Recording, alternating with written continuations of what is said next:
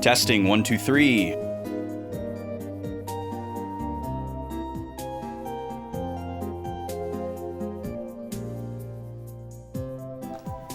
Welcome in, everybody.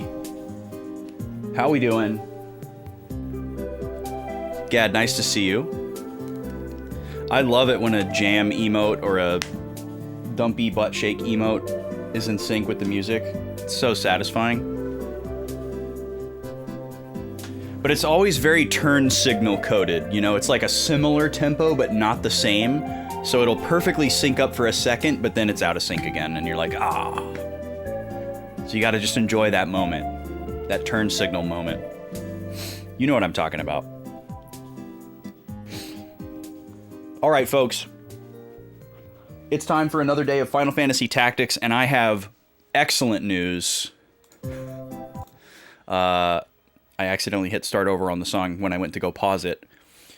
Let's go right over here.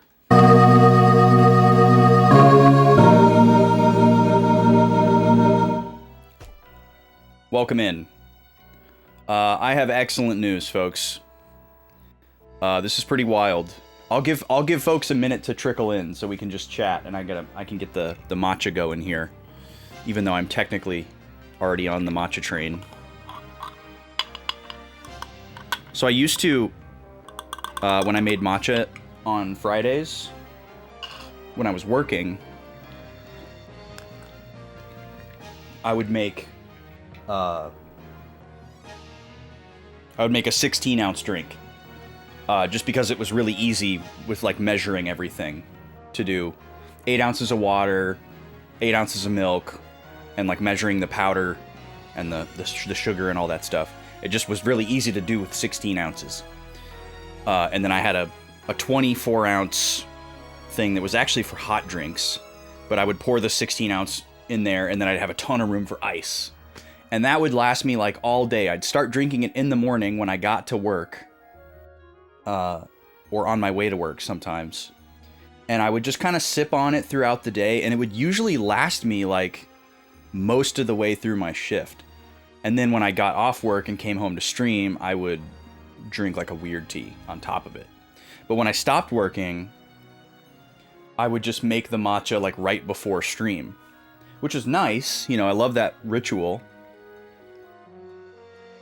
But I just found myself kind of slamming it and wanting more.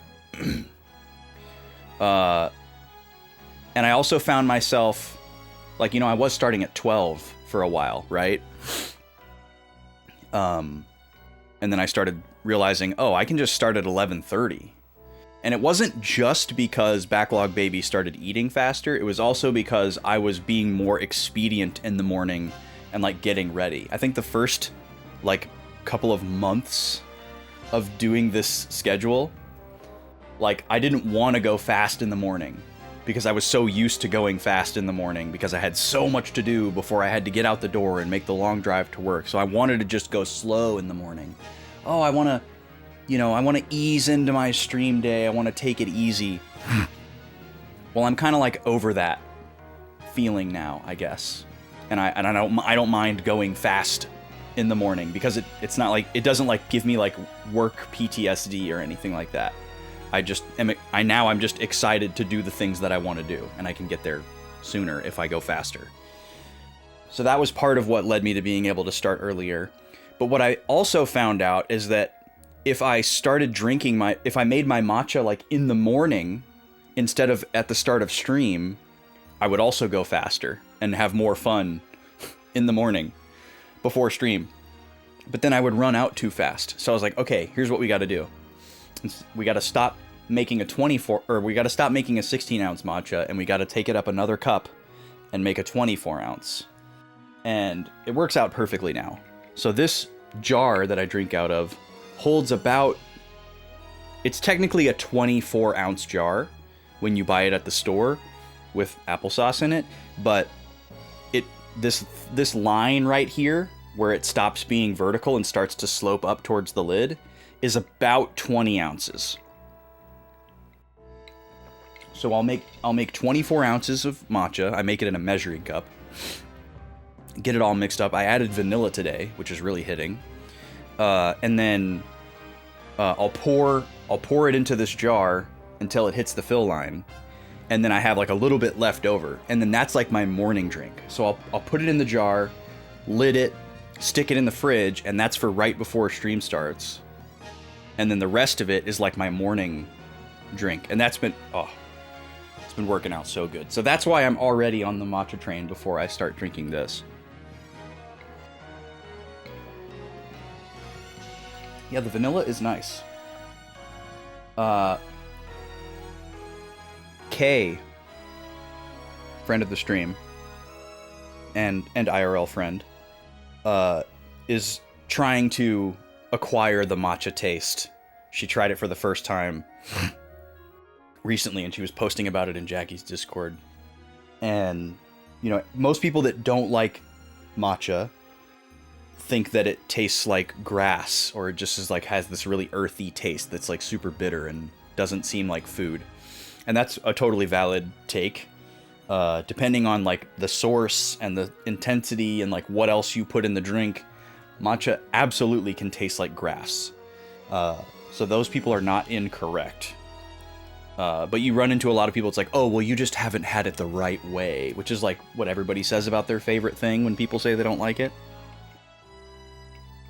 But I will say, I think vanilla is a really nice foil to matcha. Like if you kind of like matcha and you're trying to get your feet wet a little bit more, but you're still kind of repelled by an earthy, bitter taste. Like obviously you need to sweeten it. An unsweetened matcha is nutty mode. I would never. I guess I have drank it unsweetened before, but it's like that really tastes like grass. You gotta find the right balance for you of sweetness, but also adding vanilla to the sweetness. I feel like it's a great foil to the earthy, bitter taste. If you like vanilla, obviously. If you don't like vanilla, it's not going to work for you, but I don't usually put vanilla in there. I just felt like doing it today because I put it in my coffee thing that I came up with. And I've really been liking that, and I was like, oh, maybe I'll put some vanilla in my matcha today. It also seems like a common thing that people do at coffee shops. Like on the menu, you'll order the matcha latte, and it doesn't say it has vanilla in it, but you can taste it. There's like a little bit dash of it in there or whatever. Anyways, Final Fantasy Tactics. There's not a lot to recap from last week, but I guess I'll recap really quick. Basically, all we did last week was this battle.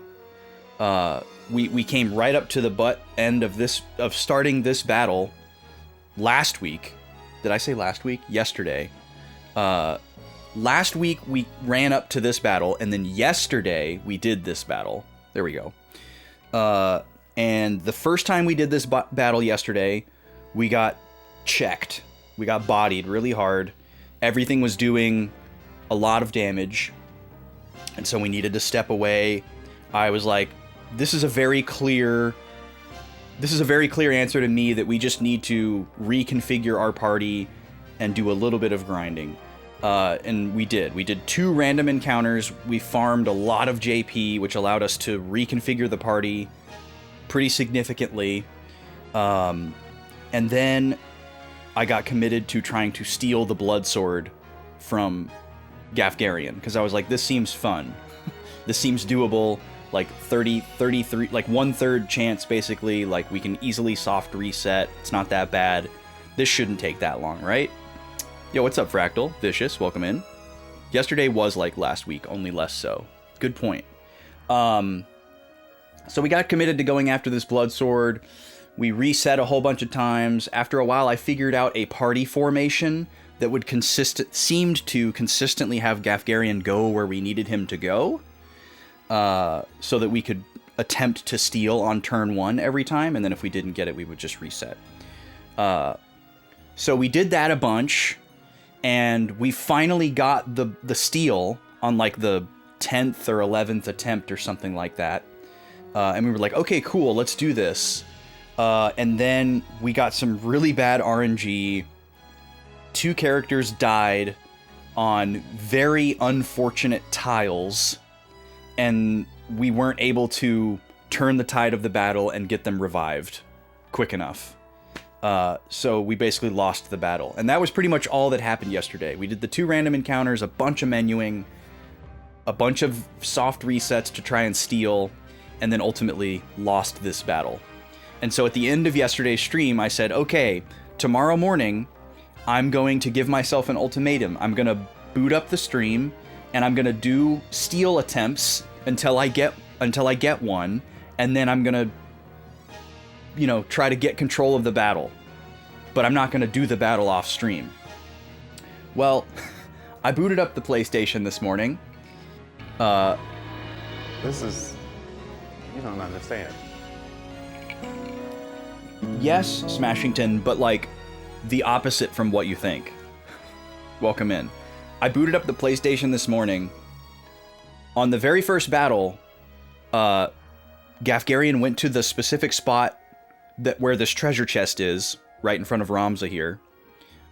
Which for some reason, if we do a steal from behind him from a height up of 1, we have an additional like 4% chance to steal. So it goes from 34% to 38. So in the very first attempt, he gave me the 38%. I said, okay, I ran over there with Salome, steel weapon, got the blood sword on the first try. I couldn't believe it.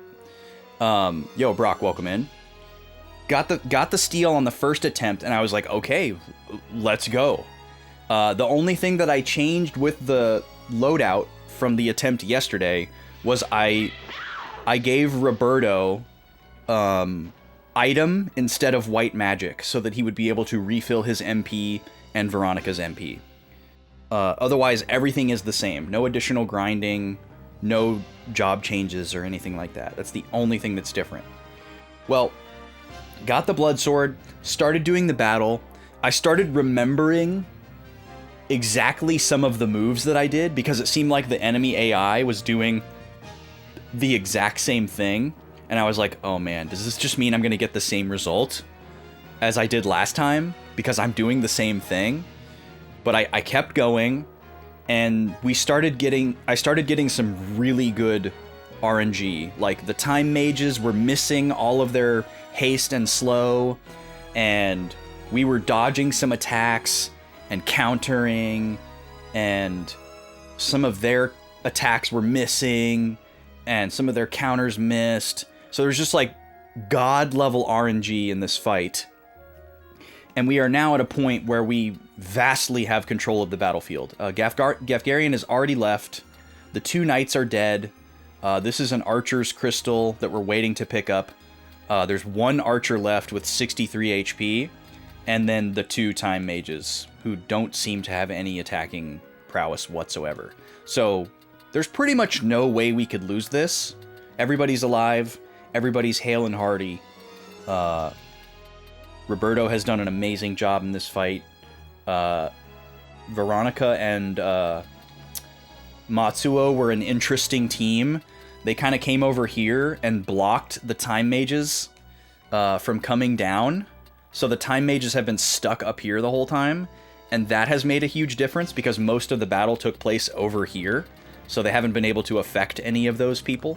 I kept Ramza, Roberto, and Salome kind of in this corner so that I could keep doing AoE heals with Moogle, and then I did 1 Ifrit AoE attack. So this battle went really, really well. Matsuo did get stop put on him, but they cast stop on him when he was standing right here, which meant that the time mages couldn't come down. So even though he couldn't attack, it was a really fortuitous spot for him to just become a pylon. Yo, what's up, Sam? Welcome in. Yeah, good time mage RNG is very nice. Because they're all like 30% or lower, but they were just nailing us yesterday. They were getting really lucky. So we got the opposite this morning. Overconfidence is a slow and insidious killer. Yeah, I mean, something could go wrong here, but it's very unlikely. Welcome in, Dutson. How are you doing? So I'm actually going to try to stall this battle because we're in such a good position. If things get spooky, I'll, act accordingly. But my plan here is to try to put this Time Mage in a corner. But yeah, we're sandbagging for loot. We're gonna find out what this chest is right now, actually. I decided this is the perfect spot to pause, because this chest could be significant. I forget whose chest this is. This must just be... Was there a third knight? This must be the third knight, because there were only 2 archers. And it's not Gafgarian, because he teleported away like a loser. Anyways, welcome in. Let's play some tactics, shall we? They hasted their whole party, stopped or slowed your entire party. Yeah, that's pretty bad. That's pretty bad, Sam. We didn't have it that bad, but we were getting some really bad luck.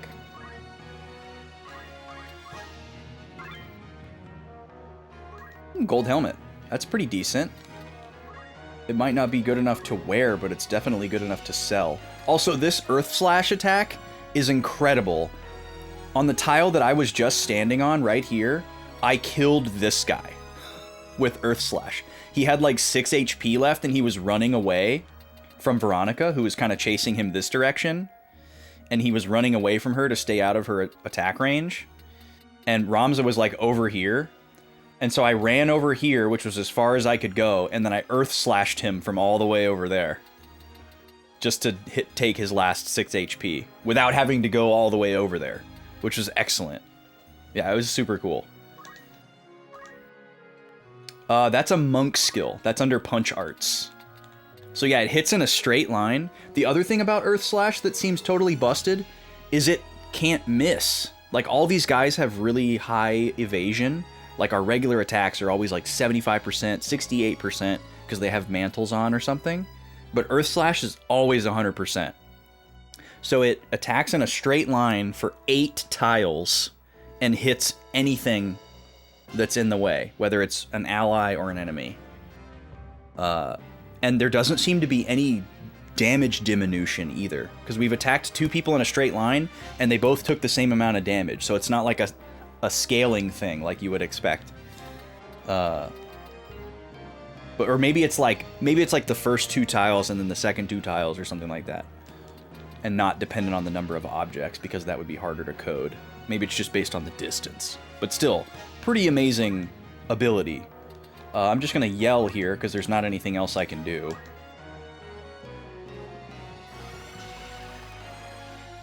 Earth Slash is the only E ability that actually does anything. So it's important if you're... Oh, I see, like a letter challenge run. I was like, what the heck is an E ability? I get what you mean. It starts with a letter E.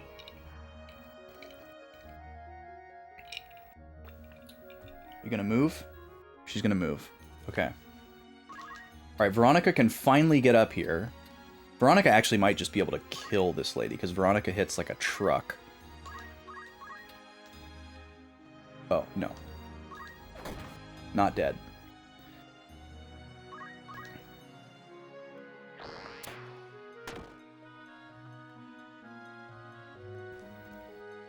Yeah, that's a good question, Sam. Are there letters that are not represented where you would re-roll? Like, I mean, I'm sure there's no, like, X abilities.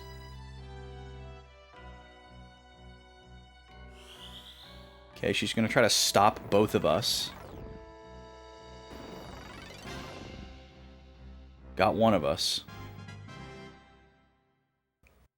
Oh, X potion. God.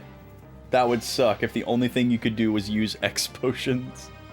Okay, so I can't move because she got me with the don't move. Which unfortunately means I can't do anything. Well, actually, no, that's not true. I can heal myself. Haha!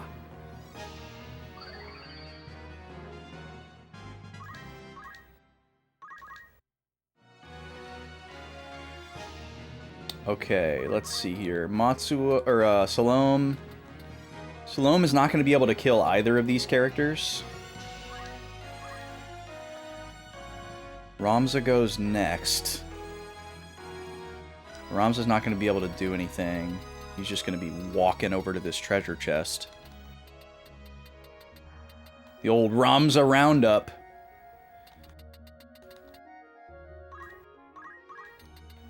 So I think I just need to get Salome going this direction. I don't know, maybe we can do 42 damage to that Time Mage. I want one of the Time Mages to be the last one standing.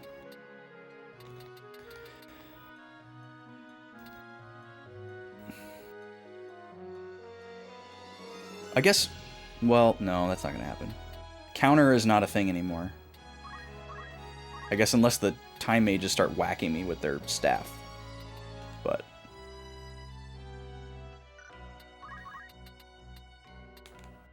Alright, let's do this.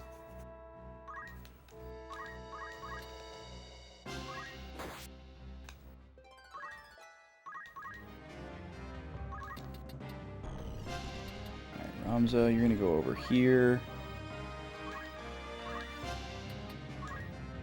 And accumulate. More than half of the letters have enough abilities to be interesting. Huh. What a coincidence.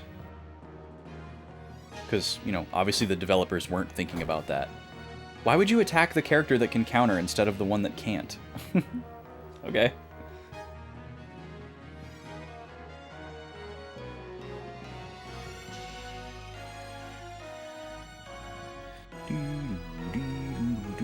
Alright, so we gotta make sure we don't screw this up here. Both of the Time Mages are weakened. Veronica can counter. Salome can counter. This one is out of MP, so she's gonna keep physically attacking. This one still has MP, so she'll probably keep trying to cast spells. I guess if we trap an archer in a corner, that's fine as a final character. What's my percentage to hit her just right in the face? 95? Yeah, I'll take those odds. And then we can move down here to head towards this crystal.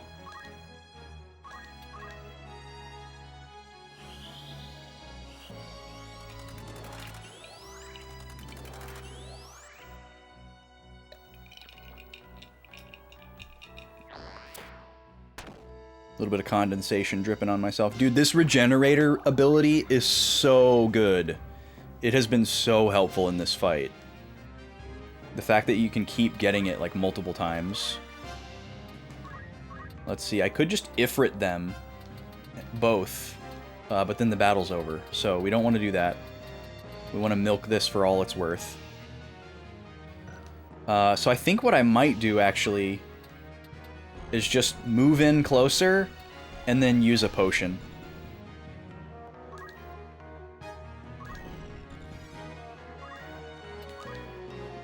Just so I can start, or should I heal Salome? What's Salome's HP look like? That's fine. I don't think I need to use Moogle here. I'll just use a potion. I don't think it's going to have an effect on how much or what kind of JP that I get.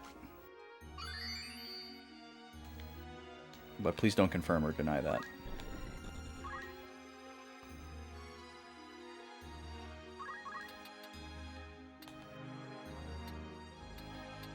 Okay. We'll go ahead and take out the Time Mage here and leave the Archer for last.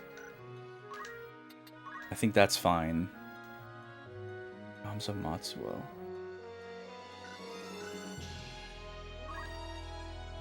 Wait, hold on.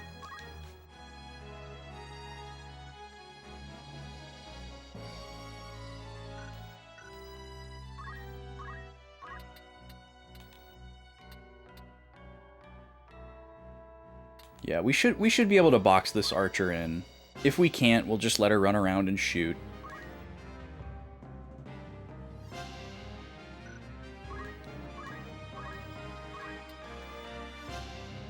Or we miss this attack. Yeah. Ramza, you still can't reach this chest? My god, man. Thank god you can just accumulate.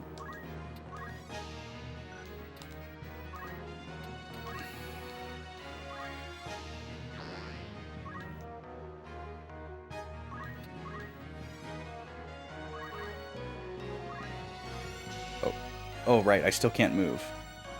Well, guess we're using another potion.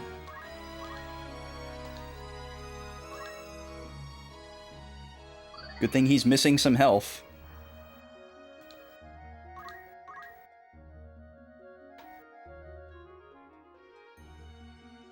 Gonna try to cast slow on me again. Alright, we can move again.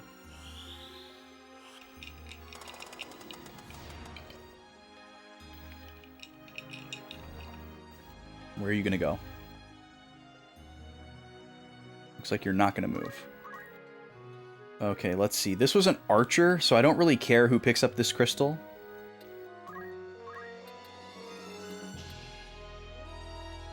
The problem for Veronica right now is she can't do anything to accumulate JP without casting magic. So maybe I'll have her pick this crystal up so she can get some MP and then just hit Ramza with a spell.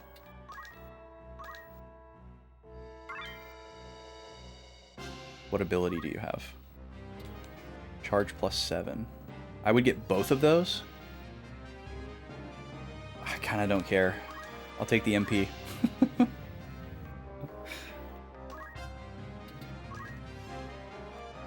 And then fire on Ramza.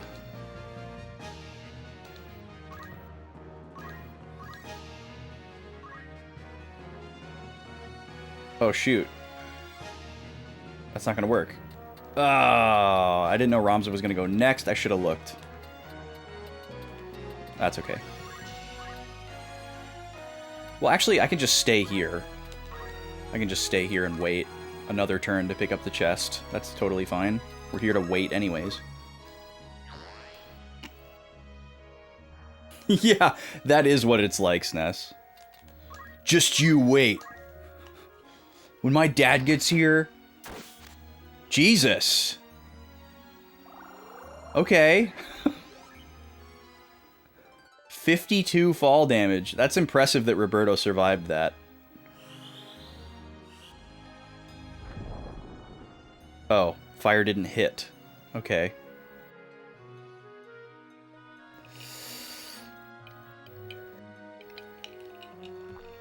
Should I throw a rock at the time mage? No, it's even worse accuracy, I think.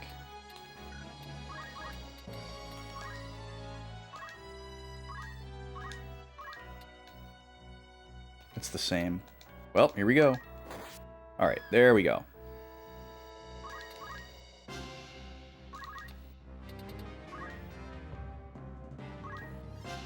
And another potion for Matsuo.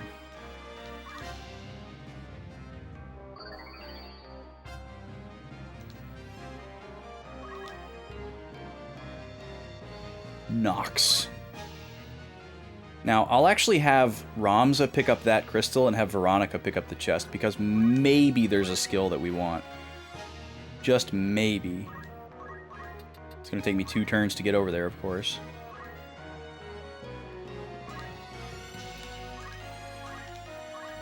We'll just accumulate some JP. Roberto needs to heal himself, which he can do. So we'll just get... Do we need to go back up here? We probably do need to go back up here. It's a little scary to imagine that happening again, but the likelihood is extremely low. And even if it did happen again, we would survive.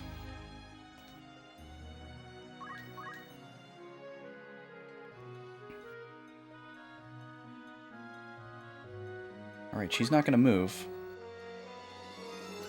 I don't think Veronica's magic can reach Ramza from here, but we'll try. Ooh, just barely. She might miss again, though.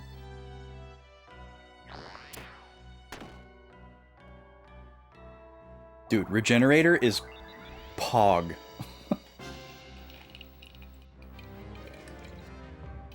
The percentage on it seems really high. Dang, that did a lot.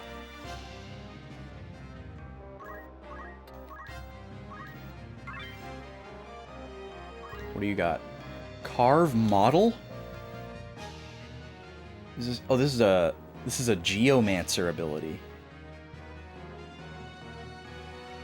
Elemental that damages with the mysterious power of stones. I mean, I'm never gonna use this. But I also don't need the HP MP, so I guess I just take it?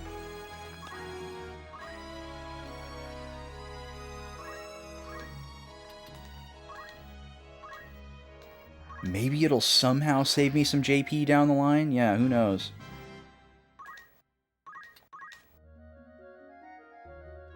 Okay, now we should be able to trap this archer in.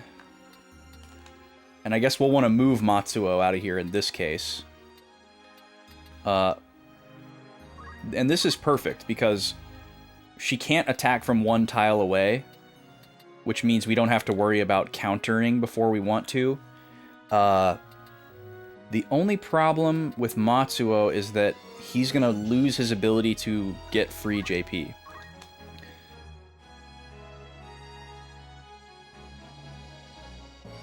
So I might... Oh, but Salome goes next. Well, if I move Salome here...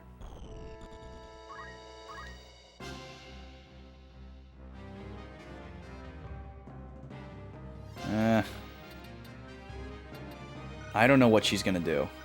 She hasn't been moving.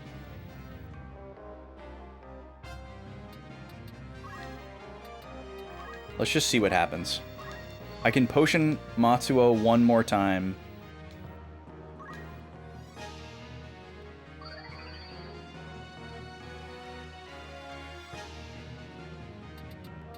I'll just keep him here. Move Salome here.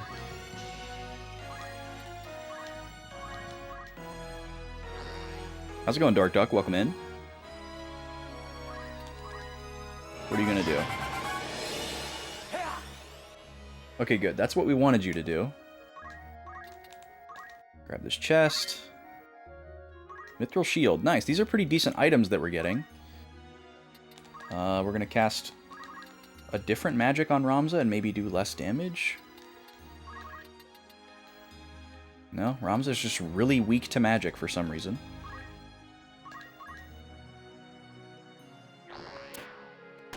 She hates Matsuo. He gets Regenerator every time, dude. It's incredible.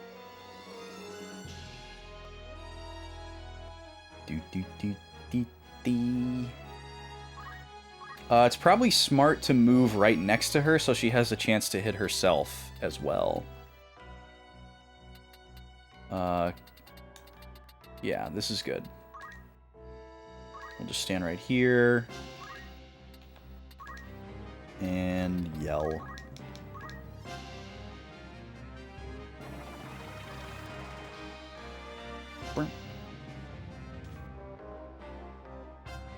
Your brain doesn't get much downtime. That is okay with me, but you're absolutely right.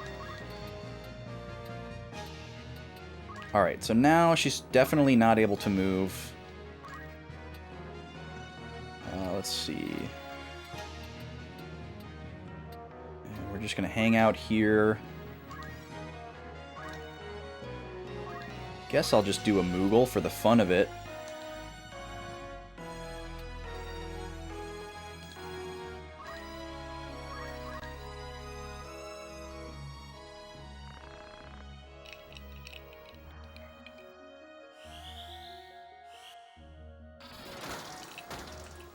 Got us both.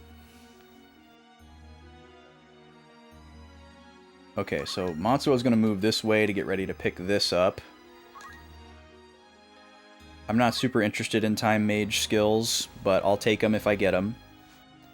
I'm not really concerned with who picks them up. I guess it would be nice for Veronica to pick them up.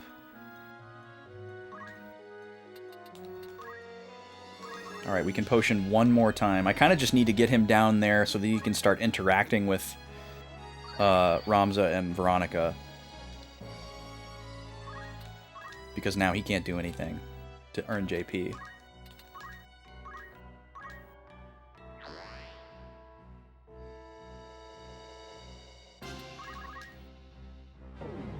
here's the Mowgri.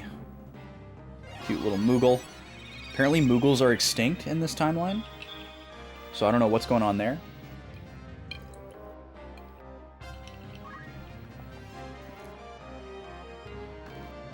Aha, now the archer can't do anything, which is beautiful.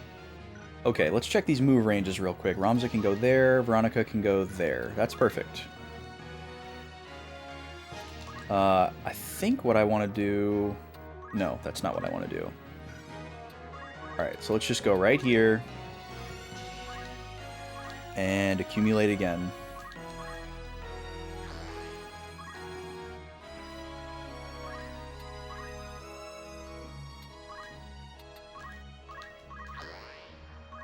Another one for Salome. Veronica's going here. And then she can fire Matsuo. Hopefully not miss.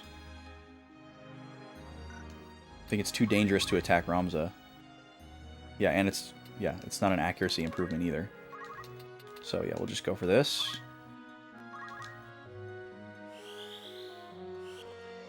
Frugal with Moogles, I like that. We love a frugal Moogle. Okay, and then Matsuo... I guess he can just use another potion on himself rather than coming down here and using one on Veronica. Doesn't really make a difference. He can use a potion on Veronica next turn when she's standing next to him.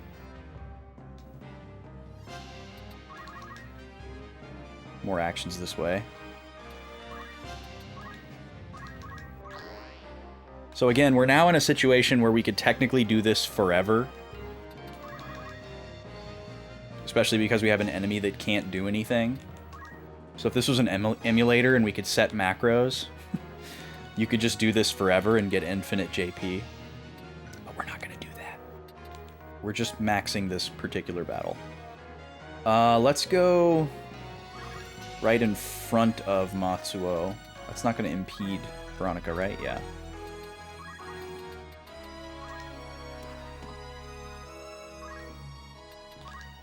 And we can accumulate again.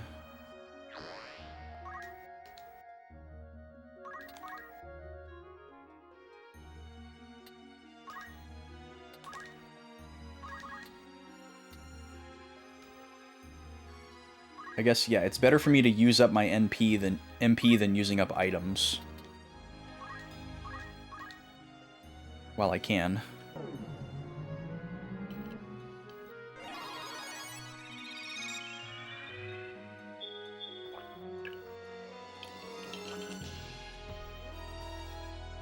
Boom, boom, boom, boom, boom. Okay, we'll grab this. Maybe get a skill? Oh. Interesting. This time mage had a summon. I don't think Veronica's ever going to be a summoner, because we're trying to get her towards a physical class. But I guess this is higher value than healing myself, so whatever. I can't undo the move. So I might as well take it. And who are we hitting? We're hitting this tile.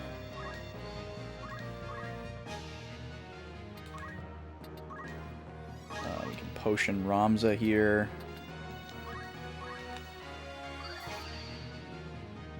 We're just waiting for this last time mage body to disappear, and then we'll end this. We're not going to milk it any farther than that. There we go.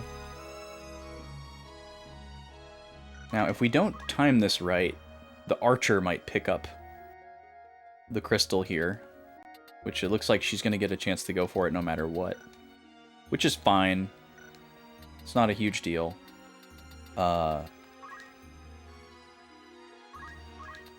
I might be able to wave fist from here.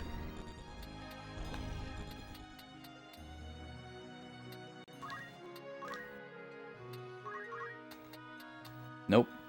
I could Earth Slash, though, through through Salome, but I don't think it would kill. She has like 60 HP. It'd probably only do like 20 something. So we'll just move closer. Move close as we can. Double check, make sure I'm not wrong. Yeah.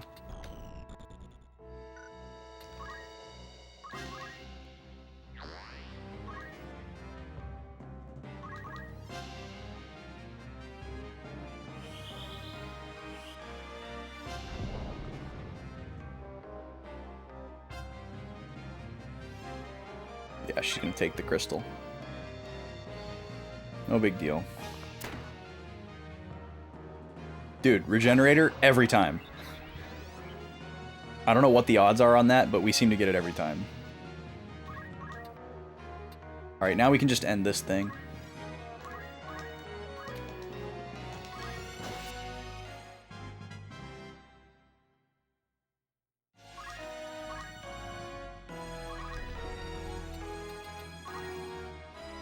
Come over here, do a wave fist. 324 damage? Wait, that missed on a 90% though. That's nuts. I guess because of all the accumulates. I don't think those stack, but maybe they do. Alright, potion on yourself.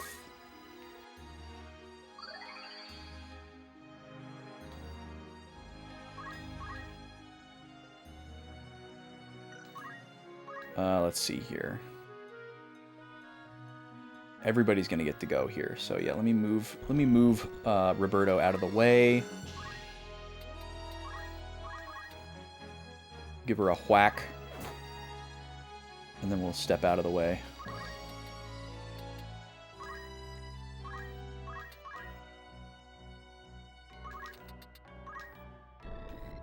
Don't think Veronica can reach.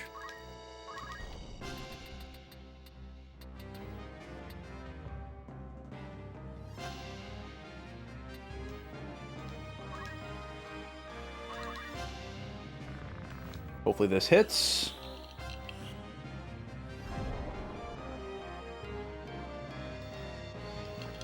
Cool.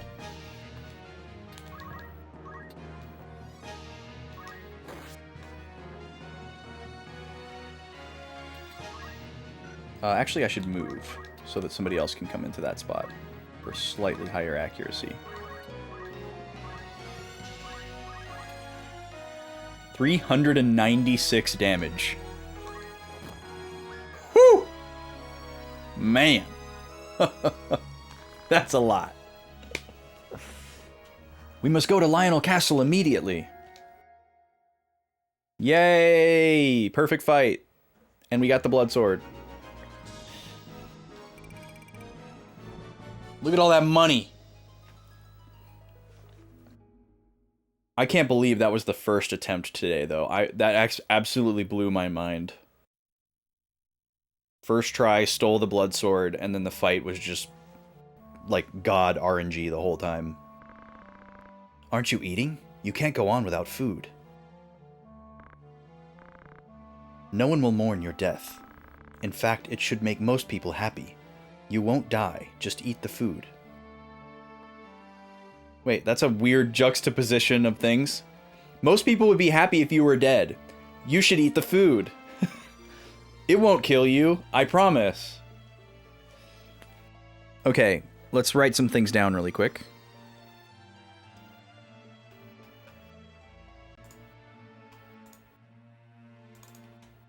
Let me get my camera fix set up here, because this camera likes to freeze. And we have a stopgap solution. Okay. So today is 3/28, and it's day 10.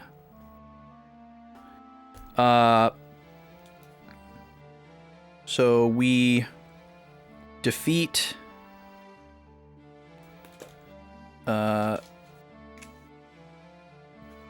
Gafgarian. Where did that come from? SNES. Oh, because one of my characters is named Veronica. We defeat Gafgarian and his squad at the faked execution at Golgarond.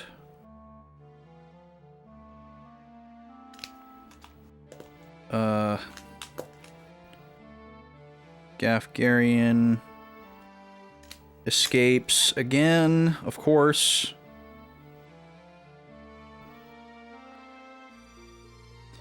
And we hurry to Lionel Castle. It froze already. Wow. That's amazing. How fast. It usually would only freeze when it's active or when it's deactivated. And once, and like while it was on screen, it would like never freeze. But yeah, now it'll just, it's just the Wild West. It'll freeze whenever it wants to. To save.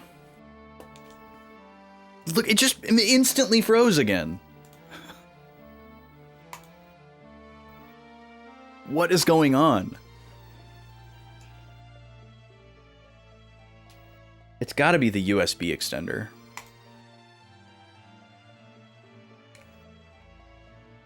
Ovelia. Some days it behaves better than others too, which is inexplicable. Okay, let's see a little bit more of this before we start writing about it.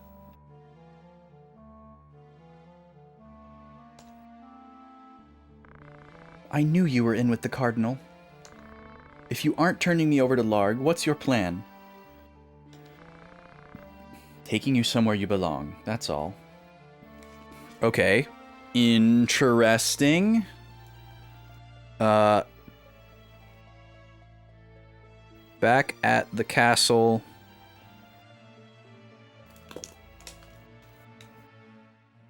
Delita is talking with the captive Ovelia.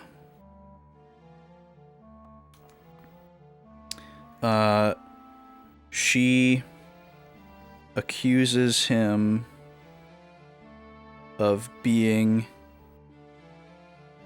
in with Larg, which would be very strange given what Delita has said to us so far. But he says he is taking her... Oh my god, my handwriting is not great today. Taking her somewhere she belongs. Lincoln Park. So you're using me too. But you can't make me do whatever you want. You have no other choice if you want to live. What's that mean? It means...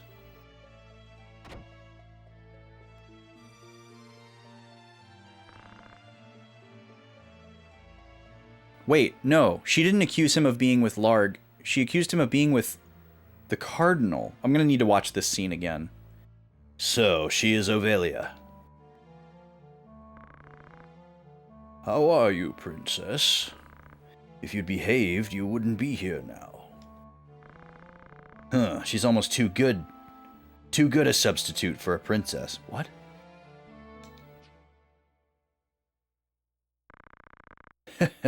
Mr. Vormov. She doesn't know yet. I see. Poor girl. What are you talking about? Listen carefully. You're not Ovelia. What? The real princess died long ago. You're a substitute. No, that's a lie.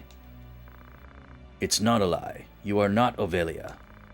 Old senators who didn't care for Princess Luveria made you. So someday you'd succeed the throne, ousting the princess. They killed 2 older princes, making it look like illness, and adopted you as princess. They all thought Umdoria was too weak to make another son, so you took the throne. However, Orinus was born. Even now, no one's sure if the prince is really his son. Larg may have had seeds planted to make his sister the king's mother.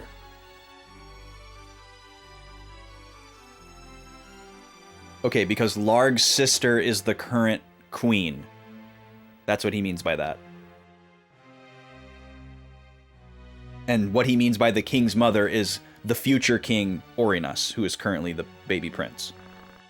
In any case, the old men's plan was ruined. Liar, I don't believe it. Think what you will. Whether you're a princess or not doesn't matter to us. What matters is that we have an ace up our sleeve called a princess. What are you going to do to me? What do you want? Nothing. Just be a princess as you are now. My ancestors were at Kasha's.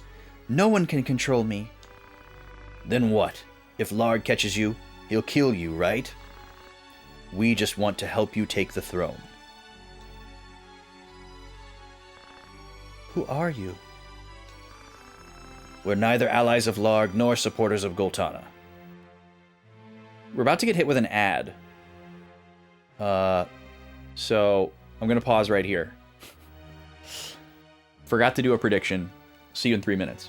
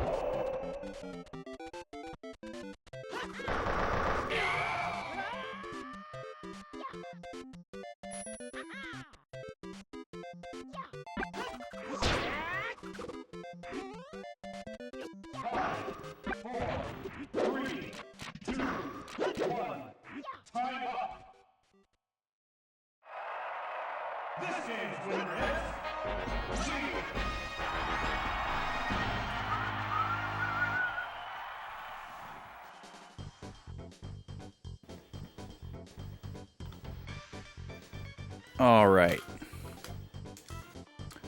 Link takes it. That is going to make the score 7-1 after 8 rounds. Still 3 more rounds to go. Not looking great for Luigi, as you can see. After 11 rounds, we will be switching to a new matchup of characters. It's going to be Pikachu versus someone. If you'd like to pick an opponent for Pikachu, you can do so with channel points. 1,000 channel points, to be exact. You can choose... Or I should say, you can't choose Captain Falcon, Jigglypuff, or Donkey Kong as an opponent for Pikachu. What's up, Hunter? Welcome in. All right, more tactics. And I gotta clean my glasses again, because I got a puppy nose on my glasses during the break.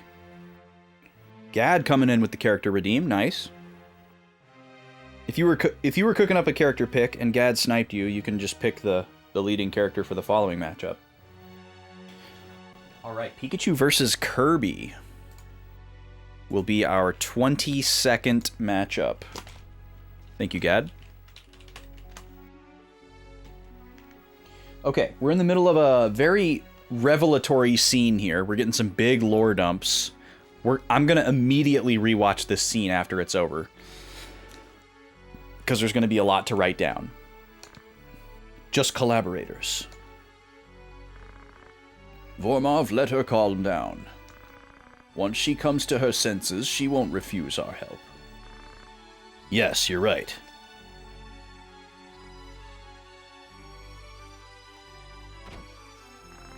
Let's go, Delita. Okay, so Delita is not flying solo anymore. Now, based on what we know, it makes sense that Draclau is not on the side of Larg or Goltana, because he's interested in the Zodiac Stones. So, presumably, stopping Larg or Goltana from taking the throne and having it be somebody else helps them, because they probably want somebody that they can control. And if she's, like, not actually royal blood, it doesn't really matter to them. They just need it to be somebody that isn't Larg or Goltana. So they are using her. Okay, so we're going to go right back to Brave Story and rewatch that scene, because that's what this is. Thank God this is here. And I don't have to, like, scrub the VOD or whatever. Electric Mouse versus Pink Vacuum, yeah.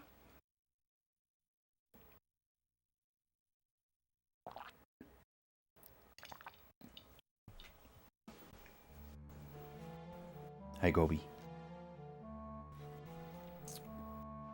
Okay.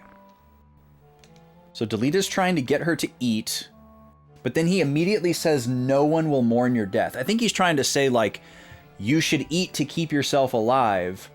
You're not going to accomplish anything by dying. Because she's clearly, like, refusing to eat. Because she doesn't want to acquiesce to her captors. And so he's trying to tell her, like, the food is okay. You just need to eat it. Like, don't make people happy by dying. It's phrased in a really weird way, but I think that's what's going on. Okay. So, I need to correct this. She didn't accuse him of being in with Larg. She accused him of being in with the Cardinal.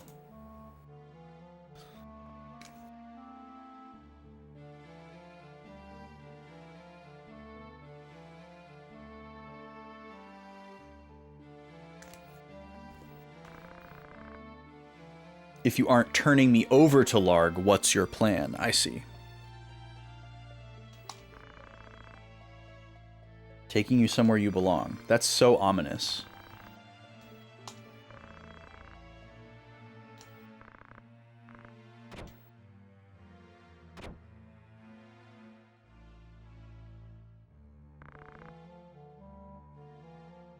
A night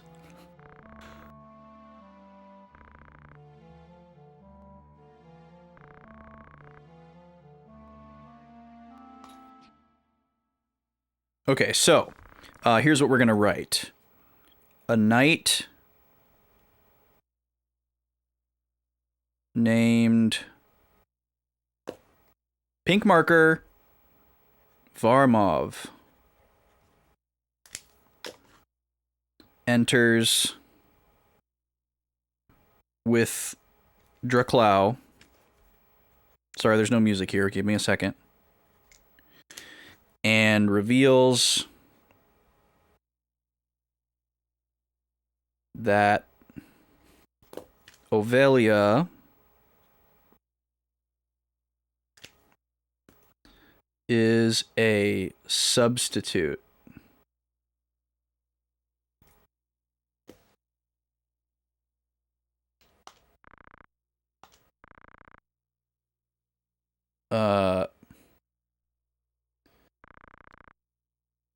So, okay, this part really confused me. He says, you are not Ovelia, but then he, like, proceeds to say that the real princess has a different name.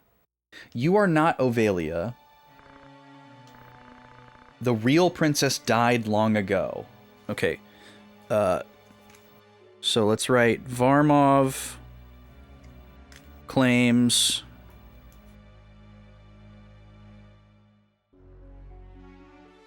the real Ovelia died long ago, but she is in disbelief. And we'll just start our next page here.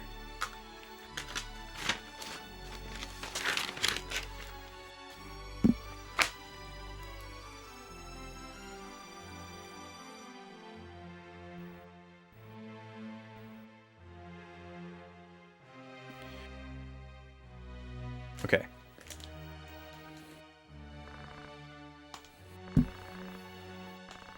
Old senators who didn't care for Princess Luveria made you. Okay, this is confusing because I think this is a mistranslation of Ruvelia. Because it's just flipping the L and the R. And this is not actually a new character. I think they're talking about the queen, who is currently the queen, whose name is Ruvelia, who, when she was a princess,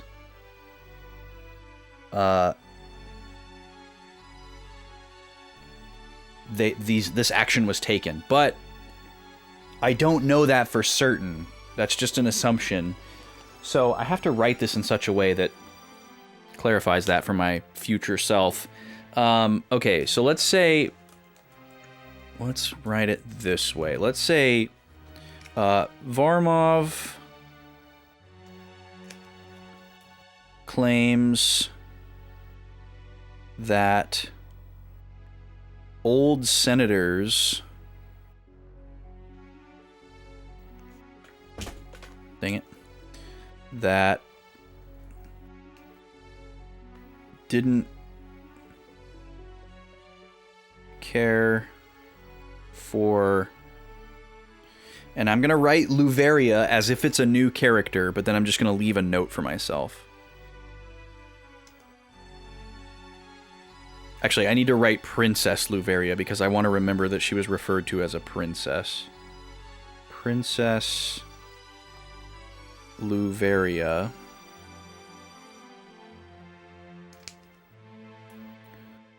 And I'm going to put made in quotes because that's really cryptic. Excuse me. Made Ovelia. Okay, and then here's where I leave a note for myself. I'm going to put a little star next to Princess Luveria, and then I'm going to write in the margin, is this a new character? Or referring to the queen in the past and a typo.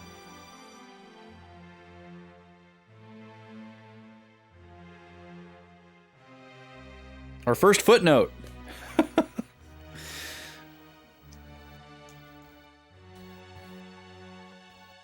Yeah, it is annoying, isn't it, Fractal? Like, the first time one of the first times they showed the king's name, it was Omdoria, which sounds better to me, but almost every time since, it's been Omdolia.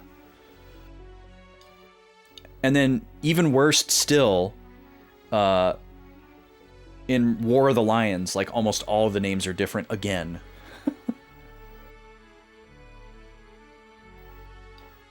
Yo, what's up, Pirate? Tell me something healthy for lunch. You feel like you have a minor case of pathological demand avoidance. Can we unpack what that means, please?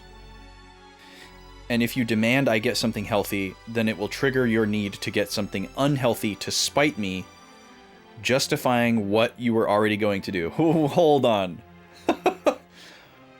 So you need to set me up. You need me to set you up for a reverse psychology? Is that what you're saying? You need me to tell you to get something healthy so you can say screw you and get a greasy burger? That is next level. That is absolutely next level.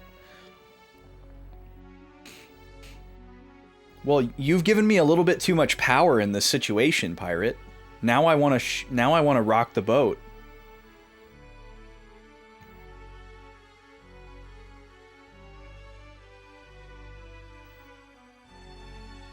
Don't you dare! No dew until you've had a salad. Now, honey, finish your Mountain Dew and then you can have a salad. But I want the salad! Pirate, why would you do this to me? This is not...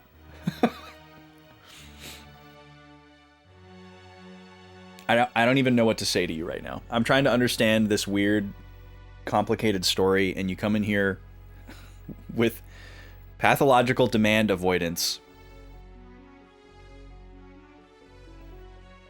I think I'm realizing what that means, though. I think I might have a little bit of that, too. I guess it just means that you are a natural rebel or contrarian, which I definitely have a little bit of, too. Like, not in the same way, though. Not in like a, I don't want to do it because you told me to do it, but more so in a, I don't want to do this because everybody else is doing it.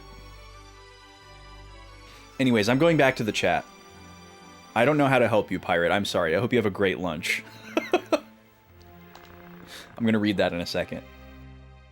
So someday you'd succeed the throne, ousting the princess. Okay, so it sounds like I have to write this in such a way that my future self will know that it was ambiguous. It sounds like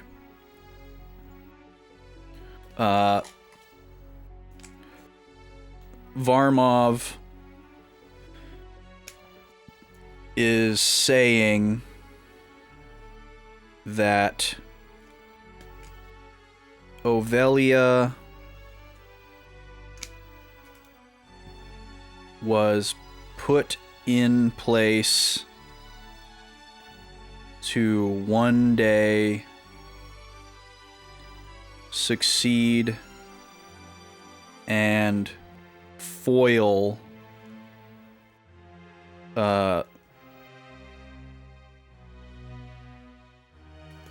let's see, Queen Ruvelia. But then in parentheses here, I'm going to note that but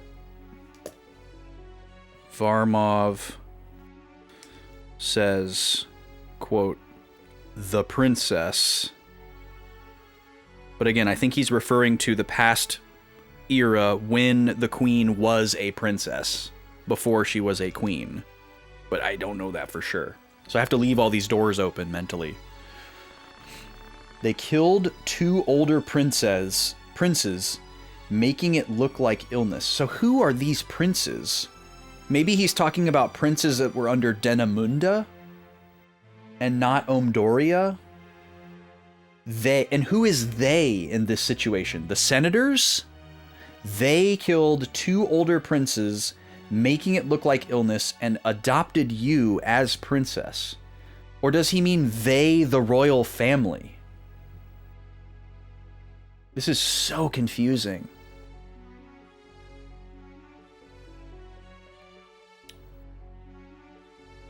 How's it going, Rez? Ousting is a good word.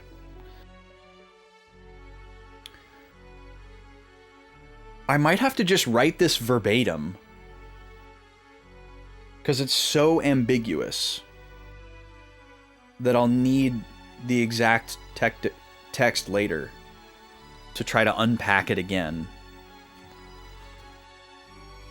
So I'm just going to recreate this text box, basically. Just going to write Varmov's name, colon, they killed 2 older princes. I don't need to write the part about illness. That's fine. They killed 2 older princes and adopted you as princess.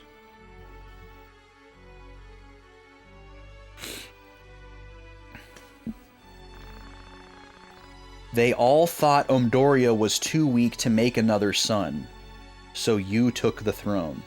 So, okay, they must refer to the old senators.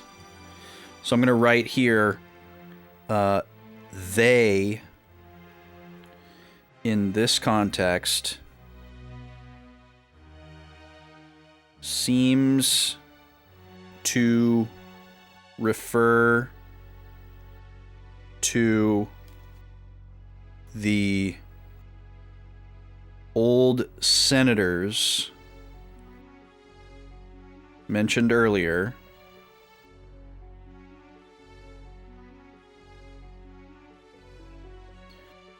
and their doubt that King Omdoria would bear a son. And then the word took here seems like it's in the wrong tense. Camera's frozen again. Whoo, 64 gigs. You added 64? So what are we at on the total now, Rez? My God.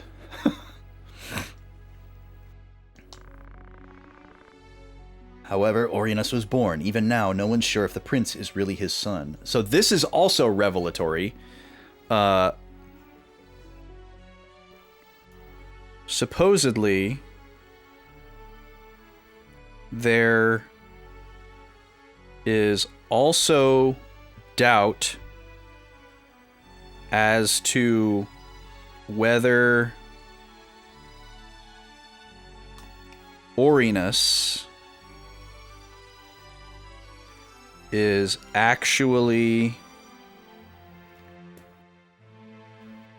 Omdoria's son. From Ram to Ram. Larg may have had seeds planted to make his sister the king's mother. Okay, this is another one I need to write verbatim.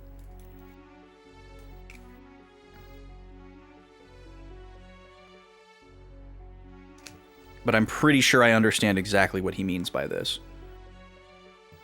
Larg may have had seeds planted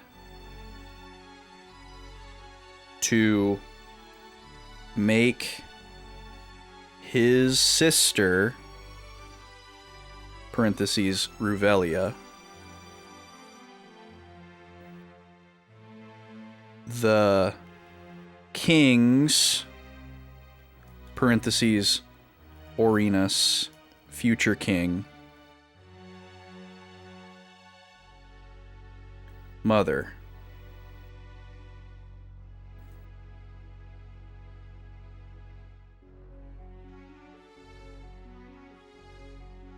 I'm going to box this in as well to help it stick out and to help remind me that it is a text box. I don't plan to write down a lot of things verbatim in this game, but who knows?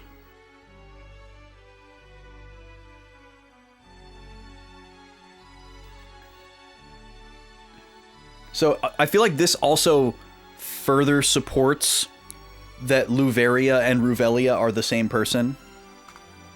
This camera be damned. 80 gigs of RAM total. Wow. Wait, how do you get 80 though? Doesn't it have to be like a base 2 number? Wouldn't you have to choose between 64 and 128? How does that work?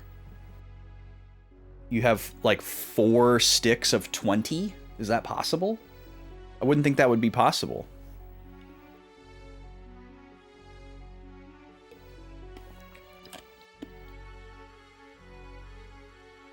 You had 16 and then you added 64.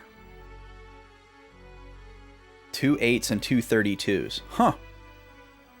Nice.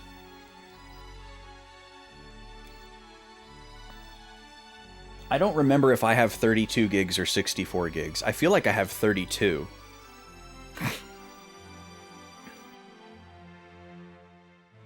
Because I think I'm pretty sure I only have 2 sticks in my computer. I have 4 slots as well on my motherboard, but I'm pretty sure I only have 2 sticks. And I think it's 2 16s. I don't know what XMP is, though. Okay. Moving on. In any case, the old men's plan was ruined. So he means the senators. The senators' plan was ruined, but how exactly, we don't know yet. The old senators' plan was ruined.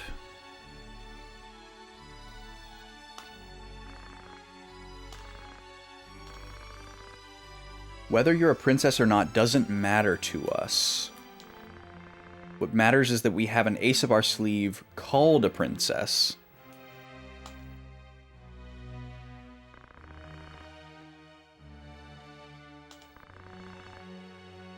Just be a princess.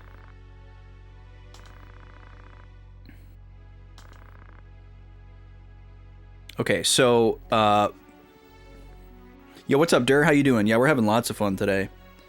We got our blood sword. We beat that battle that we were stuck on yesterday. And we're getting some massive lore right now, which is why we're on the notes cam. We're actually rewatching this scene for the second time. Okay, so Varmov claims that they don't care that Ovelia isn't really the princess, and that it... God, I can't write today. It serves their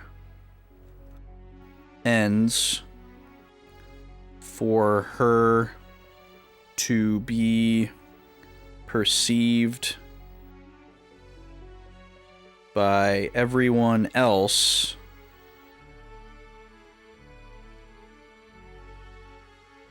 as a princess.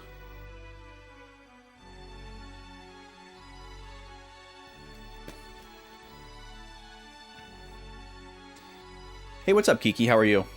Extreme memory profiles. BIOS thing for overclocking. Helps with sync. If you're only using 2 2 slots. Your PC's not using it by default. Interesting. No, I got you. I know exactly how it goes, Rez. You're good. Heading to lunch. Enjoy your lunch, Pirate, for whatever it is. Thank you for the lurk.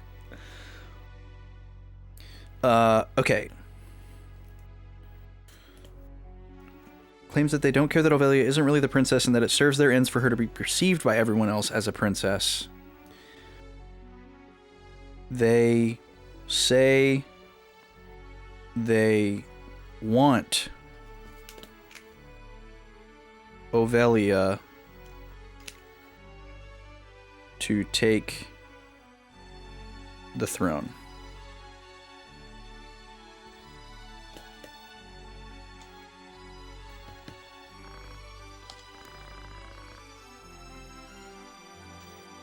Vormov says they don't support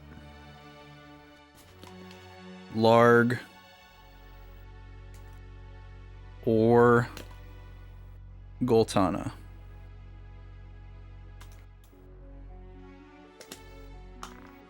Just collaborators. Collaborators amongst each other, or collaborators with Larg and Goltana? That's kind of confusing.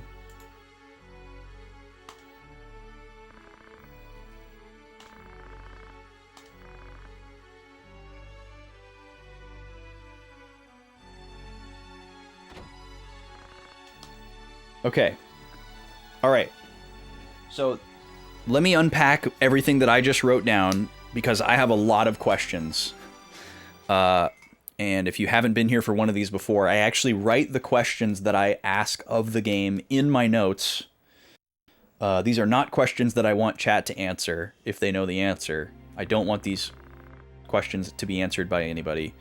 These are more like rhetorical questions that I want to come back to later on when I'm looking at the notes, both to like get back inside my head and see what I was thinking, but also to see if the game comes back to it and answers it later on. Not as any kind of like grading system for or against the game, just out of curiosity.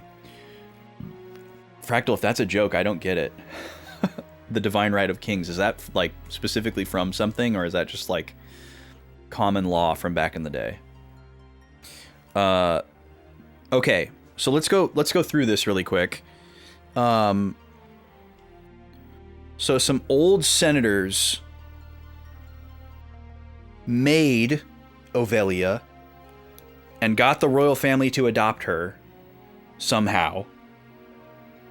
And these old senators wanted Ovelia to be the one to become the true successor, which she would have been if Orinus hadn't been born. She was the next in line. But with Orinus born, or perhaps inserted by someone else, that's now been called into question, it created this massive jockeying effort.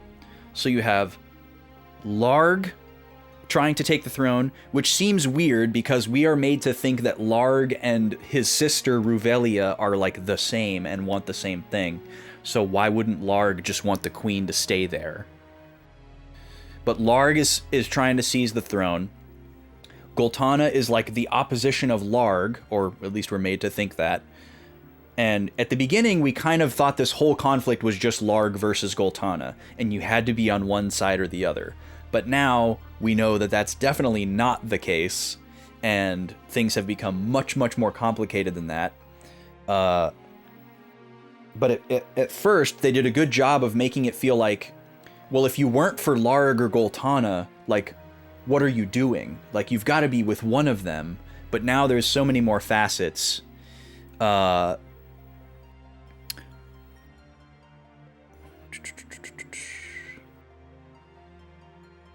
yeah, apparently a long time ago, these old senators knew that they didn't like Ruvelia, even when she was still just the princess. So I guess, yeah, it's confusing when we hear her referred to as the queen, because that makes us think that Ruvelia was Omdoria's wife. But she's not. she was his daughter.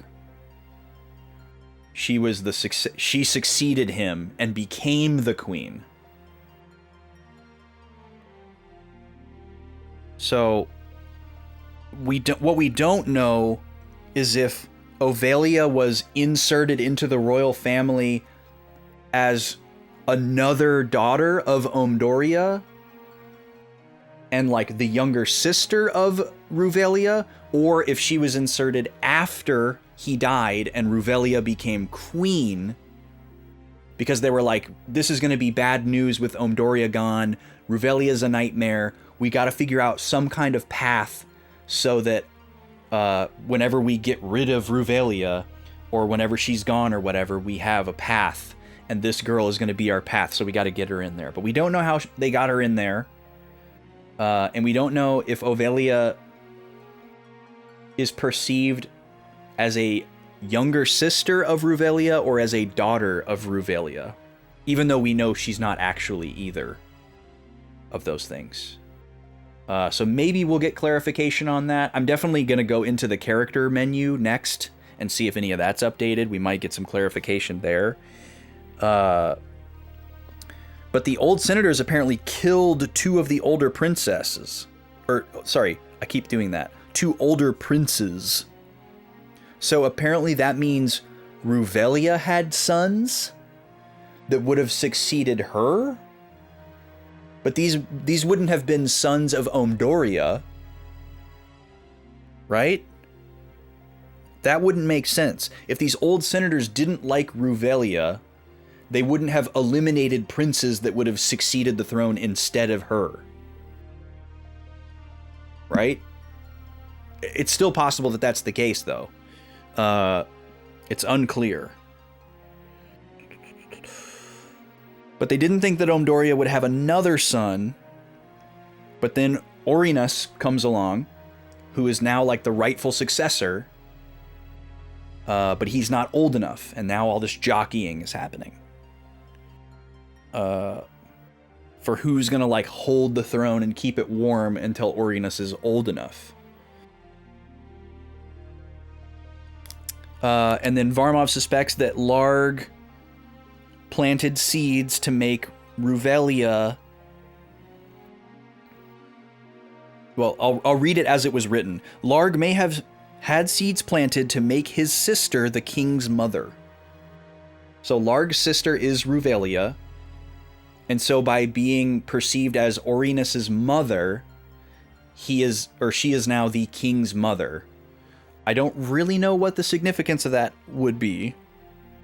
But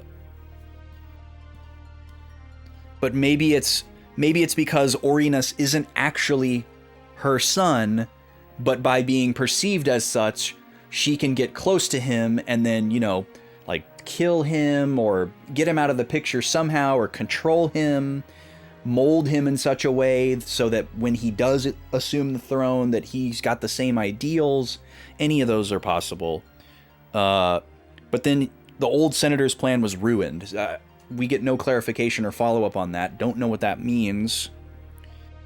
That could be because it was discovered that Ovalia isn't actually blood relative. It could be because Omdoria didn't die at the right time. It could be because Orinus was born or inserted by someone else. We don't know. But it seems like Cardinal Draclau and Varmov and Delita, who are apparently working together, don't want Ovalia to die, and they want her to succeed the throne. We don't know why, but as I said earlier, I think the obvious suspicion would be that it's because they see her as someone they can control, someone who's level-headed, someone who's not radical. She doesn't have any kind of agenda because she's just been like a tokenized bargaining chip her entire life. And they'd rather have her on the throne so that they could influence her, I guess, rather than someone like Larg or Goltana. And they obviously can't wait for Orinus to be old enough. So I think that's why they're trying to insert Ovalia to the throne, not because for anything about her personally. Because they have their whole agenda with the Zodiac Stone. They don't care about what Larg and Goltana are doing. Okay, so that's where we're at. Let's take a look at the character menu. We're going to go into person here. And let's read about every character that was involved in that scene to see if we have any new information here. Though thought to be affiliated with Nanten Knights, but it was untrue. This is an update. The last time we read this box, I remember being really confused because it said that he was affiliated. Yeah, right here in my notes from 321. According to Al-Islam's record, Delita is affiliated with the Nanten. So I'm going to have to put a little footnote here in the margin.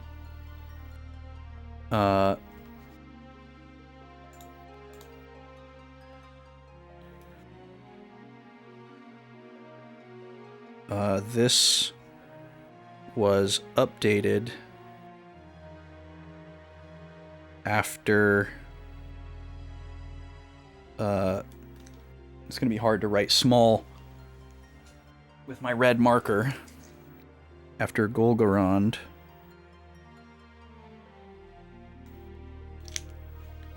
to confirm no affiliation.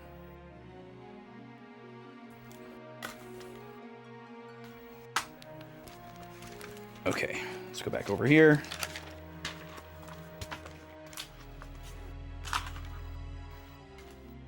What else we got? He seems to be helping those conspiring against Larg and Goltana. So apparently there is some type of movement that is just anti the both of them. All right, how about Ovalia? Taken into the family by King Omdoria after the loss of his second prince. Okay, so this confirms a lot of the questions that we had.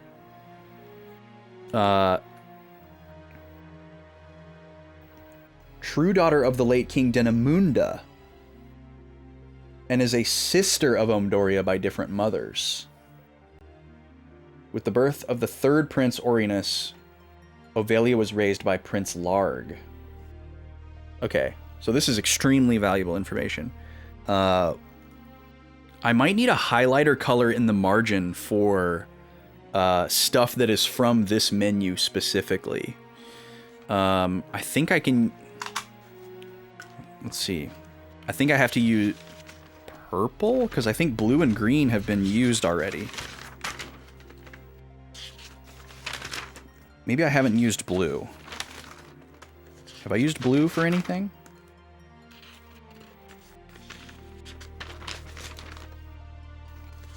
No, I haven't used blue. I haven't used my blue or my purple highlighter for anything yet.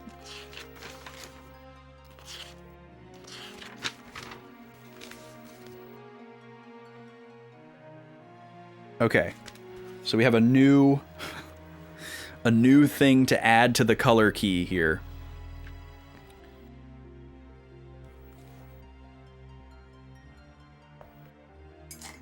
So I'm going to write this in the notes just as I would anything else, but I just want to be able to know where it came from, because like reading it in here is kind of different in my mind from the game actually telling it to me.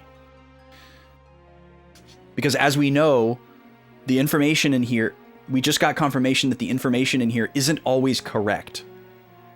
Because it didn't say in Delita's thing before that he is thought to be associated with the Nanten, or that he's rumored to be associated with the Nanten. It said he is affiliated with the Nanten. And then now it says, oh, just kidding, that wasn't true. So I want to be able to see, this was written in Al-Islam's record, so take it with a grain of salt. It could change later, or there might be follow-up. It just helps me know where the information came from. Okay. So, let's see here. Ovalia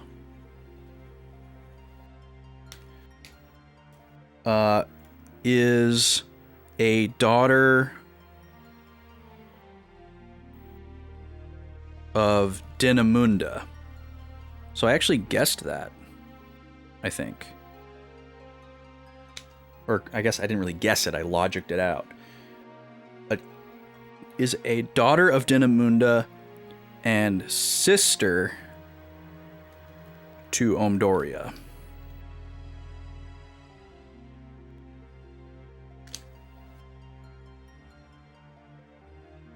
By different mothers. That's not super important, but I'll write it.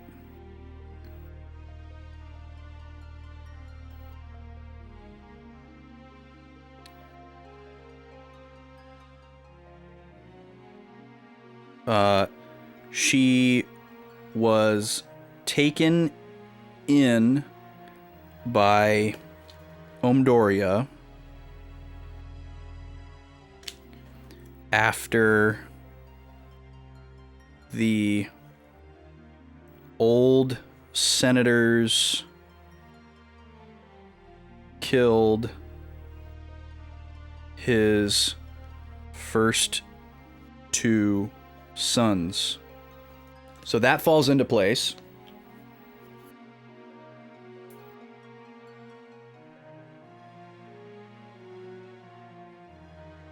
But it sounds like after Orinus was born, maybe Omdoria didn't care about Ovelia as much. Like, oh, you're not the successor anymore. Got my boy, got my son. Why don't you go hang out with Larg? Which, it's weird that she was raised by Larg, because Larg isn't related to her in any way, I don't think. I can't remember if Ruvelia has any relation to Denamunda. We'll look at Ruvelia again after this. So let me just write Ovelia was raised by Larg.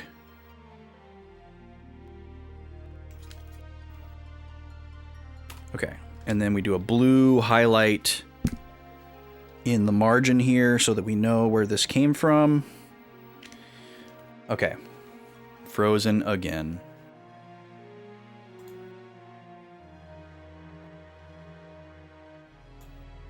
Is that real, Smash? Do you have a super secret highlighter? Because it'd be okay if you did. Any new information on Larg?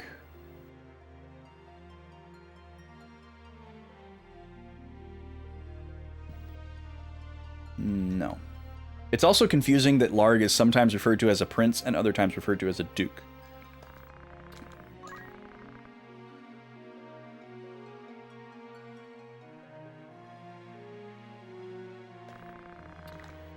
Any new information about Orinus?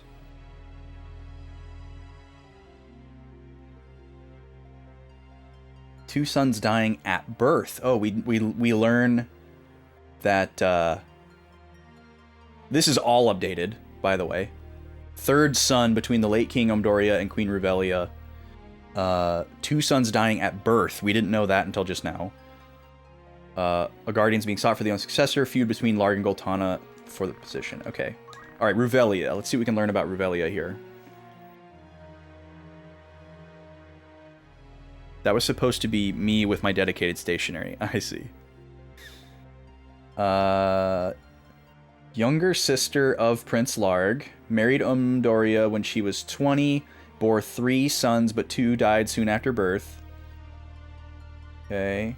After the death of the king, her tyrannical rule worsens. She executes anyone who disagrees with her ambitions. What are her ambitions? I'm very curious about what Ruvelia's agenda is.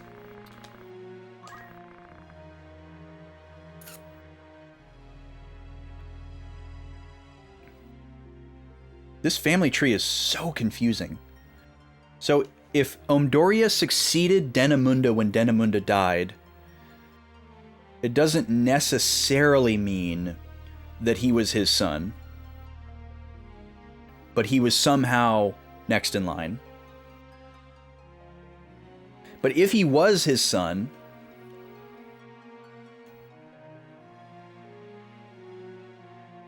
yeah, he's his son. Because Ovelia, the age gaps are wild. I guess we don't know how old Umdoria was when he died.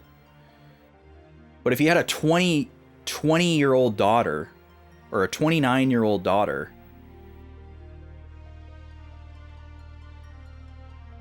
Wait, hold on.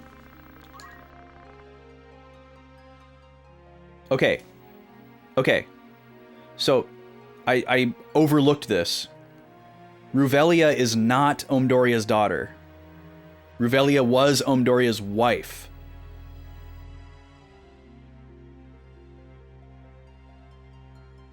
So when was she a princess? I guess she was a princess before she married him. And then she became the queen. That makes sense. But we don't know how old the king was. So, okay. Ovelia is a daughter of Denamunda, which means she's... So, okay, this is wild. It's wild that they're framing it as if Ovelia is a nobody, when in actuality she is the late king's sister, which very much makes her somebody.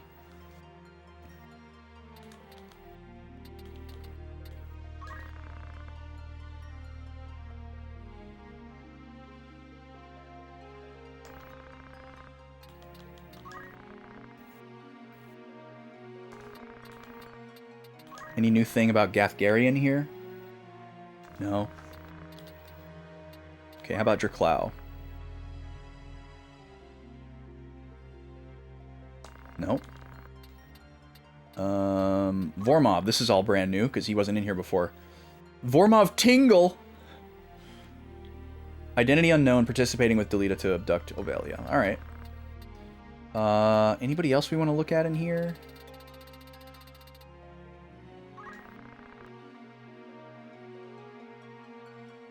Oh, this is new. He becomes aware of his brother Dysadarg's hopes to seize authority through the war. Believing that ambition is not right, he decides to fight against his brother. Okay. So we've obtained a lot of information.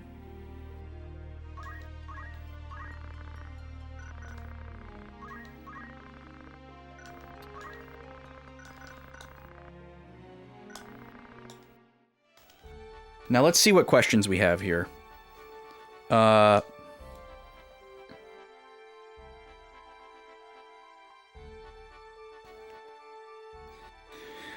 think a lot of my questions were actually answered by going through that, which is great. I guess my only question would be...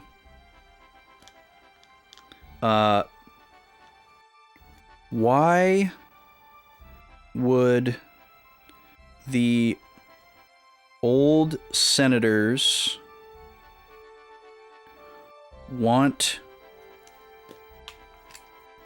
Ovelia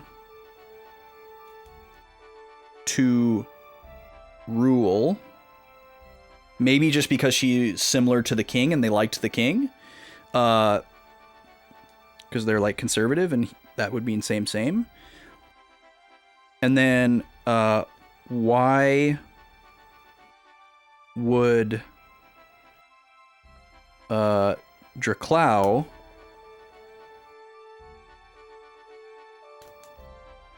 want Ovelia to rule?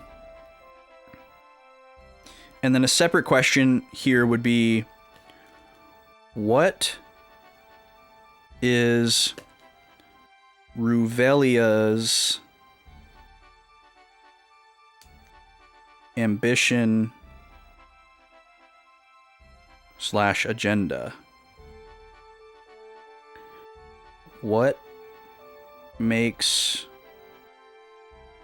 her tyrannical? Because we could come to find out that Queen Revelia is the only good guy in this whole story. Maybe her tyrannical ambition is to, like, stop killing people. You know, and everyone else is evil, so they hate her. Who knows? With the way things have gone so far? Wouldn't be that shocking. Okay, so we're going to highlight these questions so that I can easily find them later.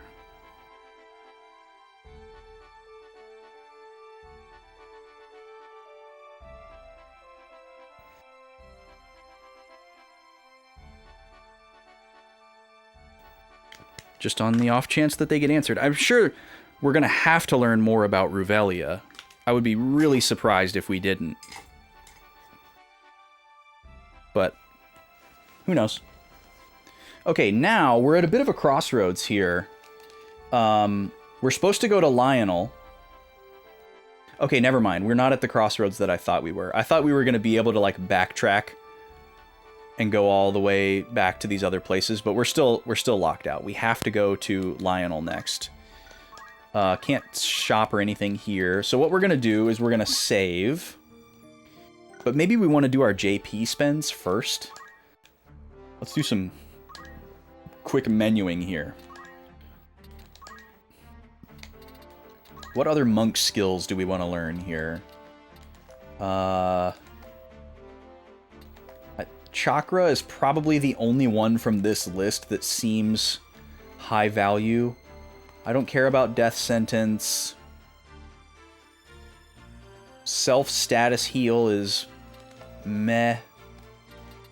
And this multi-hit attack, I don't really know why this would be... I guess maybe it's just 2 attacks in 1. And that would be good. And then move HP up is nice, but it's definitely not better than move +2. So I think it's about time to move on from Monk. We have an ad coming up, so I'm going to open up the prediction here. This time. Luigi versus Link, 2 minutes to get your points in. Link is heavily favored, 7-1. But, you know, play the odds as you see fit. If nobody votes for Luigi, we don't have a prediction. So maybe I'll just get this repeating fist so I can try it out. Because I have enough to get this and chakra. Not quite enough for also Stigma Magic. But I don't think I need this. What does this do? Attack before being attacked. Oh, I see. So this is like, instead of attack back after you get attacked, it's just like avoid the attack altogether and then attack. Maybe we save up for this. I don't know. This seems super high value. It's definitely better than counter. So yeah, let's just do that. Because I don't know what... Oh, but we want to class him into Lancer, but until we can buy a spear somewhere, we're going to stay a monk. So that's the goal there. So we'll just stay a monk for a little bit longer. We're not really poaching any abilities from other classes right now. Except for Thief. We do really, really want move +2. He's not quite there yet.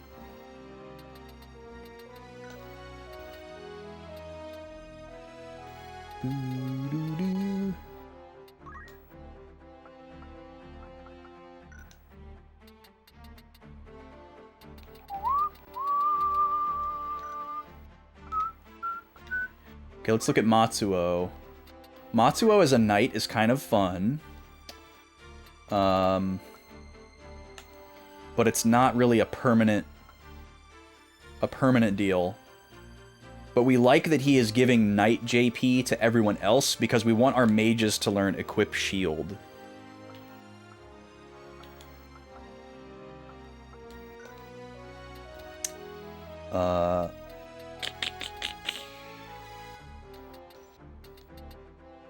But I think once we get access to spears, we're going to also make Matsuo a Lancer so that we can just accelerate the rate of JP gain for Lancer.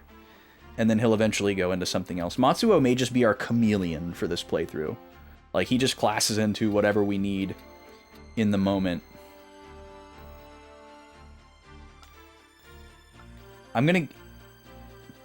I'm going to keep him with items, because I don't think there's a better secondary skill for me to give him. He doesn't know any magic. And the archer skills... I don't think the archer skills are going to be beneficial to a one-tile attack. I think that's a terrible idea. So, we're going to keep him like that. Alright, Roberto...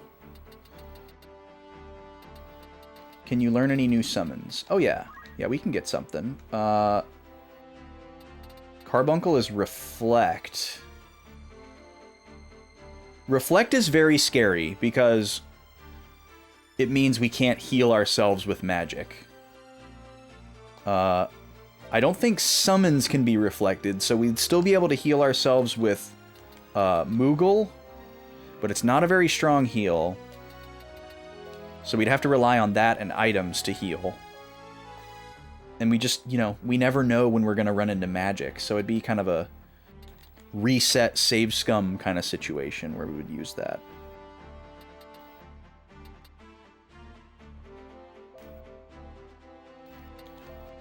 Elemental Affinity hasn't been a huge deal.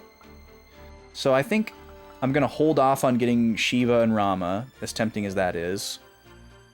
And I think I'm just going to save up for half MP cost. I think that's the play here with Roberto.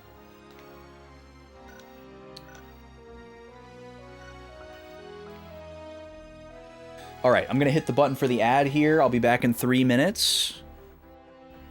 I'm going to grab some ice. Thanks for being here. We'll be right back.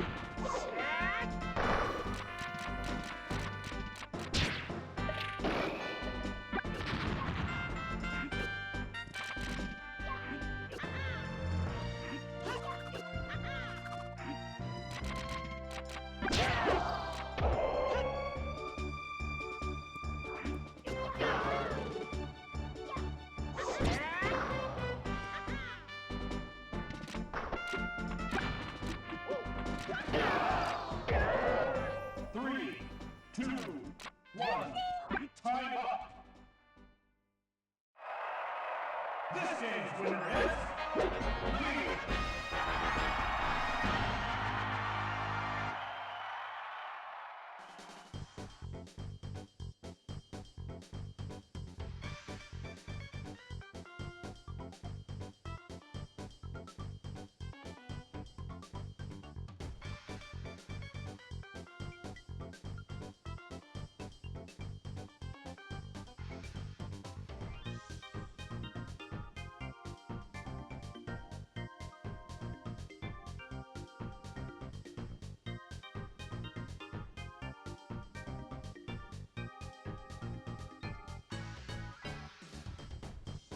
Okay, Link does it again.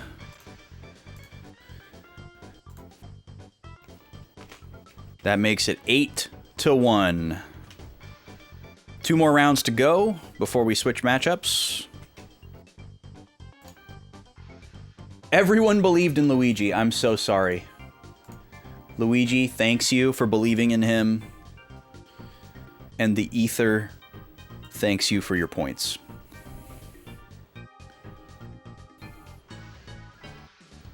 It was a good try. Maybe. I don't know. I didn't see the fight at all. Alright, we're back. So we're going to do a little bit of touch-up here in the menu.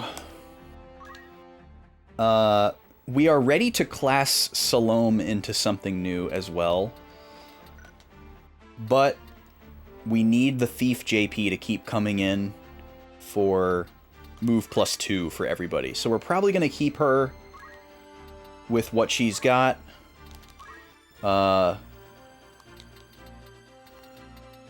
What's our balance looking like for Thief? We've got a lot. I don't want to use too much. I don't want to get too deeply invested into like stealing equipment and get distracted by not doing damage to some of these other enemies that we're going to go up against. It's going to get us killed. The Bloodsword thing was very situational. I don't want the soft resetting low % chance thing to become a theme. I don't want to do that again. If another opportunity comes up, we can assess it from there. I don't see any more Thief skills that I want to give her. I think what we need to do is decide where she's going to go next. But we don't need to decide right now. So I'm just kind of window shopping here. I guess she could go back to Squire for a bit, but we're going to just leave her as Thief right now. Which unfortunately means she's not going to do very much damage. Who can use this, by the way? Squire, Knight, and Geomancer. Interesting. So we need to give our Bloodsword to Matsuo.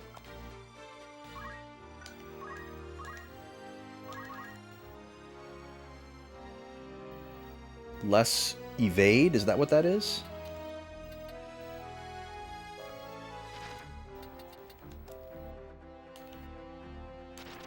%.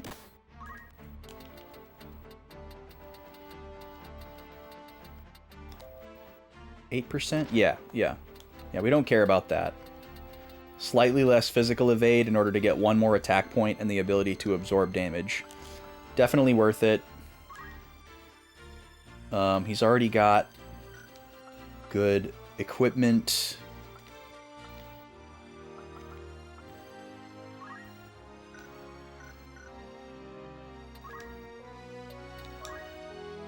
Now, Veronica, we could definitely class out of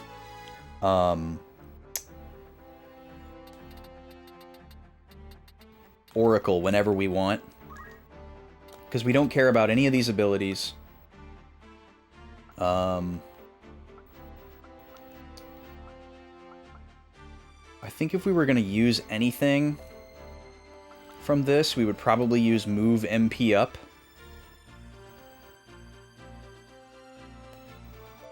This would be the perfect ability for, like, the ultimate perfect forever grind fight.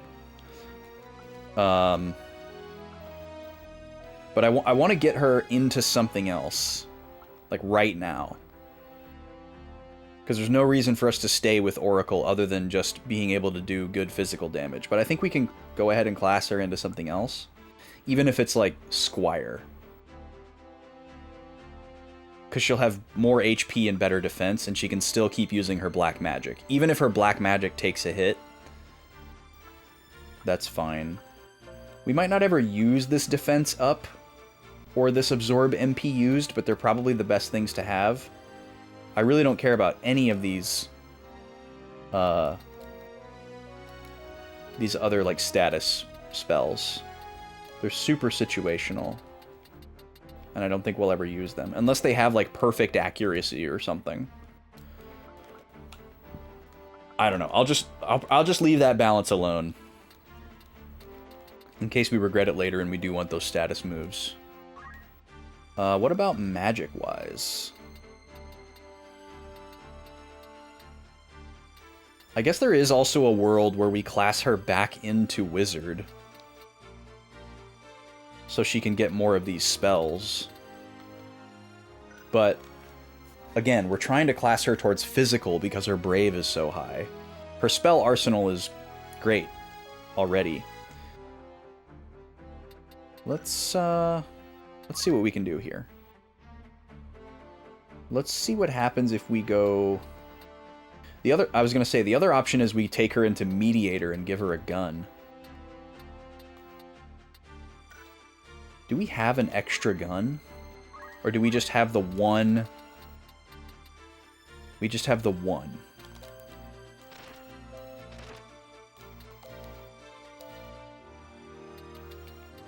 So we need another gun, or we need to take Mustadio's gun. We're not using him, so I don't see any reason not to just take it.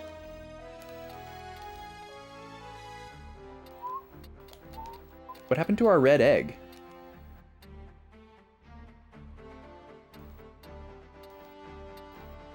Is the red egg the one that hatched into this?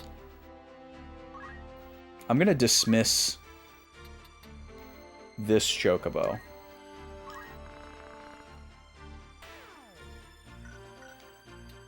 Because I think we're at cap. Alright, Mustadio, give me your gun. Give me all your stuff, actually.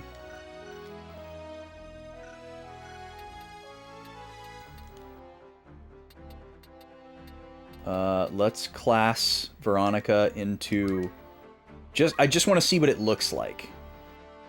So 130, 65, 436, 29.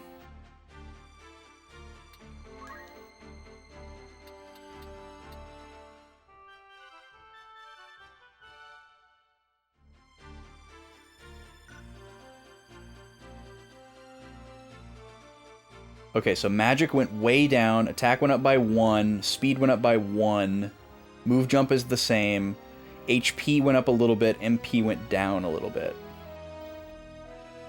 So it's not a huge difference, honestly. And then with her, let's see, this thing's attack power is 6, and the bamboo staff was 7, right? Yeah, so it's actually probably not going to make that much of a difference in her attack prowess. We could give her this wizard outfit back, though, and then she would have more MP. Oh, and this one increases her magic power, too. Interesting. So she would have less HP...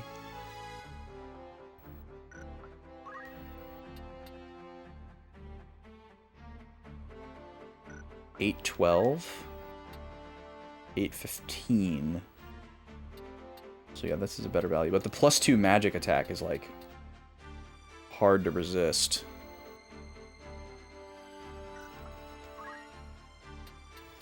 So then maybe we would try to give her an accessory that increases. Oh, the wizard mantel's giving her a magic buff too. Oh man. This is a very interesting transitional build. It's weird because she has magic and we want to keep having access to magic, but she's really not a good magic user.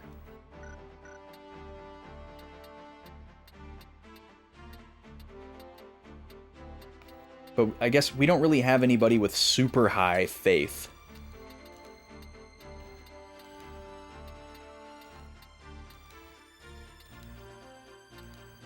That can use magic. We have a super high faith Chocobo. Is our highest faith 63? In Salome? I mean, other than Ramza, but we're not going to make Ramza a magic user.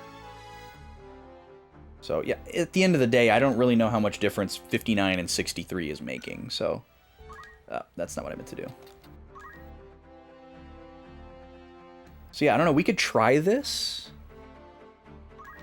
I don't know if we're headed into another hard fight or not.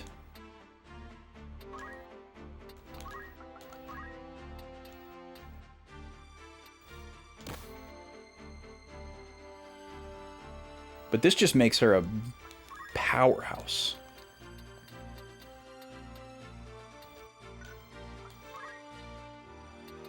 Especially if we can get equip shield. You know?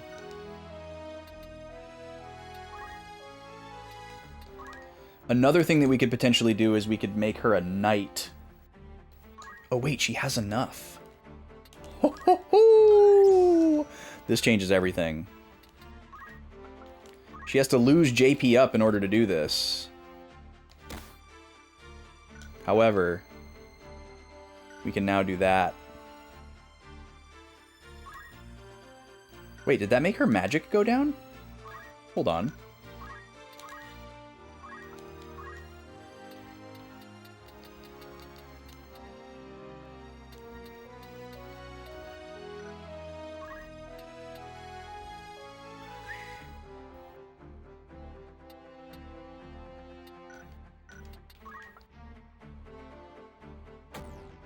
No. It was just her magic was 7 when she was a different job.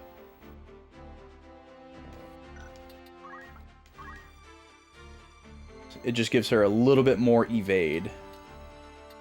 Or actually quite a bit more on physical attacks. She's going to be at distance anyways, though, so... But if she stayed... Actually, I'm also curious now. Can we use a shield as an oracle? It seems like the staff is a two-handed weapon. Oh, but it lets you. This is also a potential path.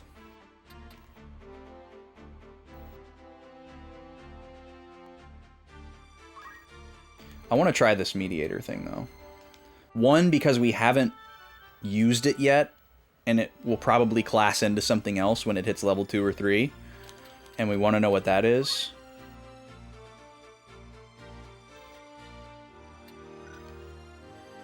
And 2, like, just the ranged attack of a gun seems amazing. It seems so much better than a bow. But we need to change our armor here. We're going to swap this to the wizard robe.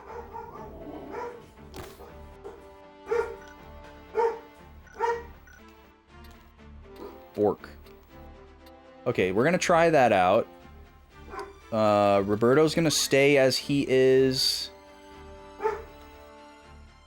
I think I'm going to swap his item command back to white magic, though.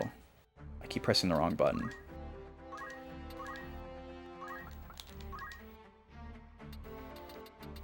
At least for now. Being able to refill MP is good, but it didn't turn the tide of that last battle.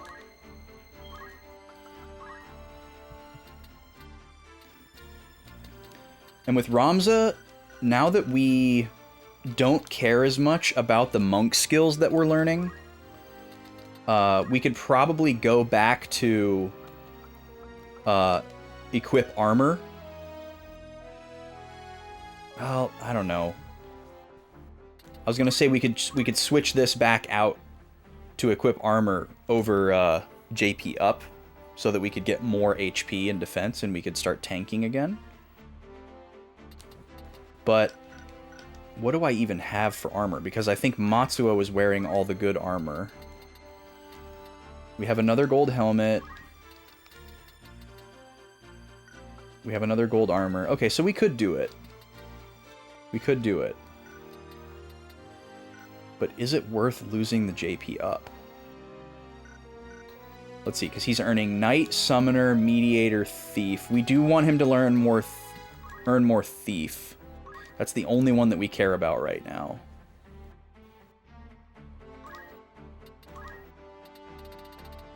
But he is somehow getting Lancer JP as well, even though no one has ever been a Lancer.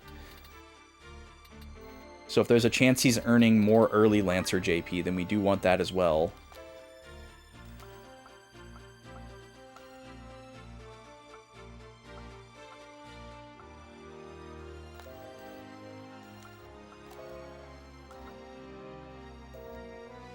Jump to any height regardless of jumping ability is wild. That's so wild. Alright, we'll leave him with JP up for now. If we get thrashed by something, we can always swap him to be the armored monk that he once was. Okay, now we're gonna save. That took way longer than I thought it was going to, sorry.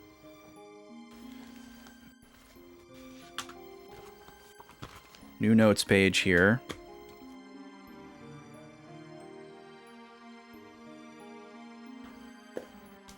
I need my yellow marker.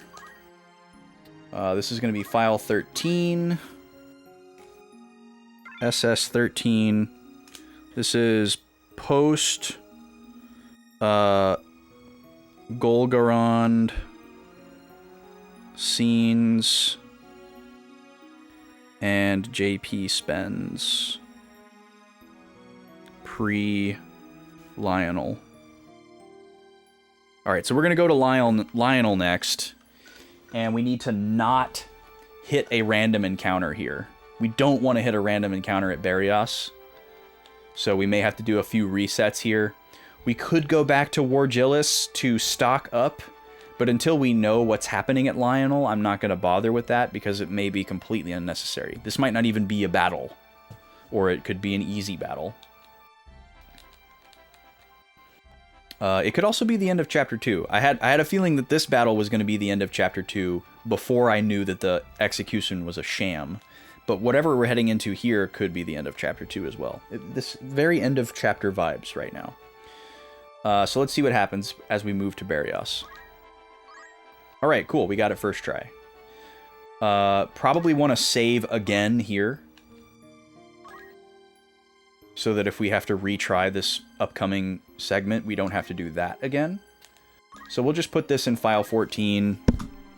May not be necessary.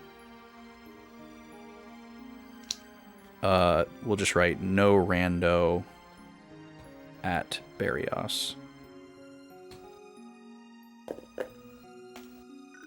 Okay. To Lionel. At the gate of Lionel Castle. Interesting that it didn't just automatically advance.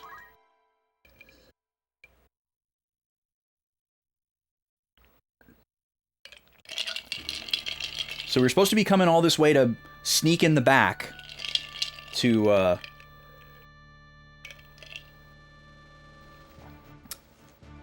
capacity 1. Ramza's all by himself? Oh, and then 4 in the second squad. Interesting. We've never seen anything like this before.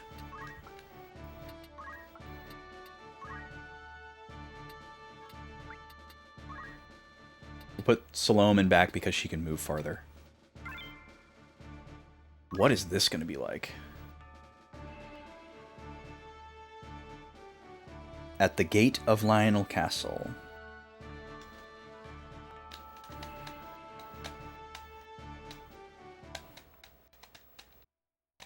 We're not going to be able to get very far into this battle until after the lunch hour either, by the way, so. Wait there, I'll open the gate. Not so fast. Oh my god. You again? You got in all right, but didn't notice an ambush. He loves to whistle. Damn. Ramza, it's me you must fight with. On guard. I wonder if he still has no sword. That would be really funny for a one-on-one duel.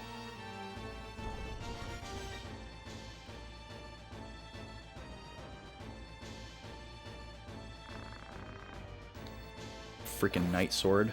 Hey, he's got something.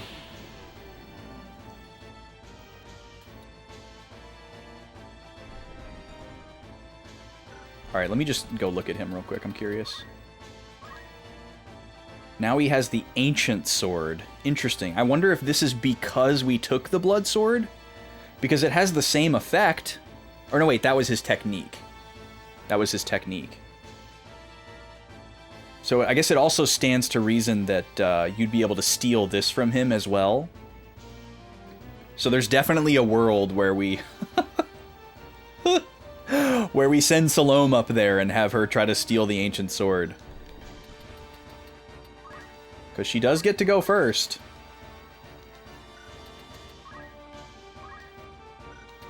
We got an archer, a knight,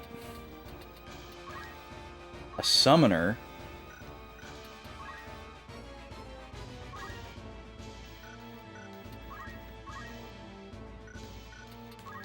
and both of the archers have the lightning bow too, which is really annoying. And then all the knights have coral swords. So we do not want to use lightning magic. Oh, welcome back, Pirate. How was lunch? The one good thing here is that these enemies are pretty well grouped up together. So we might be able to throw off a summon. Ah, no, they're all going to move before Roberto does. Roberto's slow, unfortunately. It's a pretty small battlefield, though, so there's still a pretty good chance that they group up. And I guess if we group each other, they will naturally group up around us. So. Okay. So the most sensible thing to do is going to be to go after the summoner. He can hit the most of us at once, and he has the least amount of HP. So that's definitely what we would do. We can get right up in his face.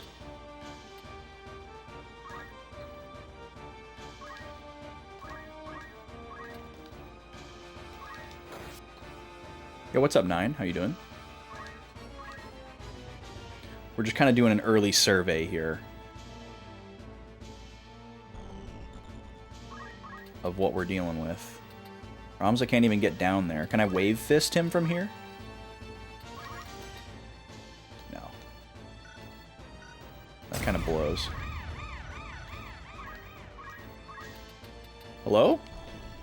Woo, woo, woo. Woo, woo, woo! Aelise, thank you so much for 53 months of Tier 2. What an absolute legend you are. Hope you're doing well today. Would you like a wheel spin? I'm just going to start asking y'all now. That's what I've decided. Can't hit him. Aelise responds with a wheel emote. Alright, I'll take that as an answer. We're about to cut away here. I'm going to hold right here. We're going to cut away. I've got to feed the backlog baby, and I'm going to take that time to feed myself as well. We're going to watch an automated game of Fortune Street for the next 40 to 60 minutes. So if you're only here for tactics, come check back in with us at about 2:40, 2:45, and we'll be resuming for the second half of stream. But for the next little bit, I'm going to be off camera, but on the mic. We can chat, we can hang out. I'm going to be feeding the baby, feeding myself. We had a nice little chat yesterday about the Nintendo Direct. We can talk about whatever y'all want. I'm going to run another ad and smash break to get us back on the hour while I get everything set up. And when we come back, it'll be Fortune Street time with the little guy. Thank you for being here. See you in a few. And back with tactics around 240, 245.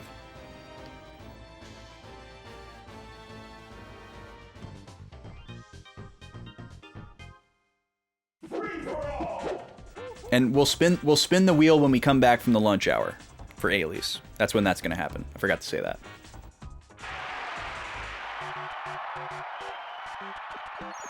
Three, two, one, go!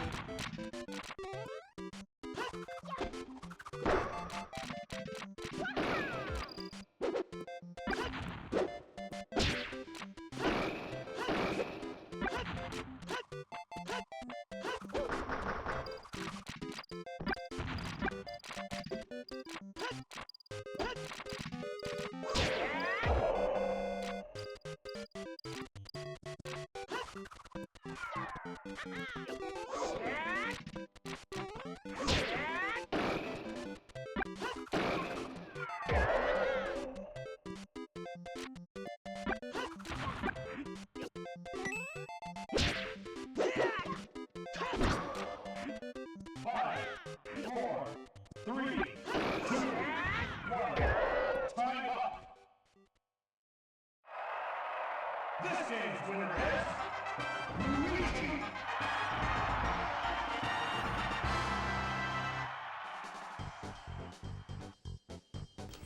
All right, the home field advantage did it. Something. Luigi takes one.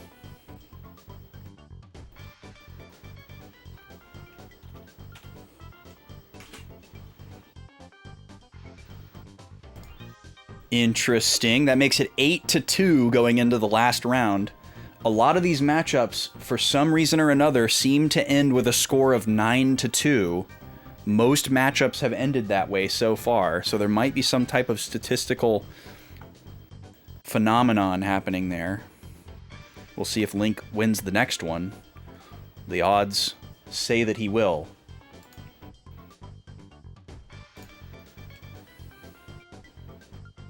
All right, we'll get the scores updated here. There we go.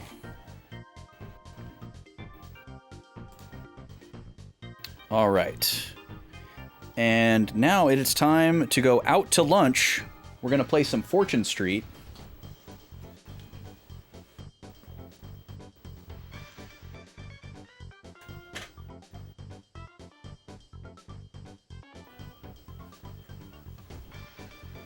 We need to decide which characters are going to play today. We did one for the girlies on Tuesday, and we did one for the boys yesterday. So what do we want to do today? What if we did all of the green characters? We've never done that before. Luigi, Yoshi, Kirill, Bowser Jr. It'll be interesting to see what color they each get assigned. What kind of hierarchy there is there. We'll send them to the cursed slime level. If you've never been here for one of these and you don't know what you're seeing right now, don't worry about it. This is just something to visually stimulate us while we hang out for the lunch hour. And the lunch hour is not always a full... Often not always a full hour, by the way, as well. It's just more convenient to call it that.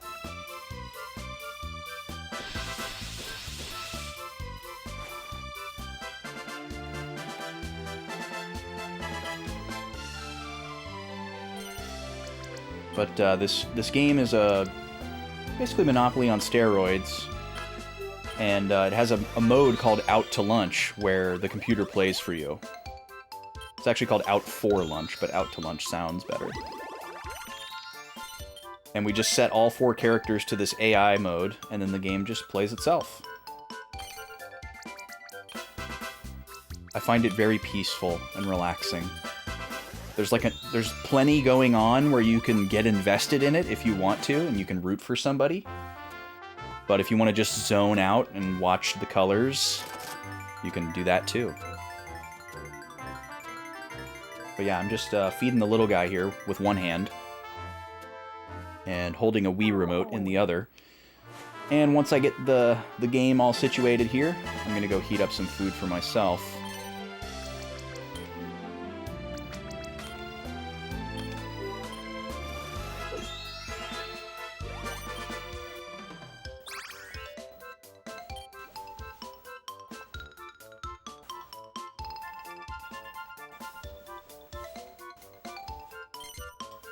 And finally, Yoshi. There we go. Alright, I'm gonna go heat up some leftovers.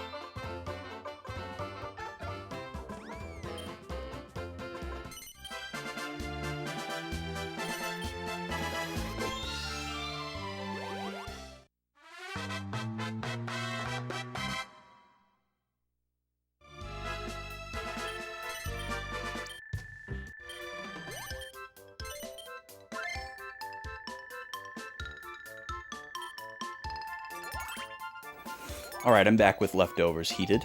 Let me catch up on chat here. Pirate Head Burger King. The weight of my decision lies heavy on me in more ways than one.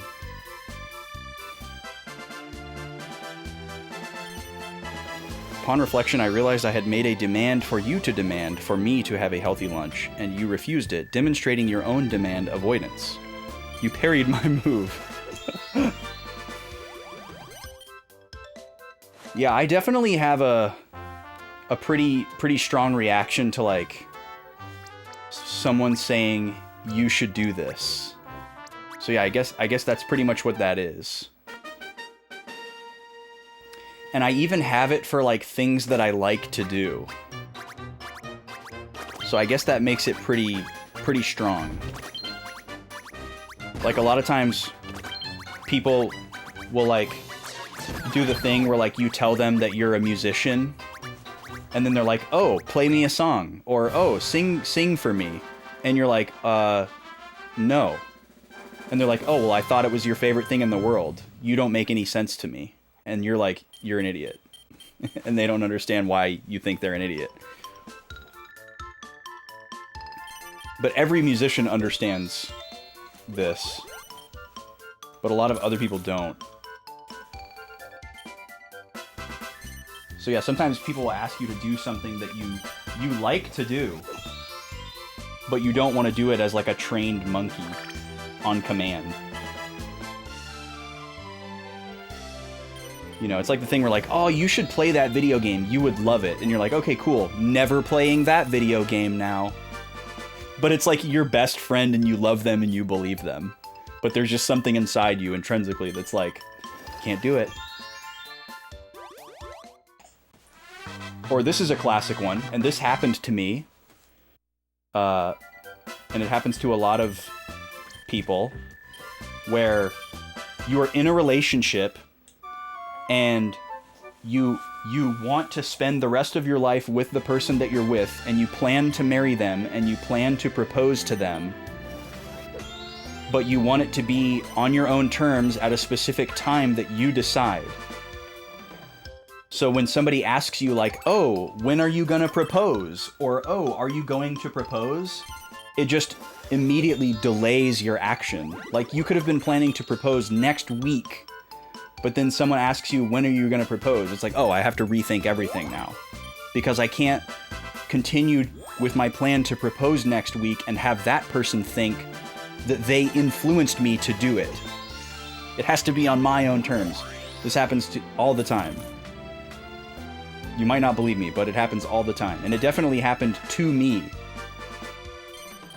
in the run-up to proposing to the lady. I had to flat out tell people, like, stop asking me because you're making it take longer. The proposal can only take place in a period of time during which you are not asking me when it's going to happen.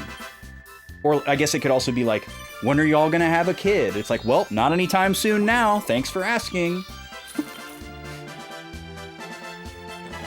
Can't have Aunt, Barbara thinking that she... Well, I remember I asked him, and then right after, like, you'll never get rid of that. And that will stop you from doing something that you were planning on doing otherwise.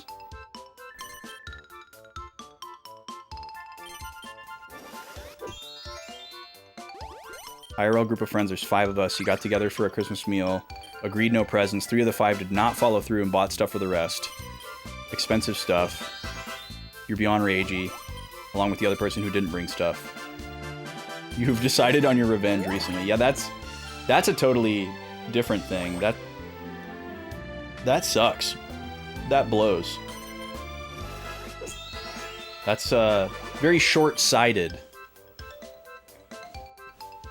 on the account of the other friends. They're like, oh, well, I don't care if they don't get me anything. I just can't resist and I want to do something nice because I like giving or whatever. And they don't care about receiving. But they don't think far enough forward to think, oh, but it's going to make the people who didn't buy anything feel lesser. So by trying to do something nice for my friends because I can't resist, I'm actually making them feel lesser.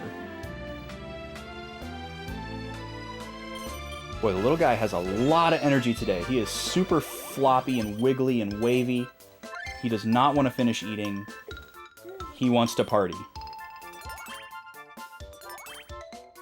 He's starting to get a little agitated that I'm telling him he needs to keep eating. He's like, no, I'm good. I don't need to do that. I just need to wiggle. The more you eat, the more you can wiggle. That's the secret, my guy.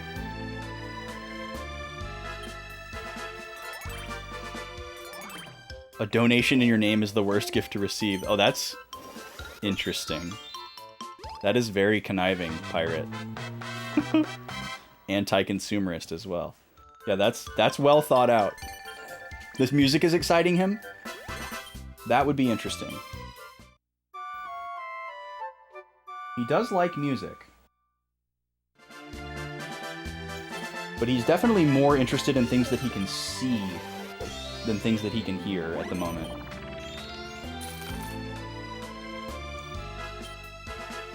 And there is a lot for him to see in here. I still haven't come up with a good way to block him from trying to turn around and look at the screens.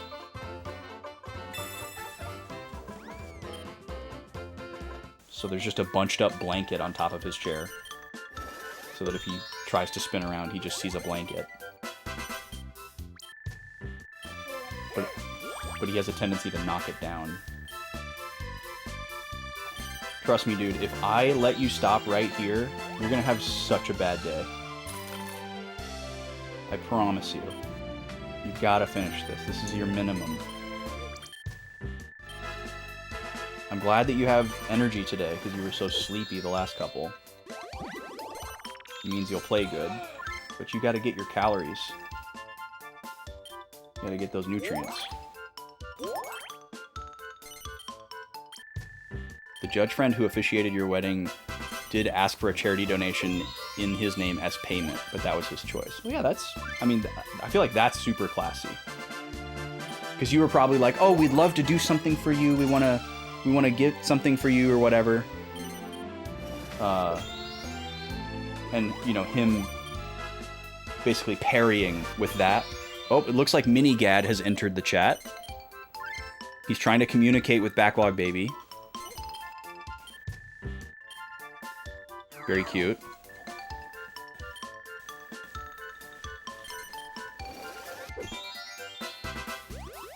He's either cheering him on to finish this bottle, or he's telling him to fight the power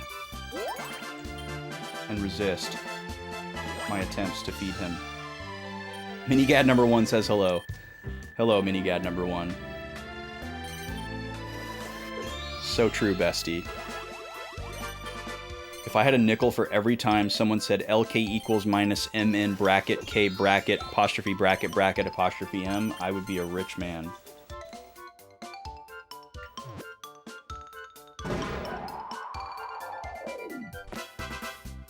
Couldn't have said it better myself.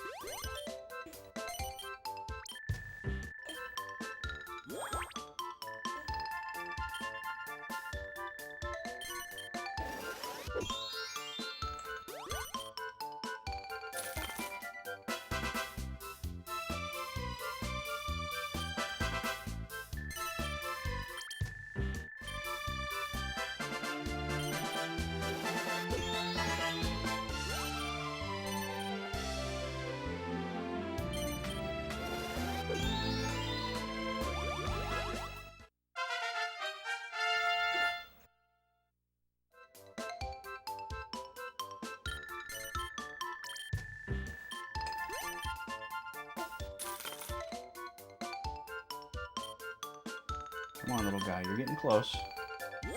You're getting close there. I know you don't want to, but it's really important that you do.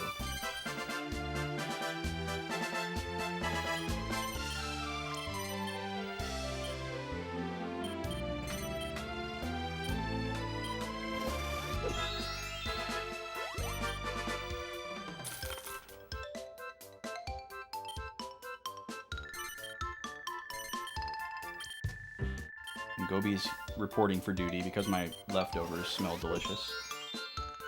She's like, don't worry, I'm right here if you need me.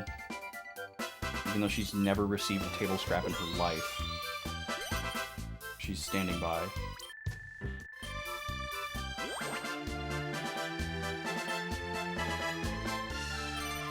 Luigi rocking that $1. 1 coin to his name. Everybody's actually really low on cash here, though. Carol just went under. He's gonna have to sell some stuff.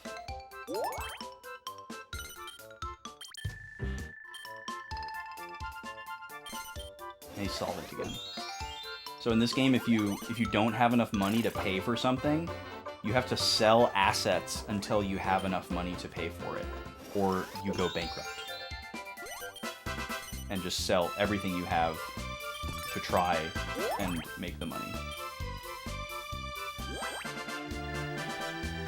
You can own property in this game, and you can own stocks. So the number on the bottom right is the bigger number is your net worth. That's like your score, basically. And that's how you win. For this map, you're trying to get to 20,000. It's a really long map. And then the smaller number in the middle, between the name and the bigger number, is how much money they're actually carrying. Your ready cash that you can actually spend on things. So if you land on something and you can't afford it because you don't have enough ready cash, you're going to have to sell your stocks, if you own any, or your properties in order to be able to pay whatever you landed on. You're almost there, little guy. Keep going.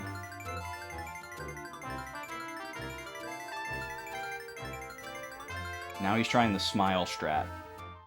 The wiggle strat hasn't worked, so he's gonna see if he can just smile at me, and I'll let him off the hook.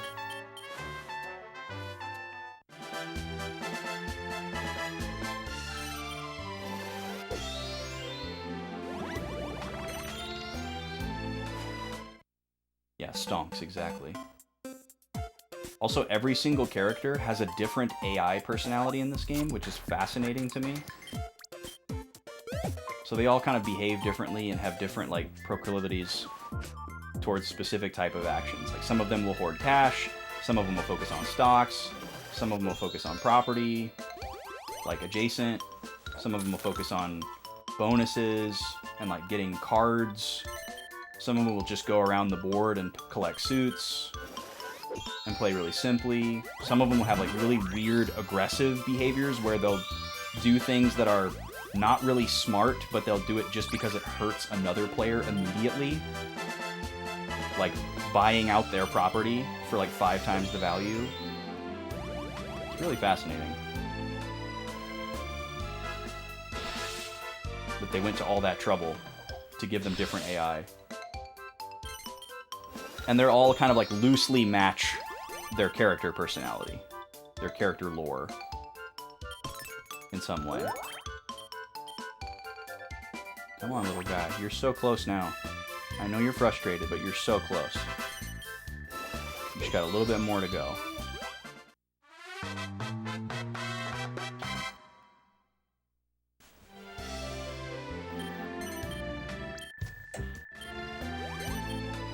If you put half the energy into eating that you were putting into kicking your legs right now, you'd be done in like 5 seconds.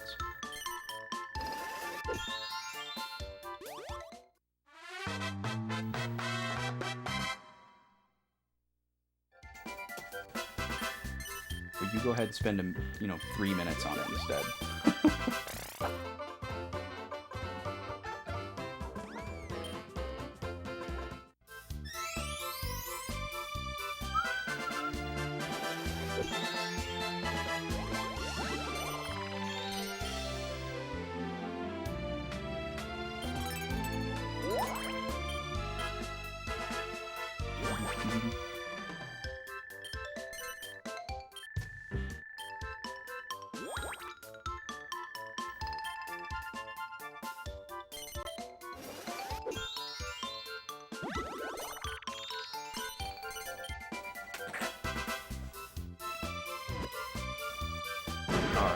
I'll let you off the hook.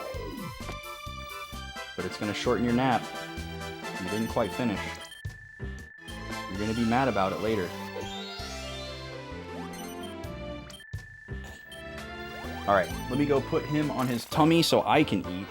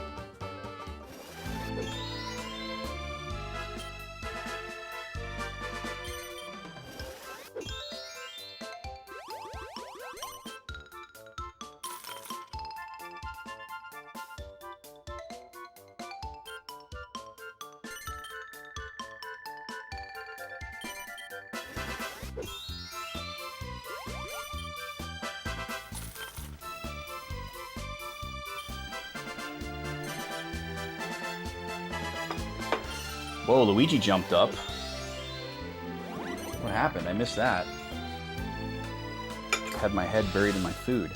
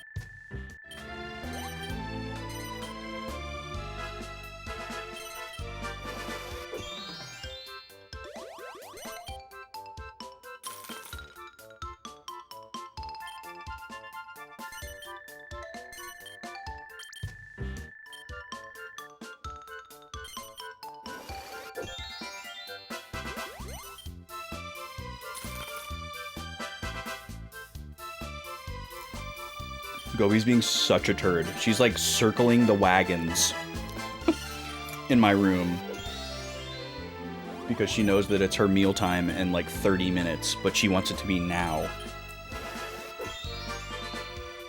And she's just like giving me dirty looks around corners.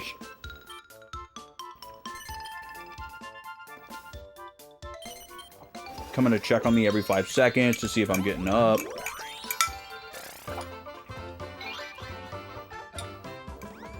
She listens to the cadence of my voice because she knows like what I sound like when I'm about to go on a break. And she can tell that I'm about to get up. It's kind of wild. It's pretty impressive, but also annoying sometimes.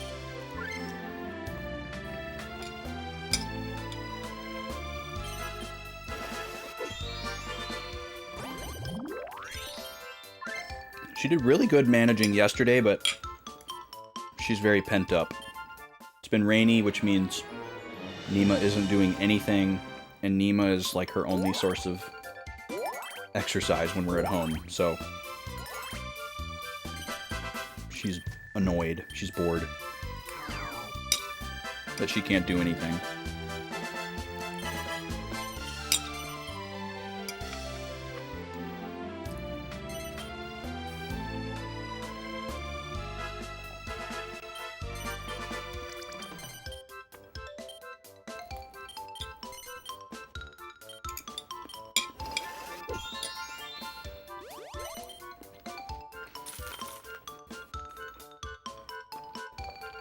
Okay, Luigi dropped back down. Now he's neck and neck with Kirill.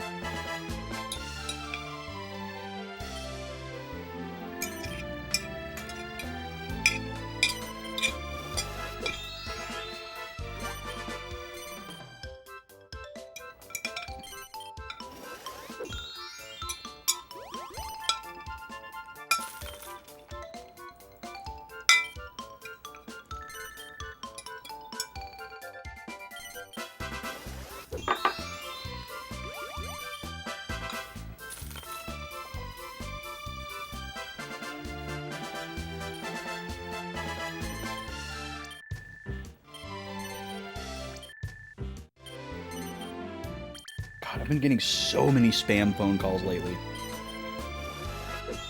I don't know what happened.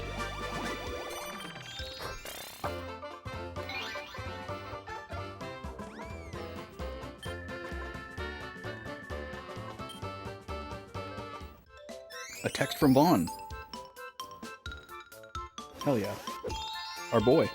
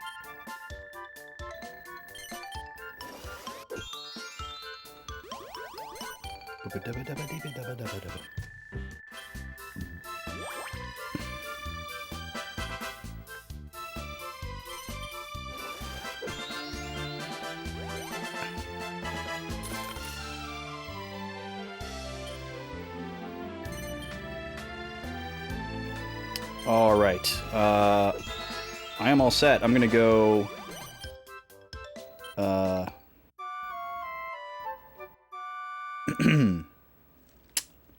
Clean up my dishes, and we'll get back to tactics.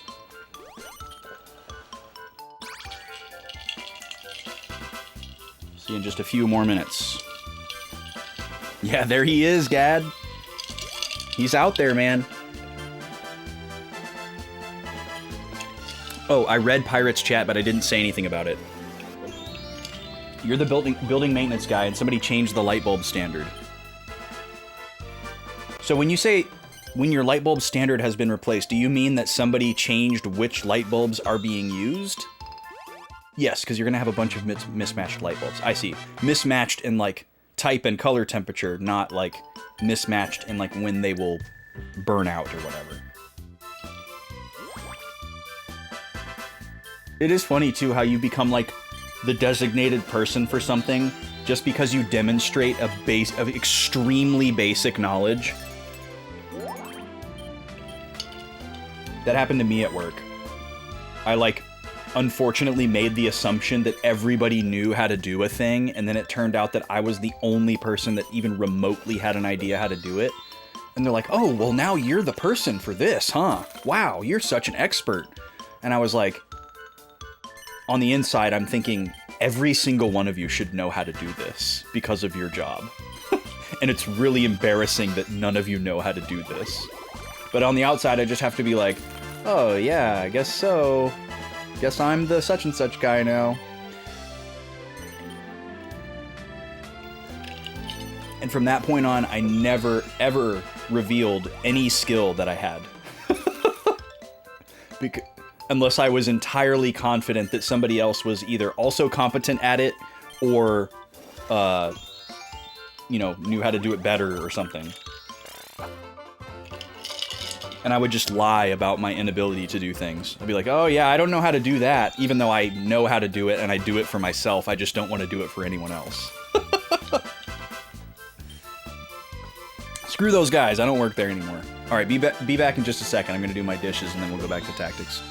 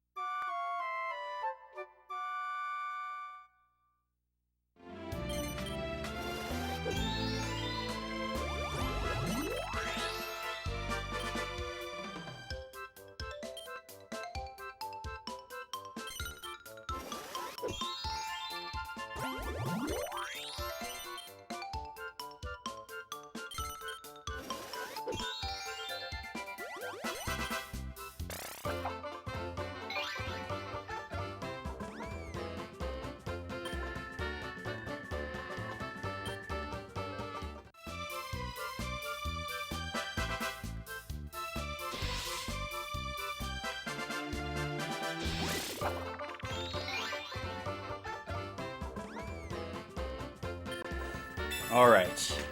I'm back. Just getting tidied up here.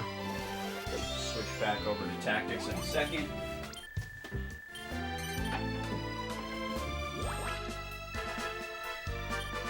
There we go.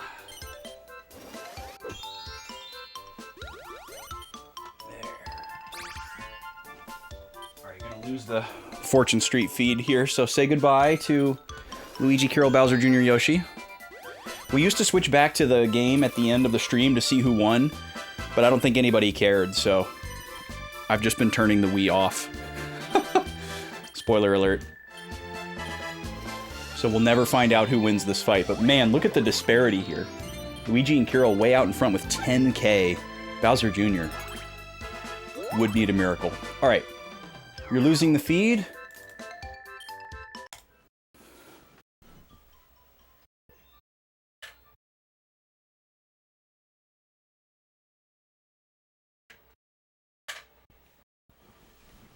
If I just hard swap without doing that, it kills the capture card, so.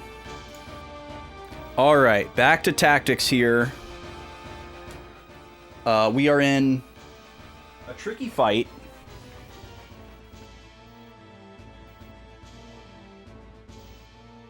I'm not really worried about my main group of 4 outside of the gate. But I am worried about Ramza's ability to defeat Gafgarian. And as much as I said I didn't want to do this again, the best thing to do here would definitely be to steal that sword from him. And then Salome could just cheese him back here, which would be so funny. Plus with the move +2. But I want to learn some things before we do that.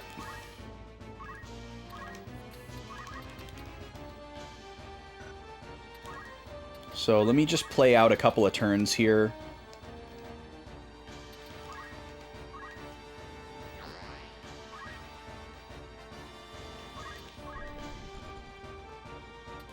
All right, what's my shooting range like? It is massive. Absolutely massive. It's also wild that we just can't miss. Unfortunately, we're not probably going to be able to shoot at the character that we'd like to be able to shoot at.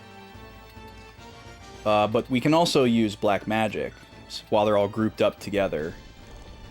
We could hit both of these characters, or both of these characters, or both of these characters. So that's probably the move.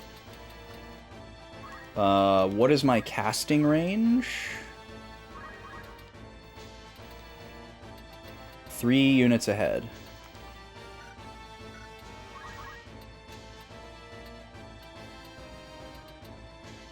I actually won't be able to reach. I won't be able to reach this tile. I would need to be able to move right here. So I probably would have to settle for this. Let me see. I'd have to move in order to be able to do that.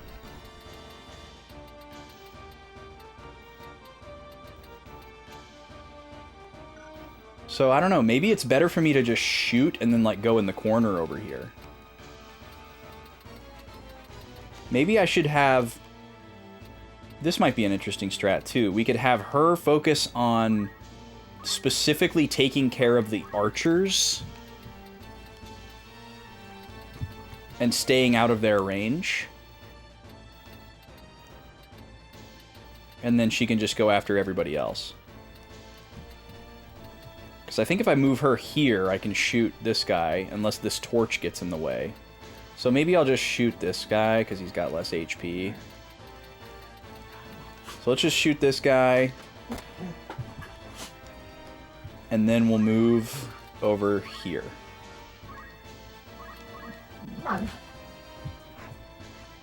Gobi's trying to get Nima to play. The sun has come out a little bit, so Nima's not super upset, but it's definitely still rainy weather that she doesn't like. Salome countered but missed.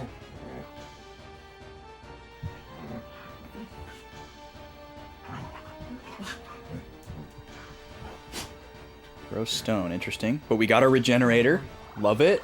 That was almost worth getting hit with a 12 damage stone. Because we will regain more than that. Wow, Pirate, I'm not even going to read that. That's nuts. What would we do with Matsuo here? Just run up and slash this guy? Who gets to go? Matsuo, Roberto. So Roberto is going to come in here with a big ol' summon. I think Ifrit should be able to do 63 damage to this guy, but I guess on the off chance that he can't, I should probably double up on him. Alright, let's do it. This will be pretty cool. Oh, he's just gonna kill this guy. Okay. Yeah, sure, we'll take that. Oh, the blood sword. That's right.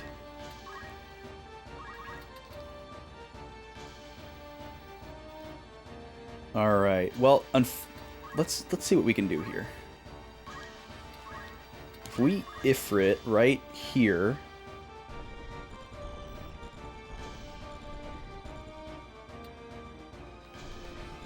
There's no way we can hit all of them. Unfortunately.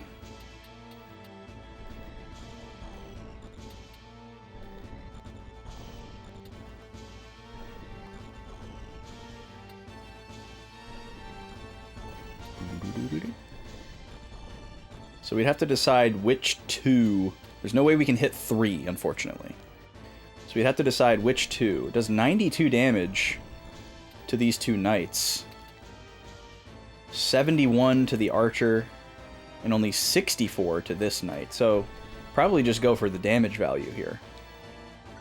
When does this go off, though? Oh, it goes off very soon. Okay, great.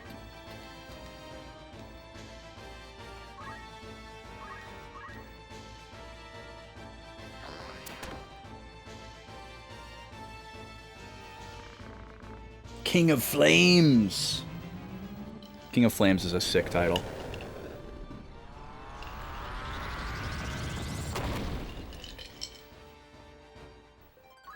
Nice. Oh, Salome's dead.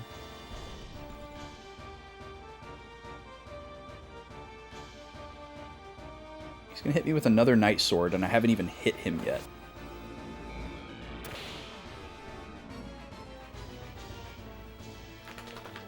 Because, like, what happens if this character dies? Do you just, like, soft lock and lose the fight?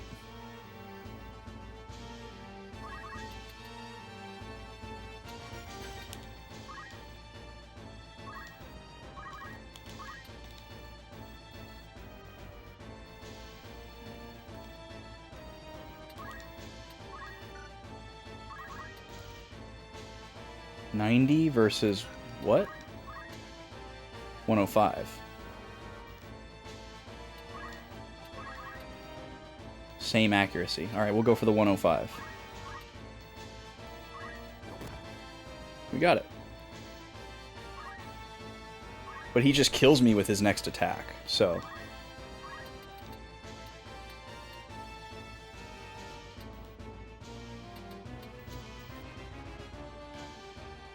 Oh, a little bit more damage to that character.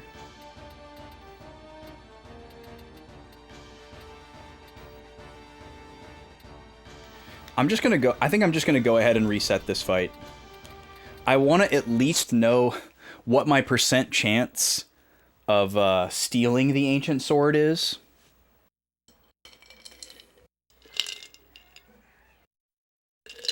Yo, what's up, Dreambound? Welcome in. Nice to see you. Yeah, doing well over here. Hope you're doing well also. This also could be the time for us to teach Ramza Chakra so that he can heal himself. Because then we could just, like, accumulate two turns in a row and one-shot him. I don't want to overcommit here and say we're gonna get the Ancient Sword. Because it's probably not worth it. But I just want to at least see what the percentage is. You know, is it going to be 34 again or something else? Should be receiving your new car next. Finally mobile again. Nice.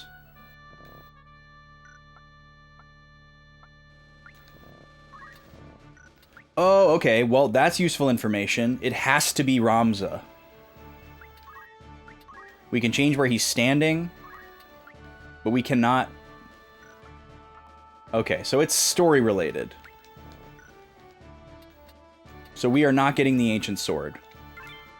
That's fine. That helps me know what we want to do.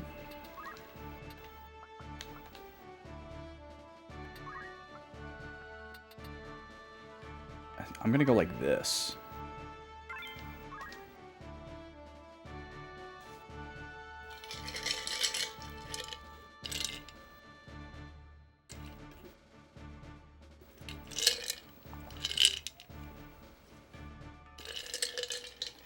Because, yeah, if Ramza has the ability to heal himself, we can just tank a few attacks from Gafgarian. Because then he's not healing himself, because he's just at full health. And if we accumulate a couple of times, apparently they stack, then we could just one-shot him. But as it stands right now, without the ability to heal ourselves, I don't think we can afford to just sit there and accumulate 2 turns in a row.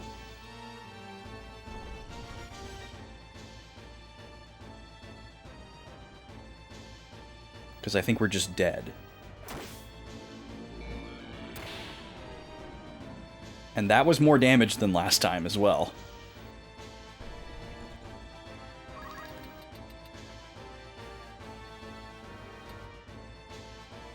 Okay, Veronica's next, right? Yeah. We want her to be able to use black magic. Which one is Gelhart? He's the archer.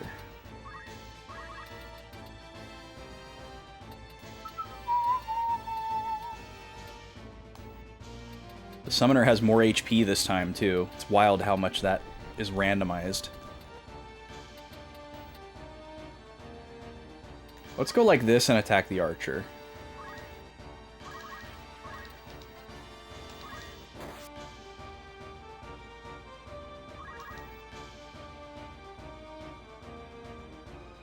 He's going to retaliate.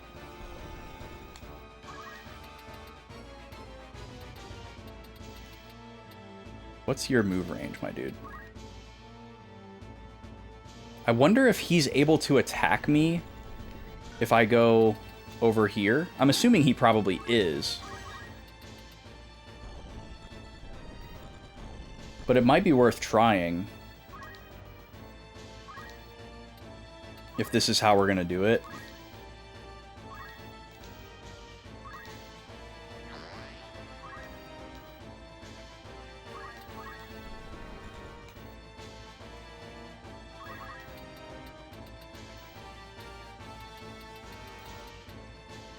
Can I shoot that guy from here? No. Roberto's in the way. Can hit her. 43 JP for a single action. Yeah, just standing there. Pretty great. I guess we'll go after the summoner here if we can, but we're gonna need to move first.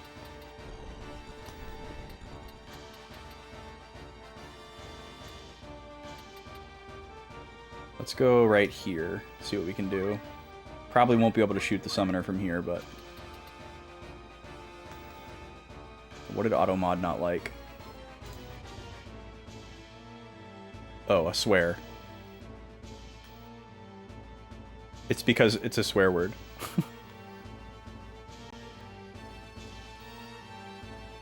I'm not personally offended by swear words, but they are blocked in my chat. Oh, I see. You typoed. Amazing. That's even funnier. A 16-hour shift for a handful of JP. Very silly. Okay, well, I'm gonna go for this guy then. Oh, the crit! Amazing. Look at what my careless hands have wrought. That's so silly. Alright, it's time for another ad break here. I'm not gonna run the prediction, because it's the last round, and I think we all know who's probably gonna win. Interesting, that knight is running away. No counter from Salome.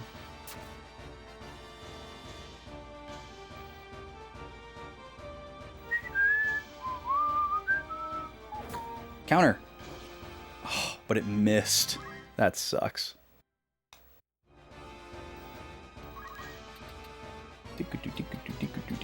Alright, if we cast on the summoner, we might be able to hit 4, but we should be able to hit 3.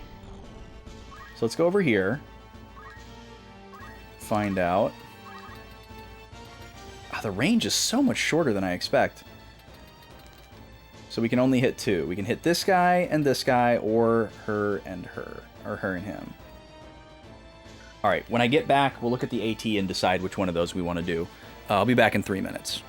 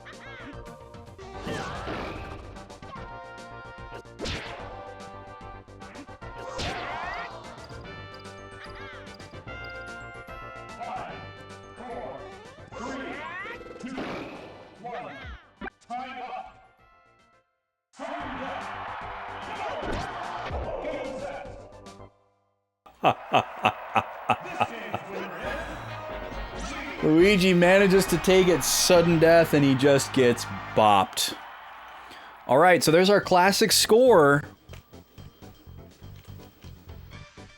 Yet another matchup closing out with a score of exactly 9-2. That seems to happen most of the time. We've had plenty of other scores represented, but 9-2 is by far the most common score so far. So it seems like there's something to it. So we're gonna reset our scores here, because the next time we take an ad break, it's gonna be new characters.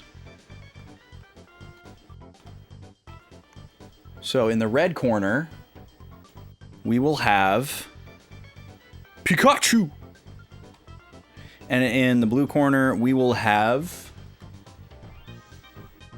Kirby. For the next 11 ad breaks.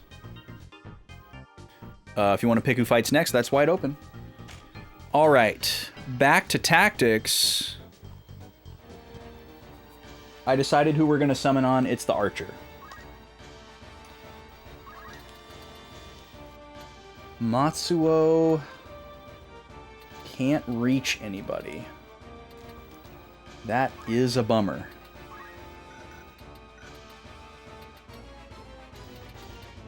And he can't reach Salome to give her a potion either. Salome is really in trouble here. Which one is Bernard? Is this Bernard? This is Bernard. Okay, I don't think Bernard is aiming at Salome, but yeah, okay. So Salome should survive until her next turn, because we're about to take out Gelhart, who is currently aiming at her. That's why we chose them for the summoning target. What do I want Matsuo to do here? He can't do anything, unfortunately. I should look and see if there's a night skill that can just stall.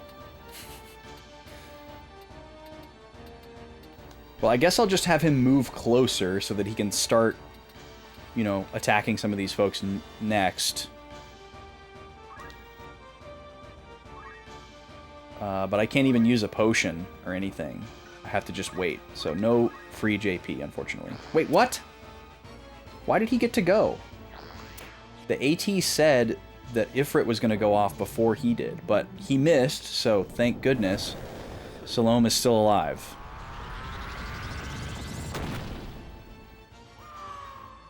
You really wanted to like archers in this game, but the charge action seems so bad. Yeah, it takes a long time to get the big damage. It's true.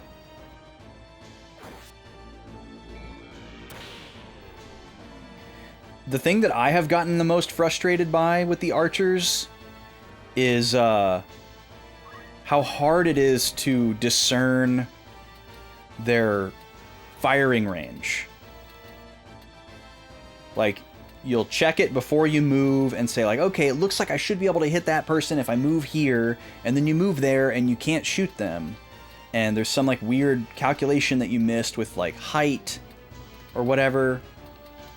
And that was getting really, really frustrating, so we abandoned Archer altogether. Matsuo was our Archer. Early on, Archer was amazing. And so, like, useful and arguably necessary. But, 85%. Who else gets to go here? Veronica.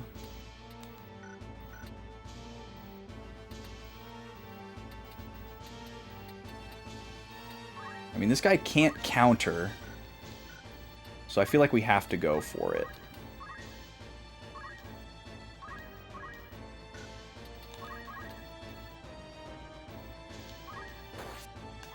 Okay, summon her down.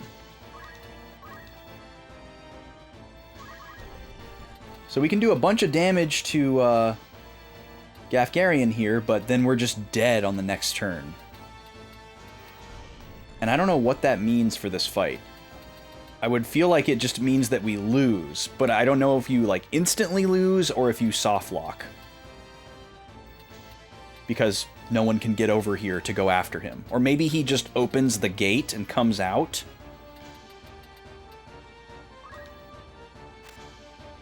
But yeah, unless we crit here and one-shot him, I think we're toast. That's only 105. And I think that's the most we're going to get. So yeah, unfortunately, I think that means we're going to have to give... Ramza the ability to heal himself. I guess the other option would be to give him armor.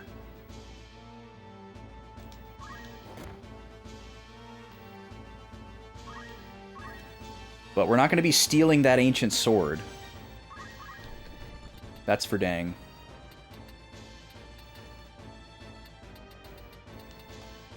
I should probably go after the archer.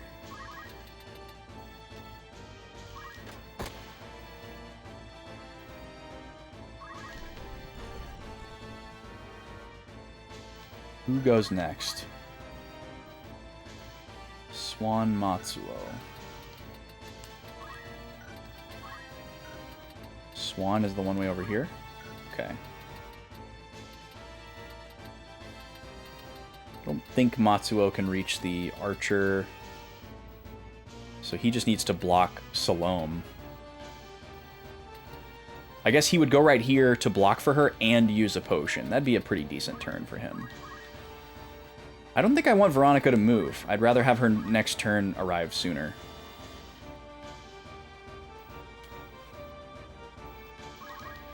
Alright, so we're going right here. We're going to potion Salome. And she's also protected from the knights. Thanks to the dead bodies.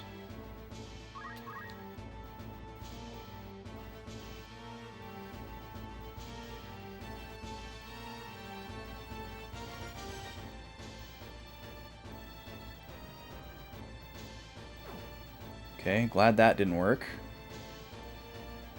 That would have taken away his armor. Alright, Roberto, can you hit 2 of them with a summon? No. They're clearly playing around that.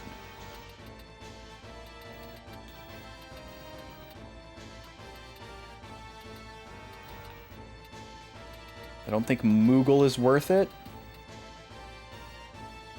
Let's see, if I do another Ifrit, I still have enough for, how much damage does it do to you? 86, 71,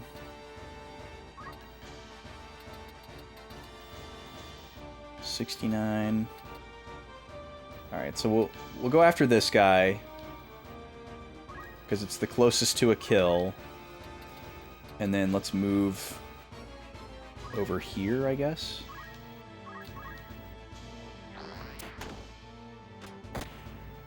Yo, countering with a gun is nuts!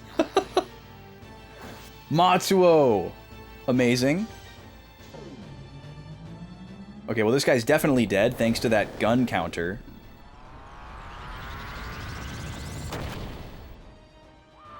Goodbye. Nice job, Veronica. But Ramza's dead. So I kind of want to see what happens here. I want to see if we just immediately lose or not.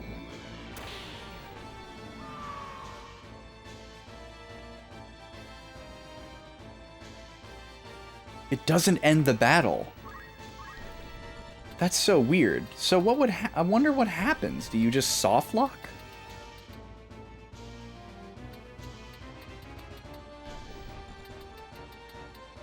I don't mind keeping playing here to find out.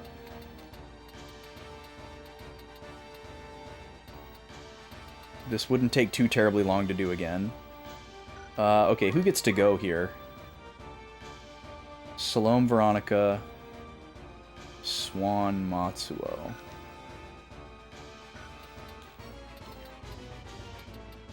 So we need to go after this lady.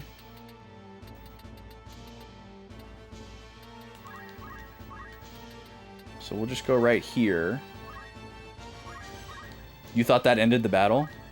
I mean, you would think so. Oh, she has weapon guard. Dang. 13% to steal your sword. Yeah, we're not going to go for that.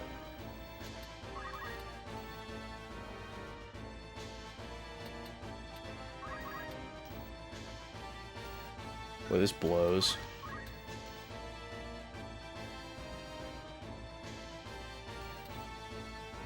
Might just go for the accumulate here, honestly.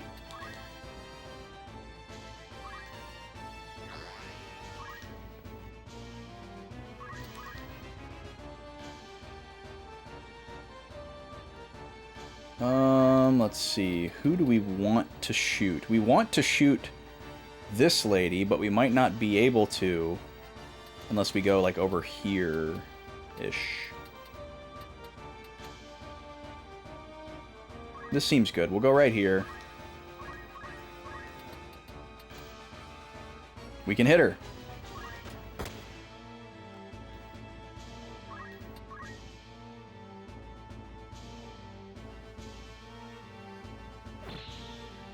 Yeah, a gun and a shield. Look out. 64% and it's not a kill.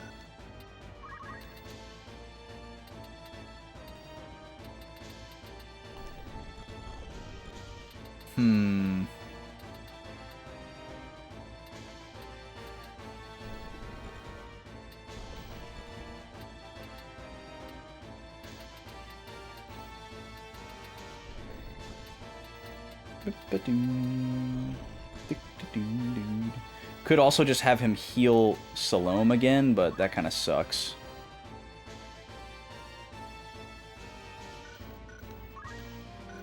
She does get to go after this, though. And if I don't let her out, she's definitely going to go after one of us.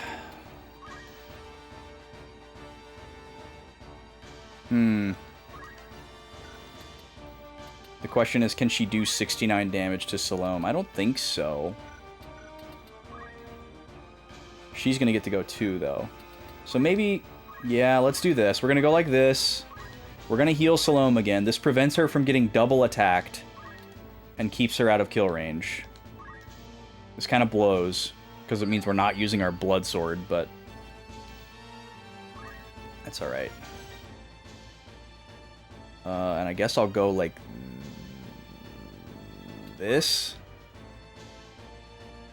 So what is he going to do now? Just goofing around back there? I wonder if Ramza can go down and open the gate. Destroyed my armor. That is really bad. We're planning to reset anyways, though, so.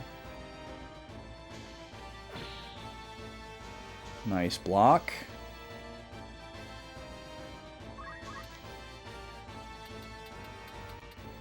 Once again, nobody is overlapping for summoning, but I don't have enough MP anyways. So we probably just whack this lady. 36 damage is no slouch.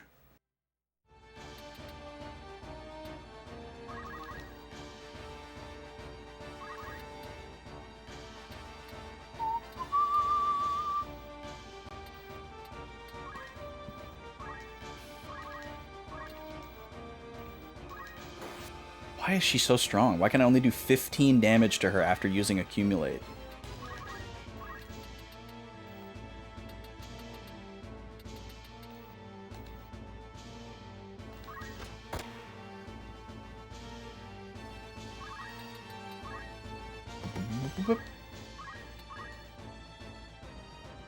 This is so weird too, because thinking back over these last couple fights, like, they would be so much easier if we chose to use Agrius and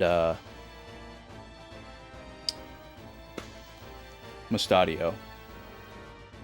Like, they're just so inherently good.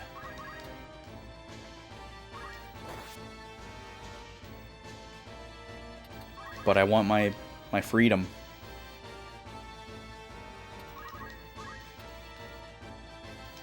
Doubling up on turns here because we're not moving. That's pretty sick.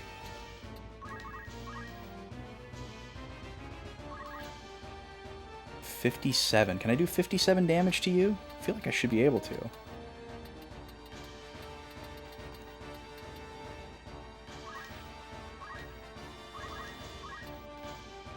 No. Why is it only 71% accurate?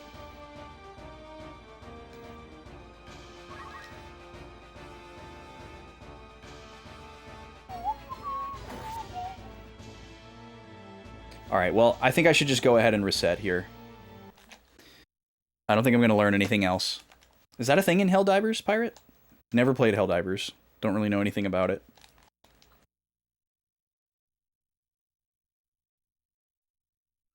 I know Helldivers 2 was the new hotness a while back, so I'm assuming the first one is from a while back.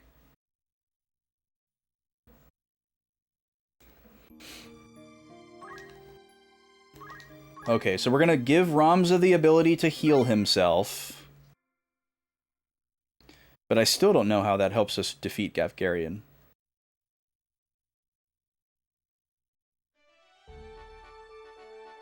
Isometric and not fully 3D. Interesting.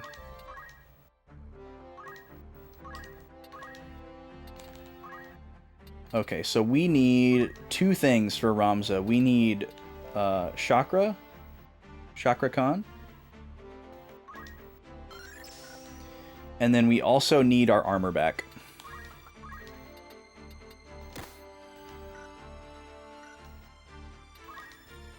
So now we have like double HP and the ability to heal ourselves. That's pretty much the only thing that's going to help us get through this. This way we can do like 2 or 3 accumulates and then just one-shot Gafgarian. Because he has the ability to heal himself with every attack, I don't know how else we deal with him. Because if we just trade blows, we'll never get rid of him.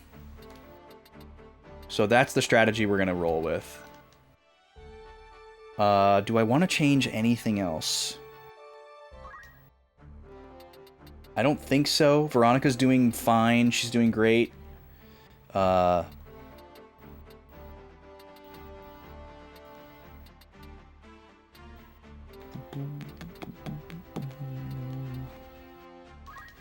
might switch Matsuo off of item just so he can do something else.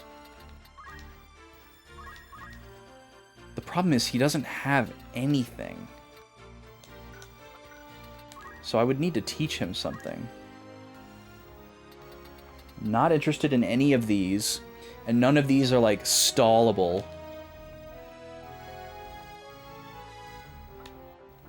We have counter, which is better than this.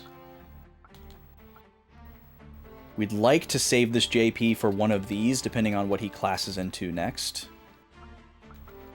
So ideally we wouldn't use any of that Knight JP. But like his archer skills aren't going to be useful.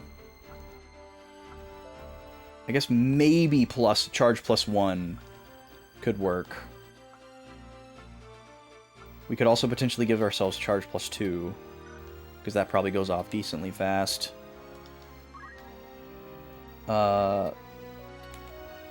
Wave Fist would not use the attack power of the weapon he's using, so it would probably be pretty low power.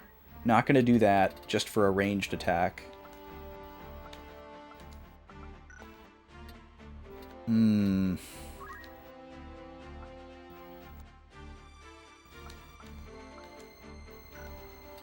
No.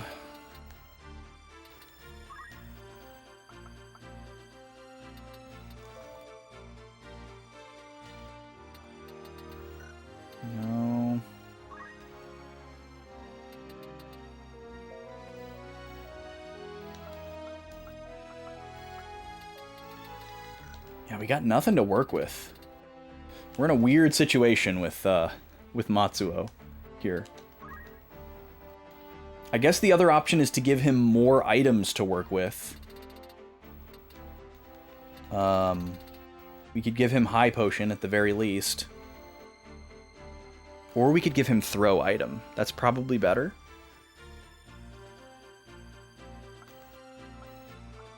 I can't decide. Because 30 HP is pretty low value at this point. I think we'd have to give him High Potion.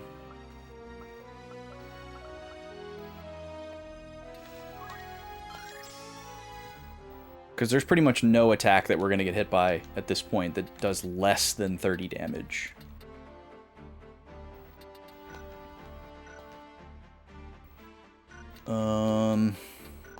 Okay, those are the only changes I want to make. We're going to save again. Sometimes I accidentally go to tutorial when I mean to save. We're on slot number 14. We're going to use the same slot.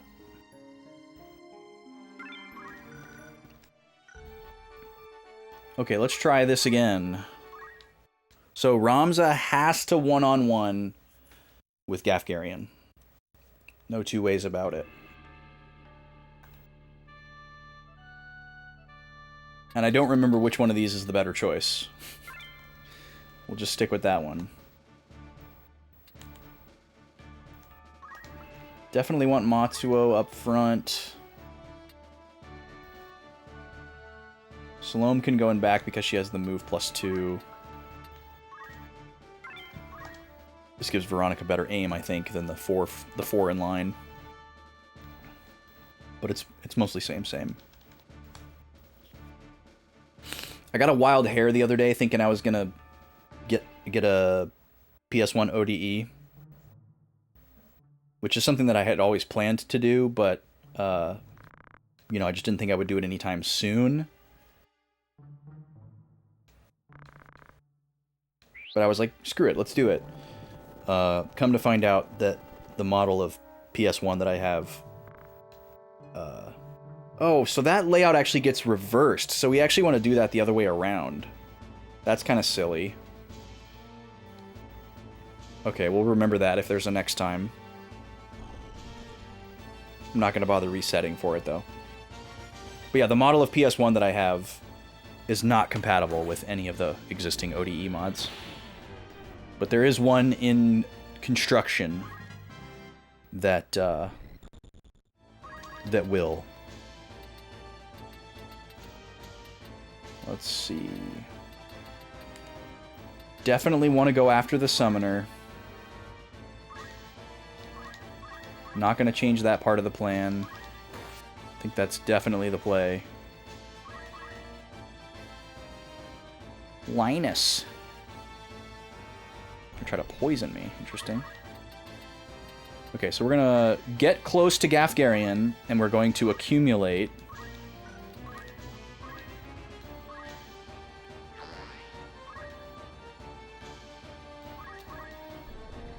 And we'll probably have to accumulate 3 times. It's possible we could do it with 2, but I'm gonna plan on doing it 3 times.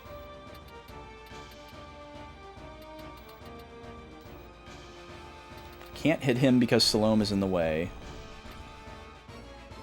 Don't think there's anywhere I can move where I can hit that guy. But he might die to Ifrit, so there is a world. Let's just go for the other archer and move up.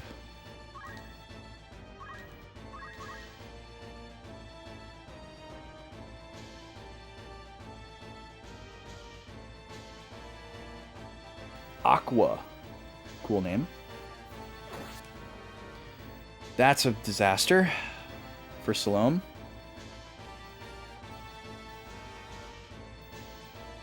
Lost her armor, so she's going to take a buttload of damage from everything now. Blocked your shield break with a shield. Awesome. Don't die, Salome. Nice counter.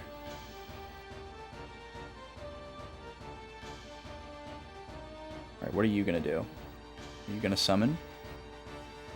Well, the game was really thinking about that one.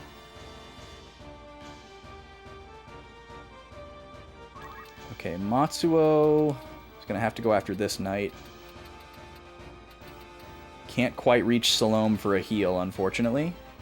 Well, actually, maybe it makes more sense. Yeah, it makes more sense to go in here and go after this knight. Well, it's going to put him in the way of this summon, though. Okay, let's look at the AT. Roberto's going to come in. Roberto's summon is going to be slower than Shiva. So even if Roberto is strong enough to take out this guy with Ifrit, everybody else is still going to get hit with it. So probably best that we don't rush into that bubble.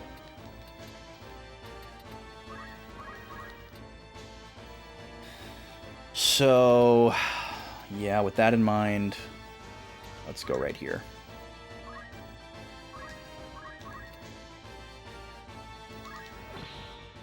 And this low accuracy stuff is really brutal. Alright, Birdo should be safe right here. And we finally get 3 targets.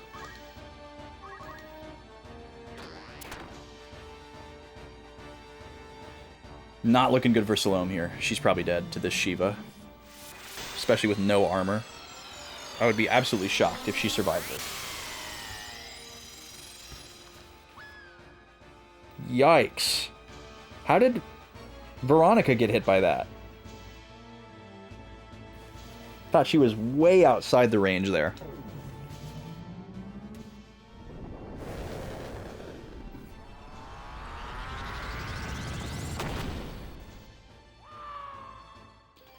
Alright, well, taking out the summoner is definitely the right play. There's no question there. Nice block, Veronica. And then she tries to counter him, but she shoots the other lady instead. That's amazing. Alright, we're going to get hit again here. And I think on this next turn, we're going to have to heal ourselves. And then one more turn to accumulate. Ramza doesn't need to move anymore, though. That'll help.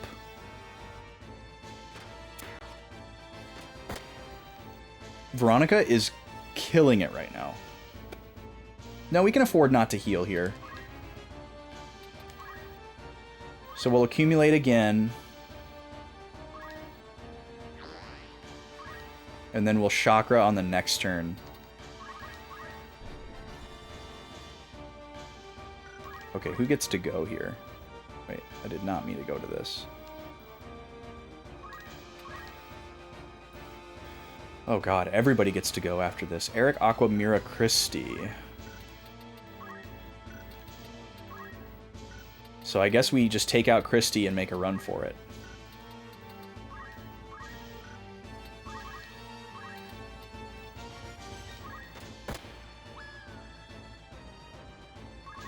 Maybe she'll keep dodging attacks.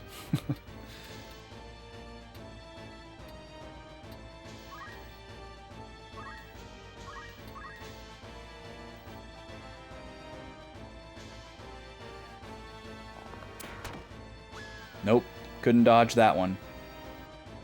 Well, this is a pretty bad attempt.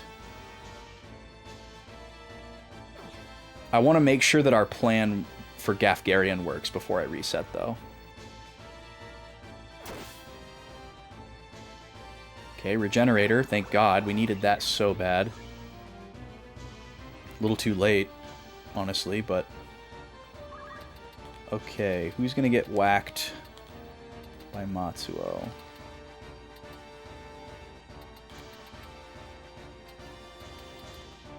Who gets to go after this?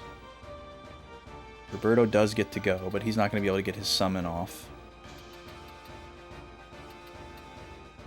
Where can he move to? I think what I need to do is... Yeah. So we're going to go right here.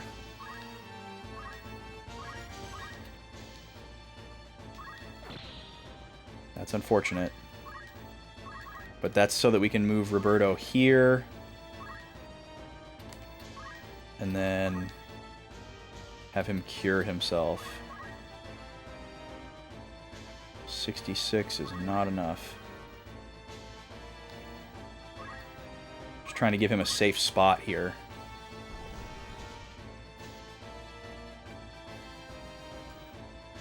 Alright, one more Night Sword from Gaff.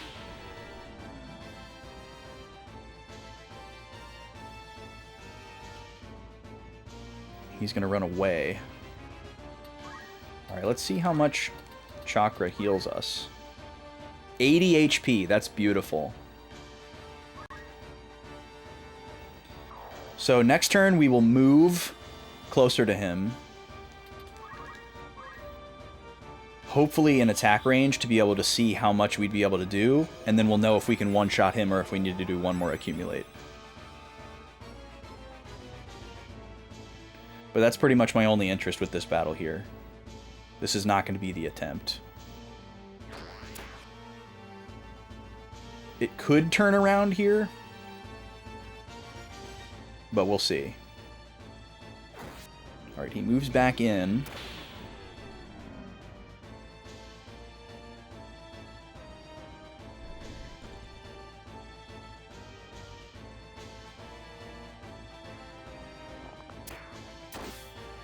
Dang. Got through a 43% and he crit me.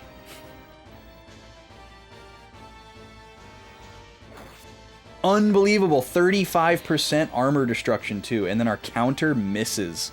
This is some horrific RNG. And then a 29% shield break. And another counter dodge. What is this RNG? Oh my god. Wow. Well, even if this turns around, we're definitely not keeping this attempt because of all that equipment loss. That's nuts. Absolutely nuts. Alright, well, we would need to move Matsuo over here so that we could,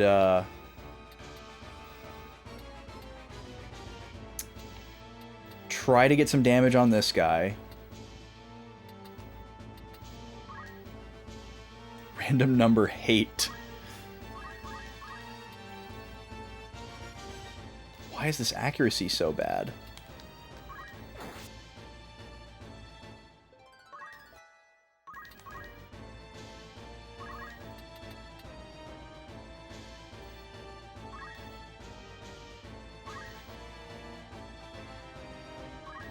Now, do we raise here? We could go for the raise too. 64% is horrifying. But only 72% on raise 1.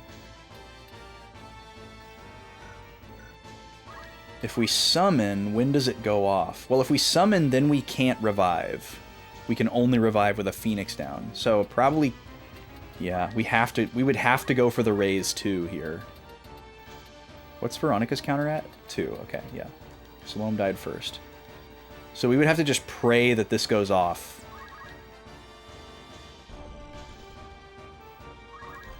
Alright, we can get next to Gafgarian here. Let's see what kind of damage we're looking at. 128. So yeah, not quite ready.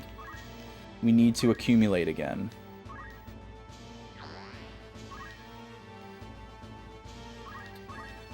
So we just need to stay close to him so that we're ready to take action when it's time.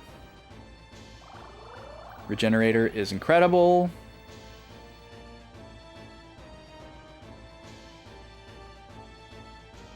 Oh wow, and Salome just ticked down to 0 too.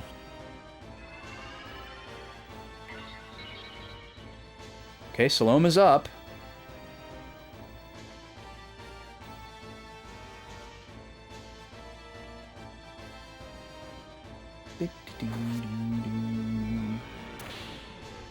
Alright, so Ramza's next turn will move closer, see if we have enough. If not, we will heal this time. 161, 62. Oh, we need to take this guy out while we have the chance. Who gets to go? Nobody else. He just went, so we only need to kill him before his next turn.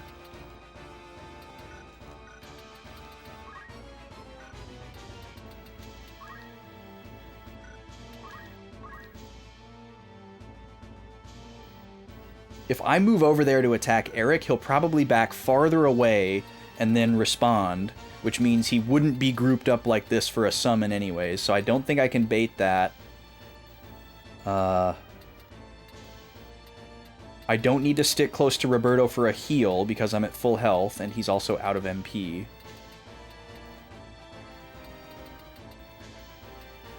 So yeah, we just take the kill here. And I guess here comes the part of the day where my phone starts blowing up. Hey, we heard you're live. Wow, 75%, that blows. Alright, height advantage and from back. Still only 144 and still only 90%. So we're going to chakra here.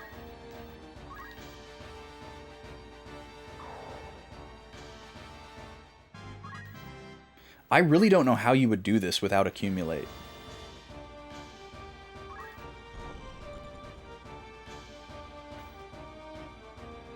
And, like, items or chakra. Finally, one of those went in our favor.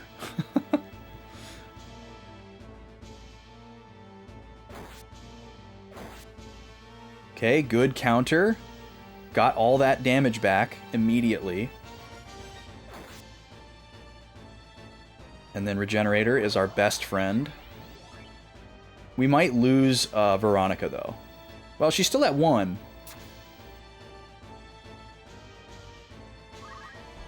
Okay, Matsuo...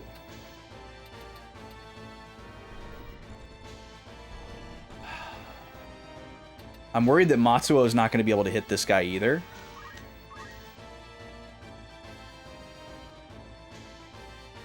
Salome will get to try it again before he goes.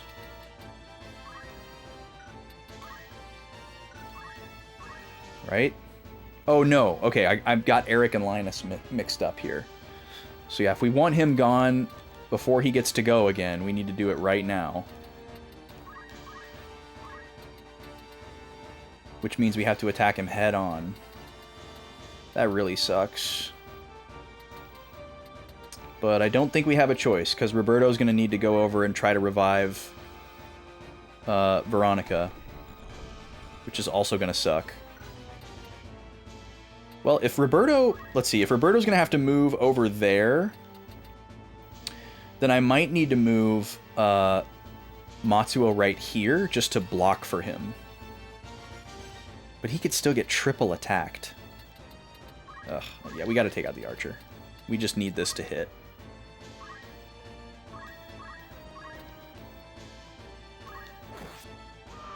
Alright, excellent. Got through on the 67. Let's face this way. Okay, Berto's going over here. Oh, he can't revive. What am I saying? I'm such an idiot. And I need to save this cure to couple with a Phoenix down from Matsuo. Oh boy.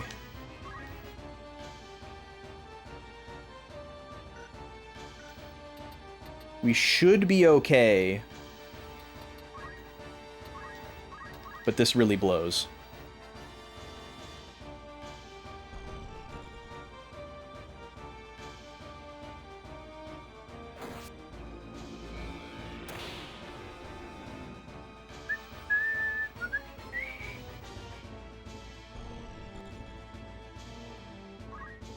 Okay, Salome. What are you gonna do? Probably just attack this guy and hopefully draw his aggro away from Matsuo.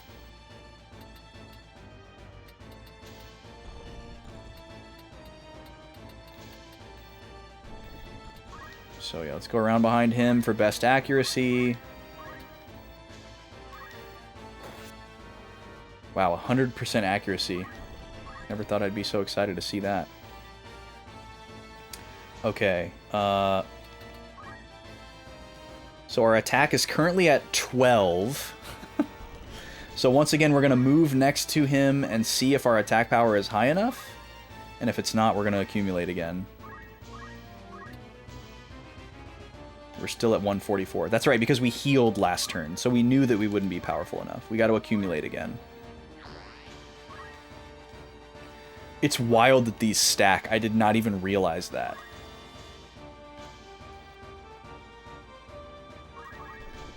Okay, we're going to lose another turn here unless we back attack this lady, so I think that's what we're going to do.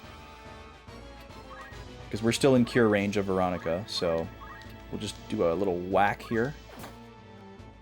Actually, nothing to be sneezed at. 44 damage is phenomenal. Plus we're healing. Okay, I got what I wanted from him. He's still trying to take my hat. Unfortunately, the counter missed. You're going to go after Roberto. No, you're going to try to steal his helmet. God, they're terrible with that. These Lionel Knights are dastardly. Okay, who gets to go here? We need to make sure that Roberto and Matsuo get to go. Which one is Mira? Mira is this one. I think Mira will probably ruin our plans. Oh, but she can't move far enough. Okay, so I think this is where we make our move.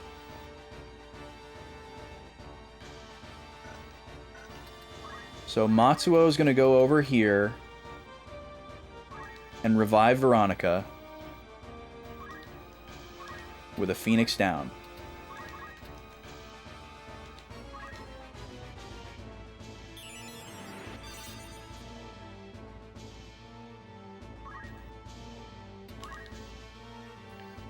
Oh, and she gets to move right away.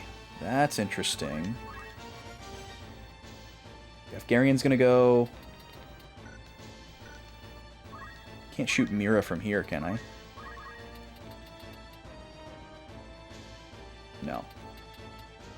You have 62. You have 51.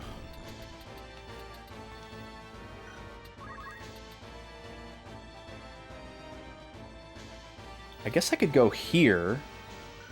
When does the archer get to go? After Roberto. And where can you move again? Okay, so we don't want to go there. So yeah, Veronica is safe if she stays put, but she can't attack anybody from right here. So maybe I probably need to move her one tile left or right. Maybe two. Let's go right here. This should be a sure thing. Yep. And I can even shoot all the way over to this guy. Let's go for that.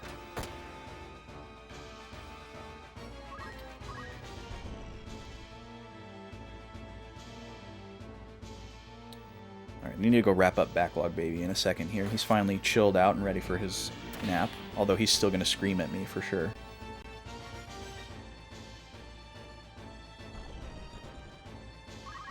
Okay, Salome. What are the odds on this attack right here? 90? I'm going to take those odds. Okay, good. Because I really want to be able to move closer. Could have her take this crystal, actually.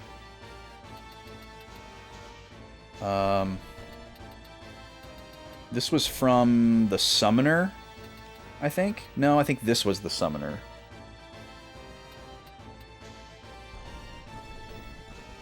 Alright, what's the AT look like? Ramza, then Mira. Can Mira grab the crystal? She cannot. Then Roberto. Roberto needs to heal Veronica.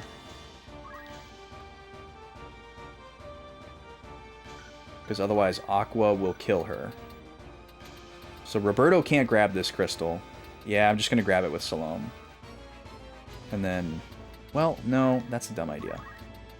If I go right here, this protects Veronica from this lady. So we're going to do this instead. Okay, are we strong enough yet? We are not strong enough yet, so we're going to heal again. Let me go take care of Backlog Baby real quick. I'll be back in like 30 seconds.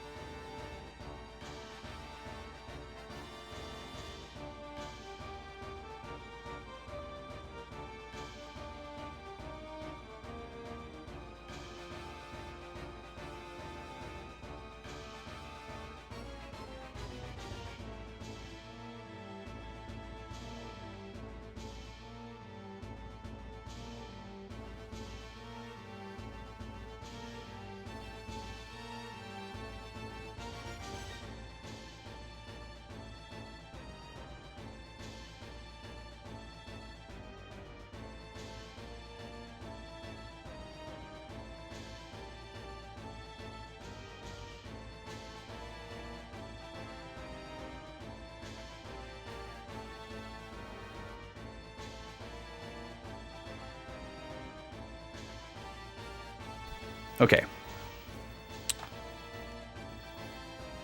Let's see here. Oh, did I not go to the BRB screen? Whoops, sorry. So we are chakraing here.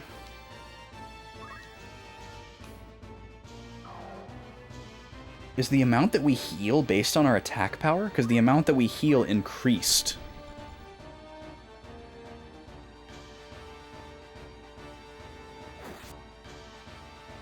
Okay, Regenerator, love to see it.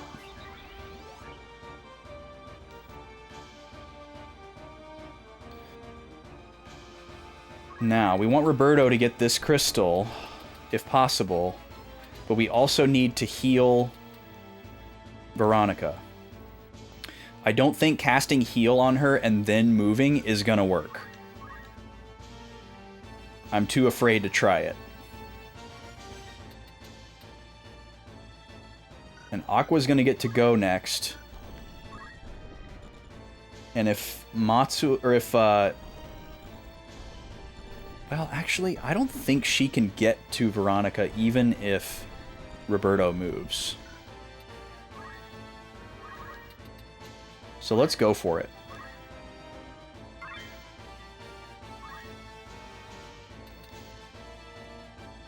Spin Fist, Water Ball, Demon Fire, Weapon Guard. So we get all of these?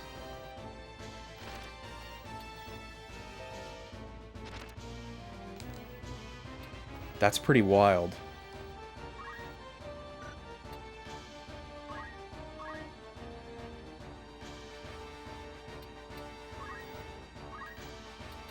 It might have been better to just take the MP, though. Because now I'm going to have to cure myself because I'm low HP and I need to get JP, which would mean that we would need Matsuo to use a potion on Veronica. But I think that's going to work out just fine. See what happens here. I guess this could end up being the attempt. It would just be a very costly one because we're losing so many items that we would have to rebuy. I think one thing that I'm going to do in between next week's streams is make a shop list. I'm going to like save scum. Excuse me? Okay. Well, that's a reset. Most likely. I guess it's technically not a reset immediately, but it could be. Yeah, I want to make a shop list. I'm going to save scum and go around to all the towns and write down what they have. I know the inventories aren't fixed, But just to know what they have right now seems really important. Oh my god, this is such an annoying fight.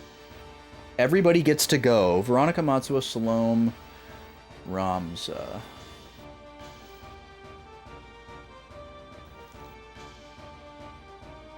And then Salome gets to go again before Mira.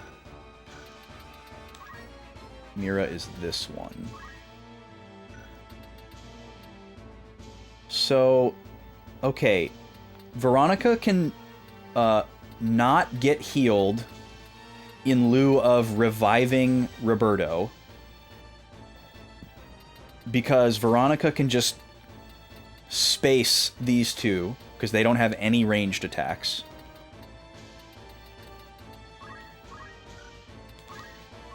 So we'll just do that.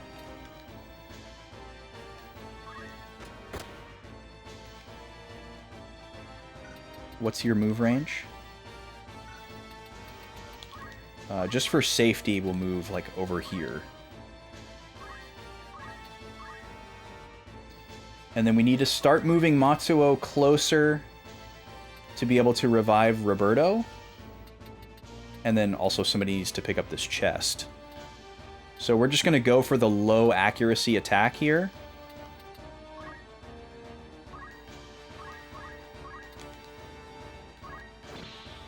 Didn't get it.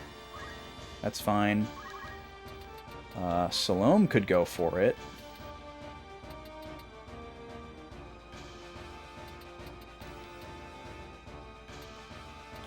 Yeah, let's do this. This will be a KO. Okay. Face. It doesn't matter. She's not gonna be able to reach us. Okay, is my attack power high enough? Or wait, no, we healed last turn, so we know that it's not, right? We're still not quite there. Yeah, we're at 171. So we need to accumulate again. What is... Oh, hold on. Let me make sure we're not maxed out. My attack power is at 13. So as long as it's at 14 next turn, we're on track.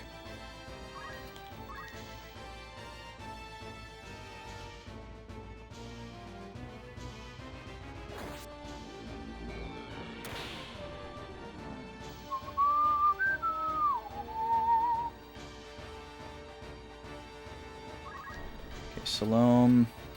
Probably just have you grab this chest on this turn. Wizard Staff. And then accumulate.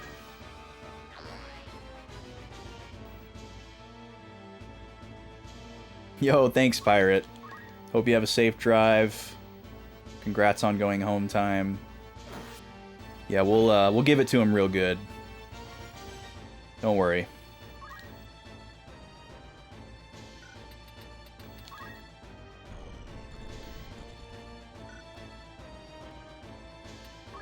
Let's see who gets to go here. Okay, everybody gets to go, and then Veronica gets to go twice before she gets to go. So we'll shoot her. And then we'll grab this chest. Maybe we can make up for the items we lost by with the items that we pick up. Now, we need Matsuo to revive Roberto. Rather than attack this turn.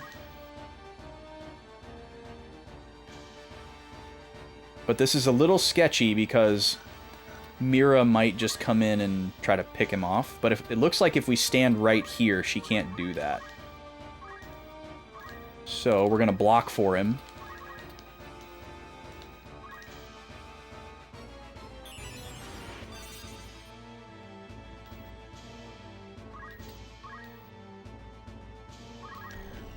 Okay, first of all, is my attack still going up? Yes, my attack is at 14. I can hit him from the back. Are we strong enough? We are. But there is a 10% chance that we miss and die. So, I'm going to heal myself this turn and stave it off one more.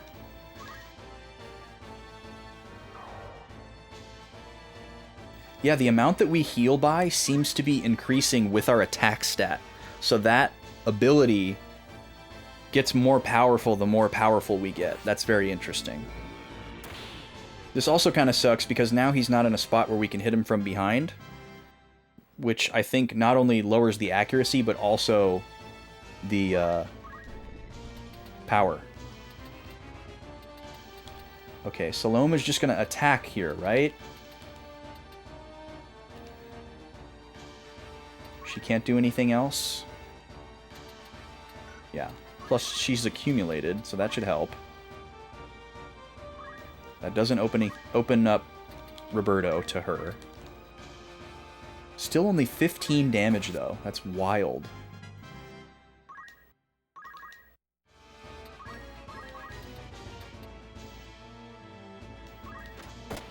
$36 from Veronica. Now, I think we need to move. Yeah. When does she get to go? She goes next. Yeah, so we need to move, otherwise she's going to come after us. But she can't get to Roberto, which is good. And she can't kill these other two. So Veronica just needs to back up a little bit to get to safety. And she'll aggro to somebody else. She's going to try to steal my hat. What a mean person. Okay, who gets to go now?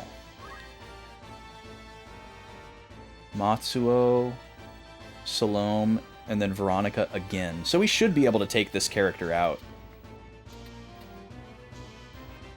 Berto, I'm just going to have him use that cure on himself just to eat up a turn.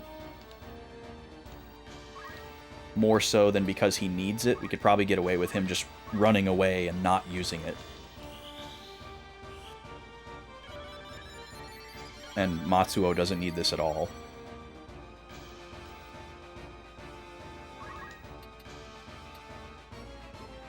Okay, I'm actually going to hit her from the side as to not obstruct Veronica and to protect Matsuo.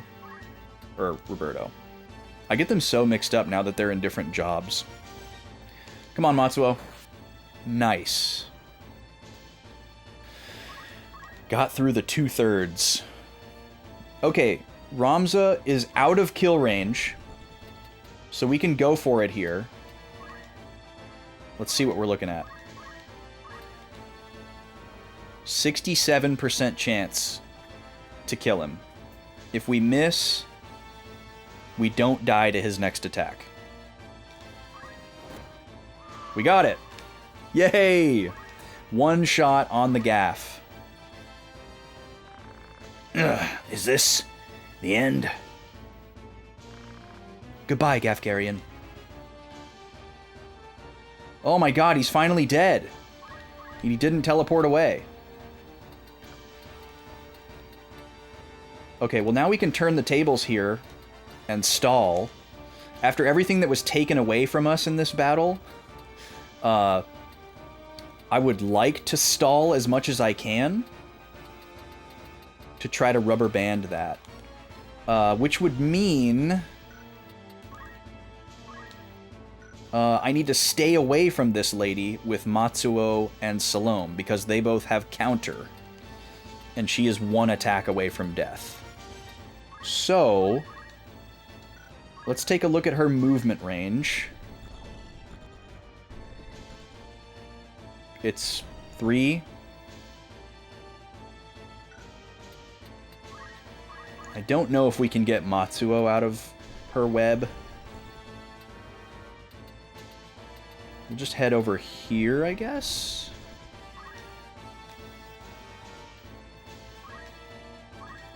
And we can accumulate. Oh, we got an ad coming up here. I didn't see the timer. Let me open up a prediction since we didn't have one last time. This is our new matchup here. first round. We have no data to go off of. Anybody's game. Pikachu versus Kirby. You got 2 minutes to make a wager. If you're not behind ads during the break, you'll get to see them fight. Okay, Veronica is out of range, right? She is. But we should still probably have her move. And I guess I'll have her use magic on Salome. Should be very careful here. This is just for JP. Great. 100% accuracy, 20 damage.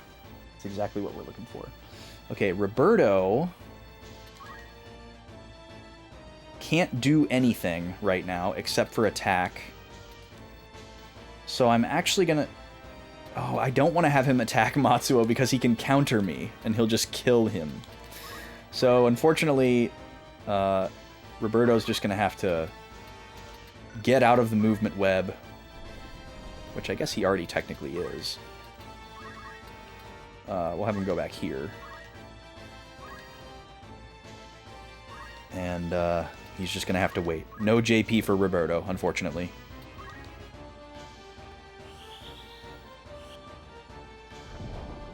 This won't be a optimal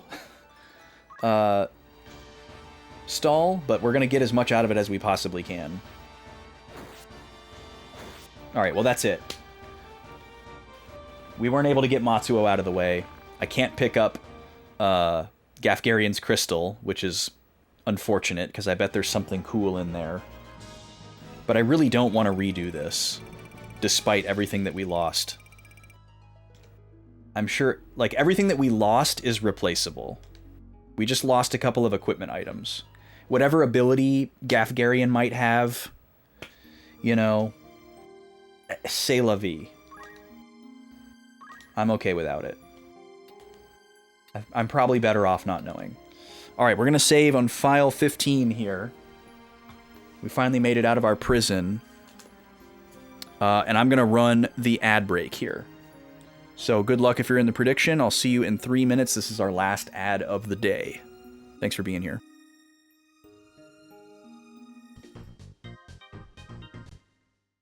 Free for all.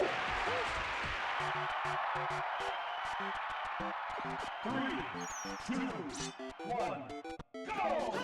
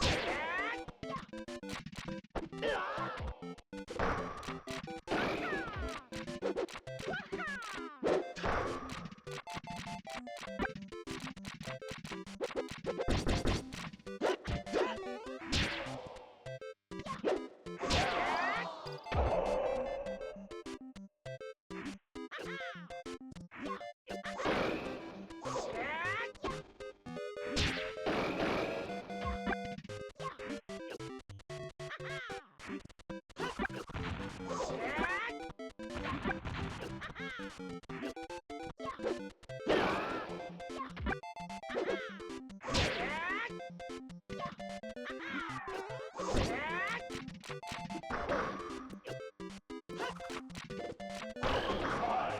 four, three, two, one. Time up. This game's winner is Lee.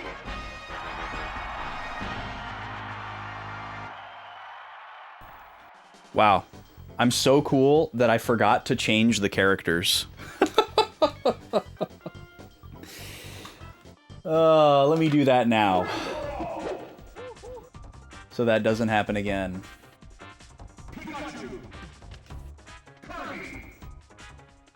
And I'll just run this in the background. This one won't count, but I'm going to run it in the background just so that it's set. We're going to go back over to tactics. You don't get to see this. All right.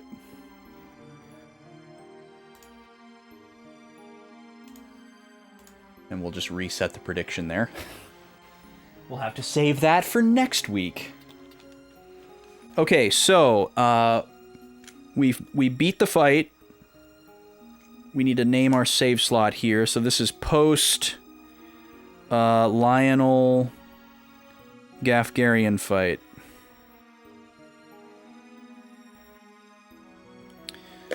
There was one Ramza text box that I didn't read. He just said we need to hurry and save the princess or something like that. Sorry, 1 second.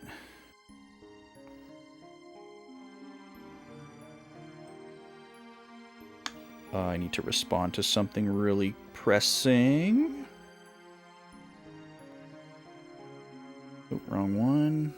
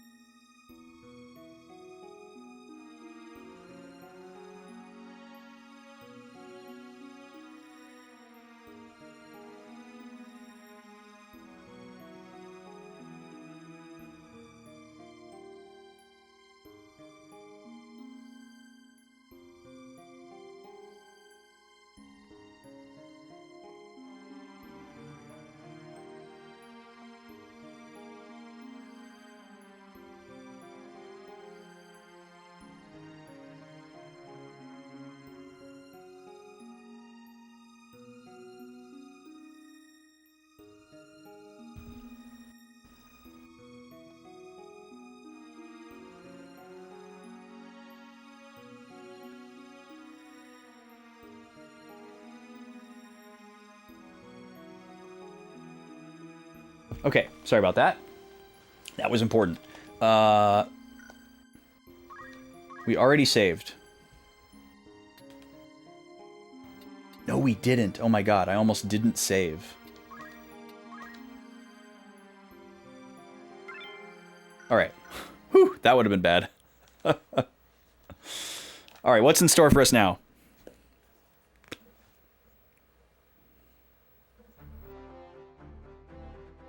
What? It's immediately taking me back to my formation screen? Okay. I was right. We were at max, because now we have another egg. This one's red, too. So the last red egg hatched into a black chocobo. I thought it was going to hatch into a red chocobo. Or maybe it hatched into a regular chocobo? I'm super confused. We've definitely seen a white egg. Alright, so I'm guessing... we are going into another battle. And it's giving us a chance to get set here. But the battle is just going to take place in the same location. And that's why it's doing this. I don't think I want any more monk skills until Hamedo. We're going to save up for that. We're still a little bit short on move +2, which is tragic. And I think those are the only ones we're saving up for until we can get Lancer going.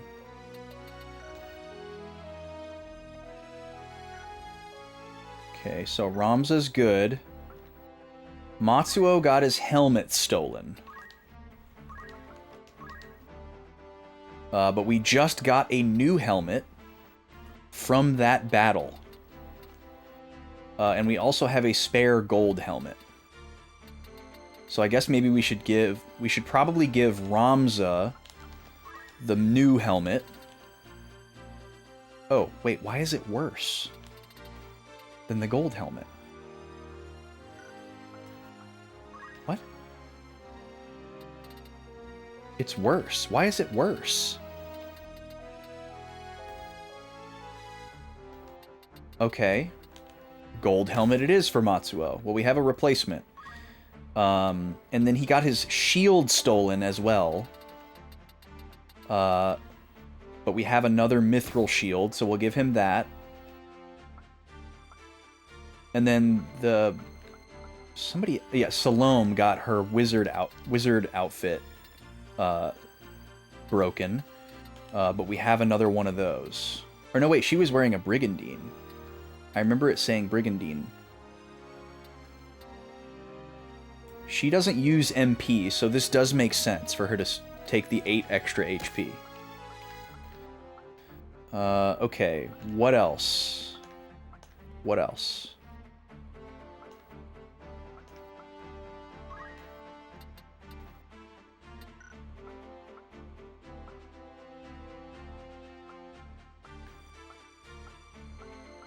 I think everybody else is good. Okay. Now we can look at abilities.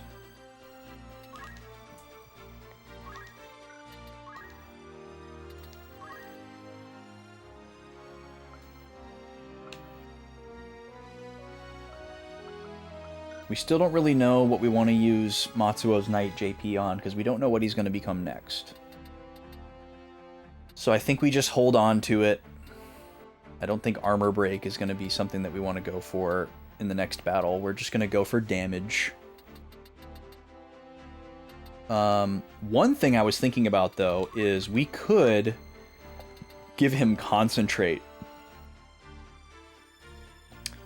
I'm assuming this works for non-archer attacks. This is an archer ability. I'm assuming this will work for anybody. And this will give us perfect accuracy. Maybe I'm wrong. But we would find out very quickly, and we could just reset and go back to JP up.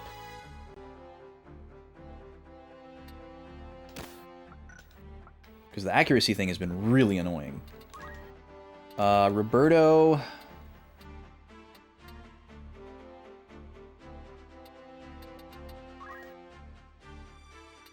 What was Golem again? Summon monster, shares part of allies' damage, evades physical weapon damage. This hits our entire team. And I'm assuming this is just like a defense buff. It's just worded really weird. There's no way that this just negates all physical damage or gives you a perfect dodge of like the next attack that you're targeted by. But that would be a pretty amazing opening gambit, but 40 MP is a lot.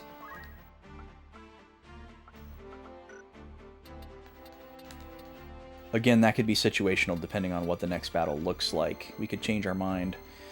But until further notice, I think I'd rather keep setting my sights on half MP cost.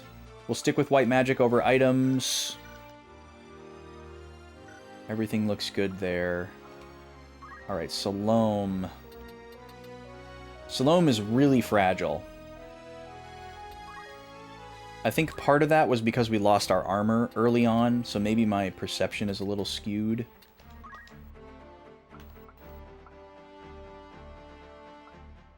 We can't have move +2 and jump +2 at the same time, so... I don't think, we're going to go for any of these. We want counter, for sure.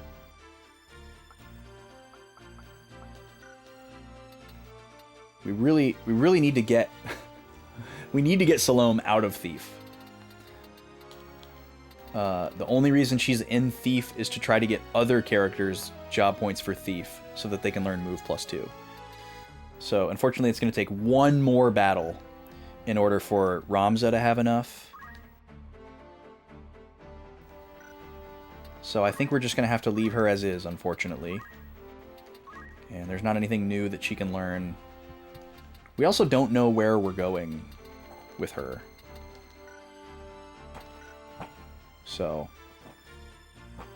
I guess we could maybe take Salome the magic route, because she does have the highest faith out of any of our characters.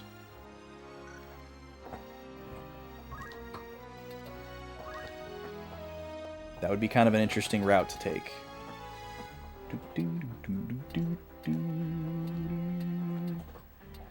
But we could start teaching her some black magic. That would help us phase out Veronica. We got some chew time happening. Yeah, I'm not sure what to do. We're gonna leave her alone though. Veronica, any new mediator abilities that we want to look at? Trick enemy into becoming ally. Ask enemy to wait its turn. Resets their CT. I love that it gives like a lore reason for why the attack works instead of just telling you what it does. Like this could easily just say raises brave level. But no, we are raising their brave level by complimenting the target and raising their confidence. That's so good. Lower brave, raise faith, lower faith. The fact that these don't cost MP is tempting. Insult is awesome.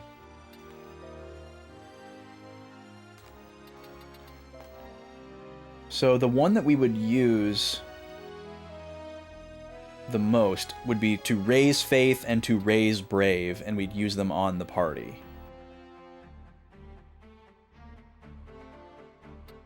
I don't think I would find myself using it on the enemy very much. And I think the first thing we would go for is probably have her raise her own faith to boost the magic.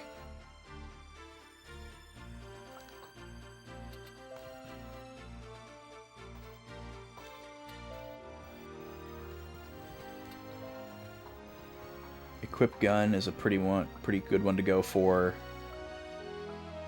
That could make some other classes really interesting.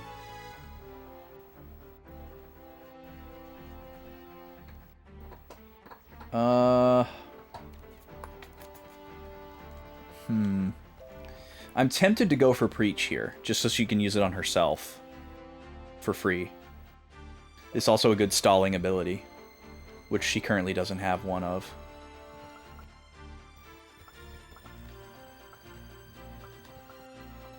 Yeah, I'm gonna do it because I don't see anything else here that I want to save up for.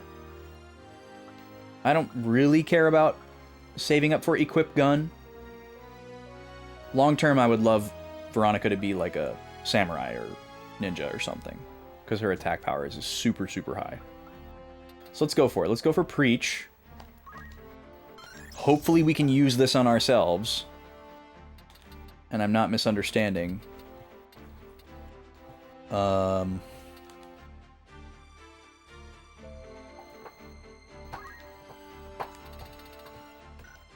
Who learned that Geomancer skill? I think it was, see, Veronica almost has enough for move +2 as well. So yeah, we gotta keep Salome Thief a little bit longer.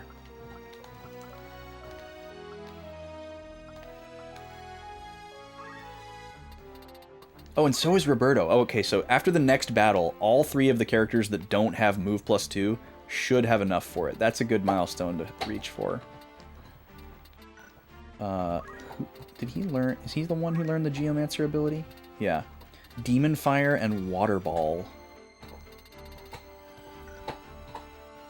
I want to dip into Geomancer just to find out if it classes up into something, but I don't want to use it at all. Also, one of the most annoying things so far is I want to be able to easily see my job level with my current job, and I can't figure out how to do that. I guess it's just on this screen. You have to go to the Learn screen, and then you can see. you're at level 5. But I just wish it was other places. Do we go for Golem? No, half MP. We're saving up for half MP. Alright, I think we're ready. The other thing that sucks about this is the save is before this, and we're probably not going to get to save again before we go into whatever this battle is. So we'd have to do all of that again if we reset or don't do this battle.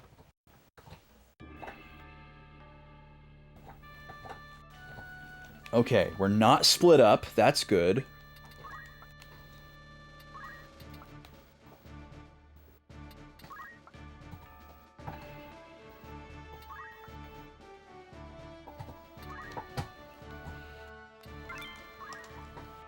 I do really like this party. Inside of Lionel Castle. Now, I'm very curious what we're going to be up against here. Are we going to be up against Delita? Draclau? What's his name? Varmov? Marmov? Okay, there's Draclau. Gafgarian is not as good as he says. Or was it bad luck? Anyhow, you're good. You have Beowulf blood in your veins. Even if you are a bastard. He means that in, like, the literal sense. We have, like, we're, like, only half. We have a different parent. We have a different mother than the other two brothers. But I don't need your interference anymore. Leave the stone here. If you resist, I'll show no mercy. Where is Princess Ovelia? Why must you save her? You deserted the Beowulfs. What can you change by yourself? Does he think that we want to take her back to the Beowulfs? Surely he's not that stupid. Don't waste energy. Without power, nothing can be achieved. You're powerless. Where is the princess? She's not here. She left for Zeltenia. She chose our help over yours. That's a lie. She has begun to think for herself. She felt unsure of you and chose us for obvious reasons to take the throne. Okay, let's write some stuff down here before it gets away from me. Need to refresh the camera here. 1 sec. That is not live.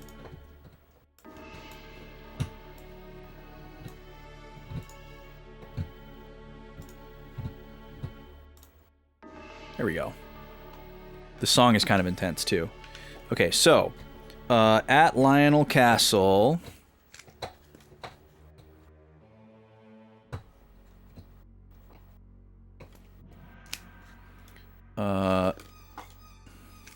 put all my markers away. Draclau...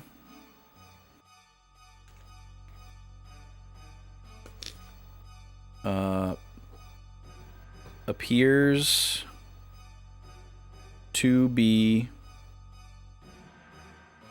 alone, and he asks us to stand down. He calls Ramza powerless and a bastard. Ramza demands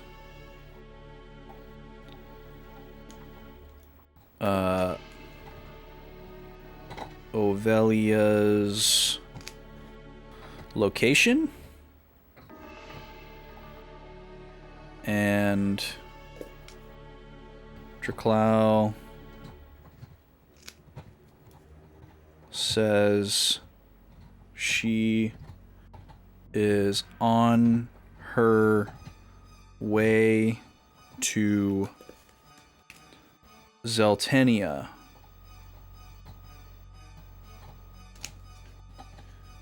I'm writing this kind of out of order. Sorry, it's just stream of consciousness. Draklau demands Taurus from us and tells us that Ovalia chose their help and to ascend to / pursue the throne, but Ramza does not believe. And then I'm not going to write this down as a question because it seems pretty obvious here, but the burning question here is, Draklau said she chose our help, but he's alone right now. So presumably Ramza has no idea that Delita is involved at this stage. And obviously he doesn't know who Varmov is either.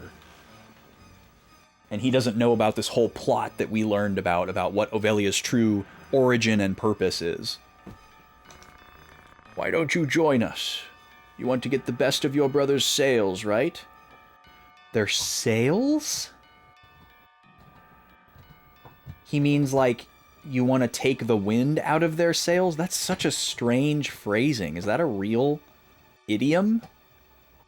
To get the best of someone's sail? We care about the world too. How about it? I don't want to change the world. Wait, what? You don't? Kind of seems like you do. I just can't allow people to suffer and die because of some elitist's ideas. Well, that's kind of the world we're in, Ramza, so you kind of need to change the world if you want to accomplish that. Change the world? You think anyone really can? I'm not that reckless. Ha ha ha. You're the one holding the stone. You can change not only the world, but the truth of everything with its power. Since you don't seem to understand, let me show you.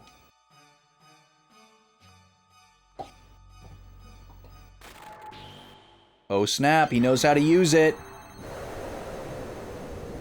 Is he gonna turn into a demon?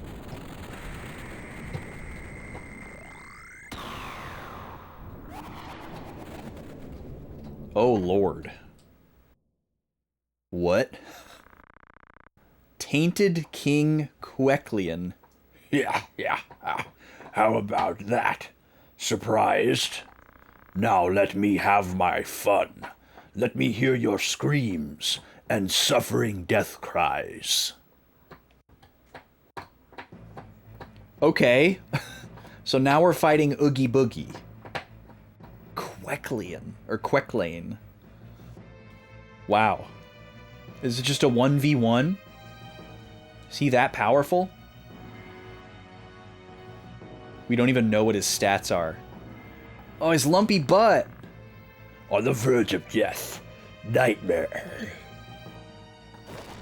Oh, he's got a tummy mouth. That's great. 2 characters asleep, 1 character with death sentence. Awesome. Okay. So, a couple more things to write down here.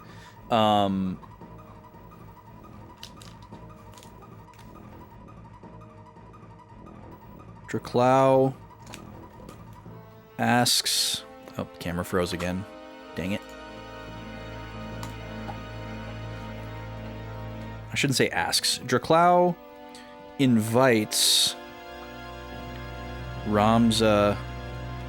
Dang it.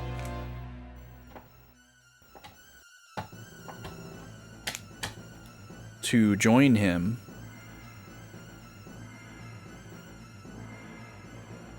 And says if he wants to change the world,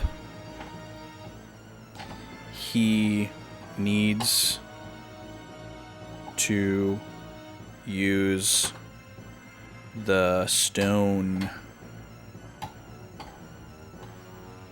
And then Draklau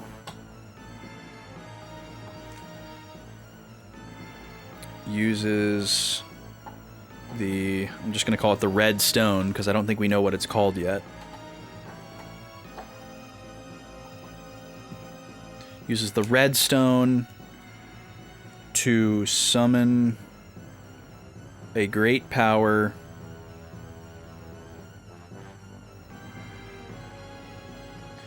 and he transforms into... This camera is unbelievable, dude. I swear to God. Transforms into Queklian. Or Queklane. What a name.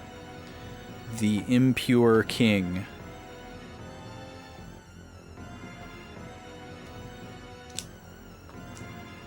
Alright. Let's see what we can do here. Salome can get all the way up there, but she's got move +2, so I don't want to get her too far away by herself. This guy's move range is pretty small, but we can clearly see that he has AoE.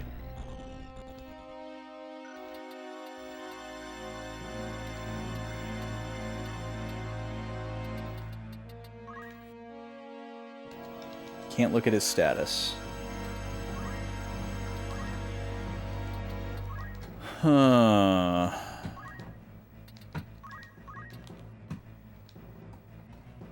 Heal doesn't remove sleep. Darkness, silence, poison. Okay.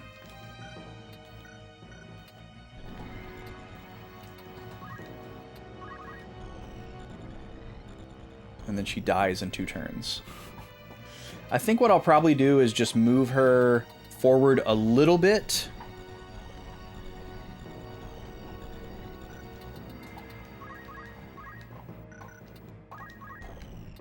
Move her right here, and then accumulate. I think that might be the best use of this turn.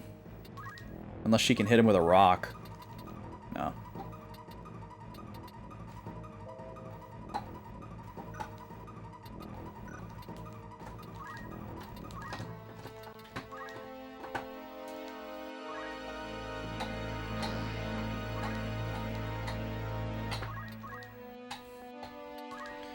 Okay, Matsuo definitely needs to go in and start attacking.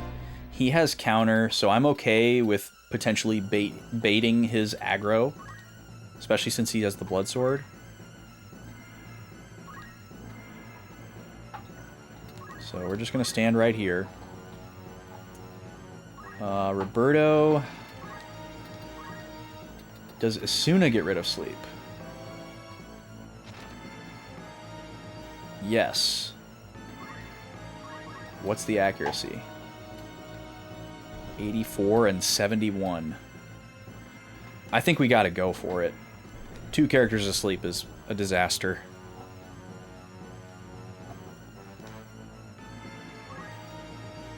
And then we'll move a little bit. Come over here.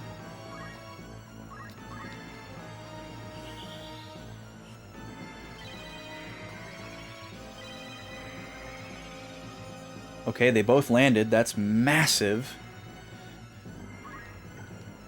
Can I shoot you? Probably not, because Ramza's in the way? Yeah. But if I move a little bit, I should be able to shoot you. Maybe just, like, right here? What's your move range again?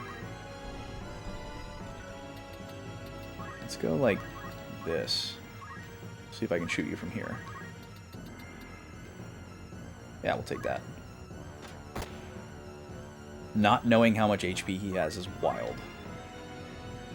Okay, and then Ramza probably needs to move in as well. We can get 100% accuracy from Earth Slash, if the accuracy is bad on a regular attack. There's also a world where we... Okay, can't hit him up the stairs, so that maybe there's a height issue. It's a vertical of 2. Okay, yeah, and that's 4. Okay, that's why. But if we stand right here, we'll be fine, because that's only 1. Wave Fist is too far away to check the damage. We could potentially just accumulate, because by having Matsuo be the only person in his attack range, he might just be forced to attack him.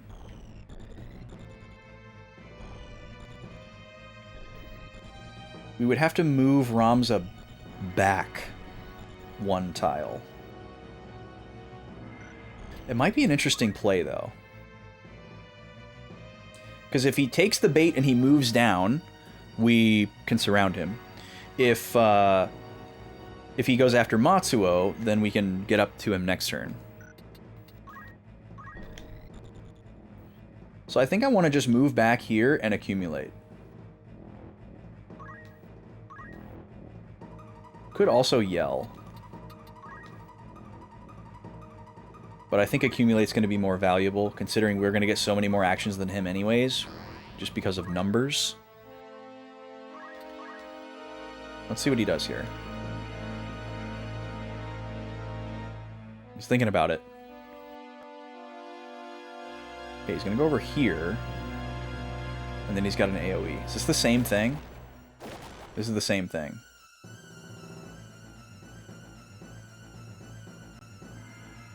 Oh boy.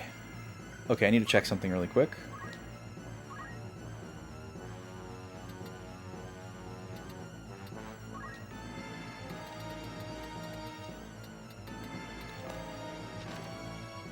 Okay, Asuna does not get rid of death sentence. So that's a huge problem. I don't think we have anything that gets rid of death sentence.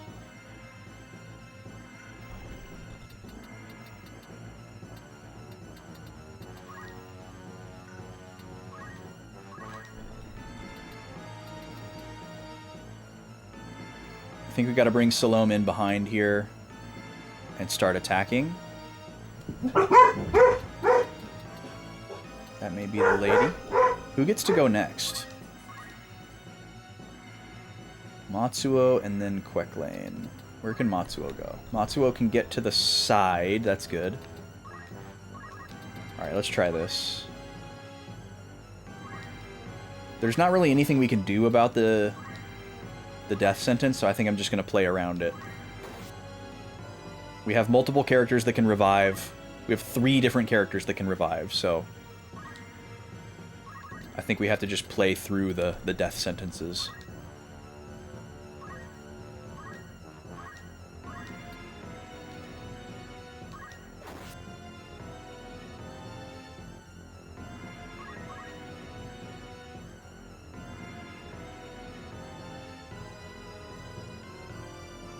He's quite spry, isn't he?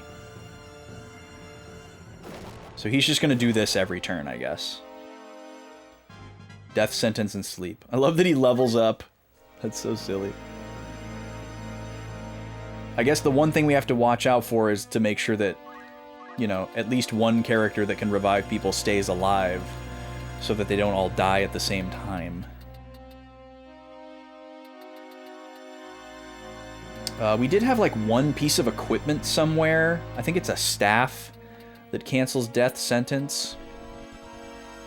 So we could potentially give that to Roberto for further insurance if we end up doing this again. I think I gotta move in here and try to hit him with Ifrit for some damage.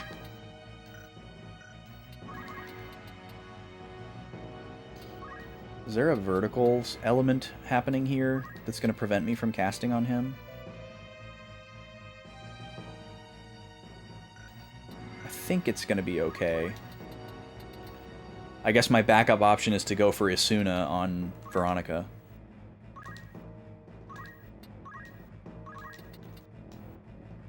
51 damage. Just out of curiosity, what is the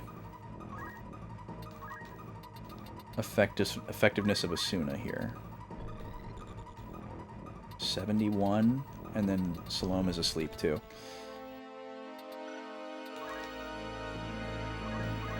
I don't think we own anything that makes us immune to sleep.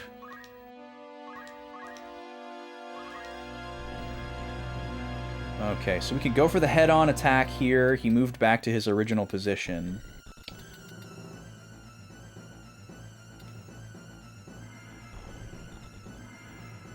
It seems like the gimmick of this fight, though, is just a race against the clock. Like, you gotta take him out before he manages to, you know, death sentence all of your characters. Seems like that's clearly the gambit here.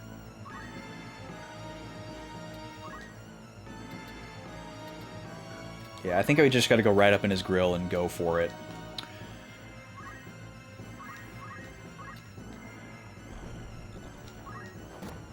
Great. 88% of 105. I have no idea what to expect from a boss, as far as, like, how much HP he should or could have. It could be 250, it could be 1500. Really don't know. Okay, he's backing up. Wow, this is a 100% chance to inflict sleep. That is nuts. Sleep is fine if they don't have death sentence. Okay. I only have access to High Potion and Phoenix Down. If Matsuo stays close enough to Salome, he can Phoenix Down her before she goes down. And then, if Matsuo goes down before Ramza, Ramza could revive Matsuo, and then Matsuo could get him back. Roberto does not have death sentence, but he just seeping.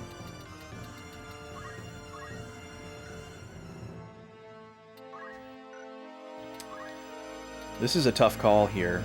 Either way, I'm not going to be able to do anything with Matsuo this turn. The question is, do I move closer, or do I stick by Salome? I feel like I got to move closer because I need to take the opportunity to make damage.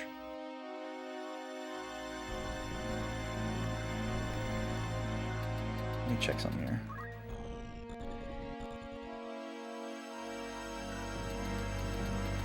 Because he seems to be running away, which makes sense with his range.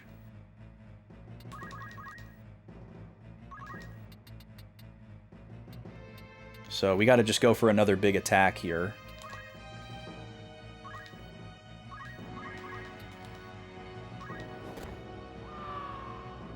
Oh, are you dead? Okay.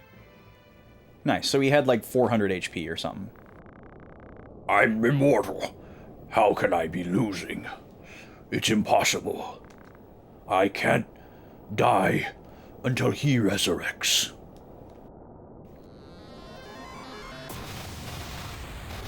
Bye, Quack Lane. Oh, and you're going to leave your red stone behind for us.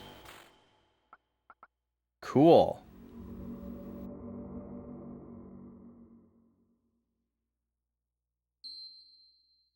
Ding. I wonder if we're missing special dialogue by not having Mustadio here, since he kind of knows about the stones.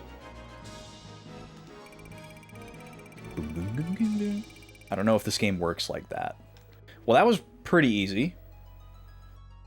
Just had to hit him really hard and fast. We can do that. I'm sure that fight can go worse, though. Inside of Zeltenia Castle. Okay, as soon as I get a text box that's not moving, I need to write.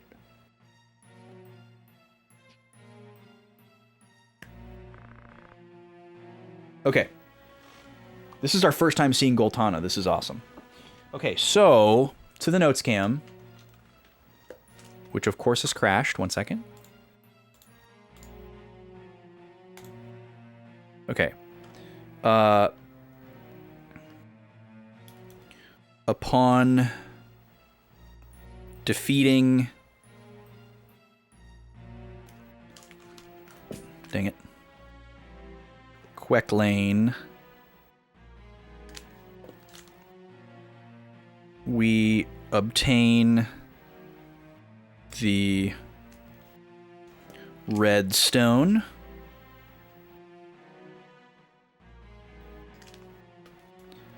And he laments not staying alive until, quote, he resurrects. So, shocking no one in an RPG plot, there is some evil force, world-shattering force that they're trying to resurrect with these stones. Give me the stones. And then at Zeltenia Castle,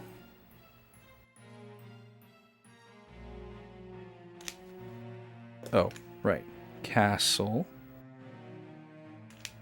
Oh, we're frozen again, my god.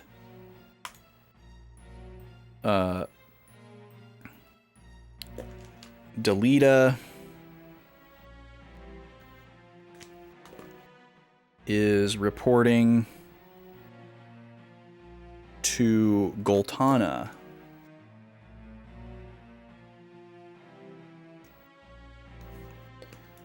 And I'm going to note for myself his first appearance. Since I'm not writing his name in pink because we've had his name all over the place, I feel like it's worth noting that this is the first time we've actually seen him say or do anything. It's you who saved Ovelia. Delita, Black Sheep Knight under Baron Grims and Hiral. I was sent by order of Baron Grims to save the princess. I've returned. Mission completed. Okay, what? So Hiral is like his chosen surname. But the rest of that was kind of proper noun gobbledygook. Delita says he was sent after Ovelia. Oops, that's a blue.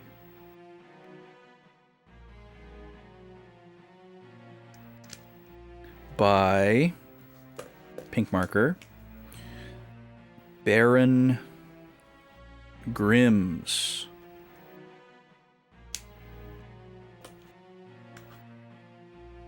Okay.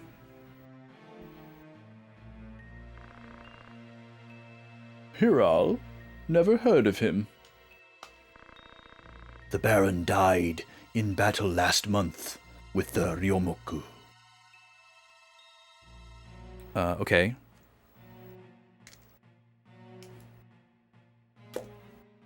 Goltana reports that Baron Grims died in battle against Ryomoku. I think I read about them in the record, but I don't know if they've actually been mentioned in dialogue yet.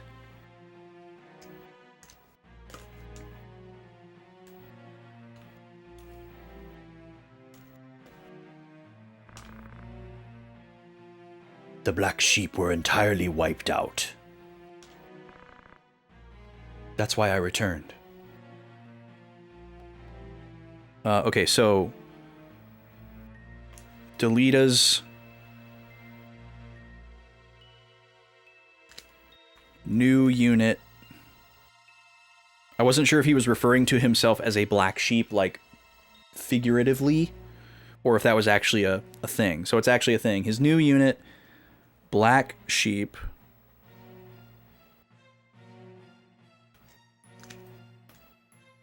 also fell in the same battle.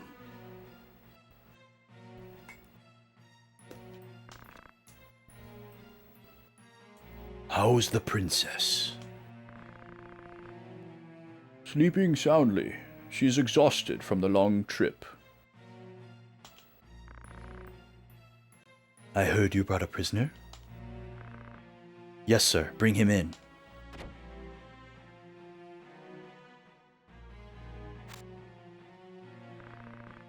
Why did you kidnap the princess? We framed Goltana to prevent him from Lasalia. Okay. This is another name that we've seen in the record, but not in the dialogue. Delita brings in a prisoner who says that Ovalia was kidnapped so that they could frame Goltana for it. They are trying to stop Goltana from getting Lasalia. I'm assuming this is a place. It could be a person. The way this is phrased is really awkward. Prevent him from Lasalia. There's like a word missing there. I'm going to write it in orange. Assuming it's a location. Taking the Regency. Okay, so in parentheses, it's Regency. Apparently the leadership of Lasalia is up for grabs for some reason. Who gave you the order? Prince Larg? One of Goltana's aides who wants to join Larg. Oh, interesting. The prisoner says the plot was concocted by a Goltana aide who wants to defect to Larg. That's gonna hurt their feelings, I bet.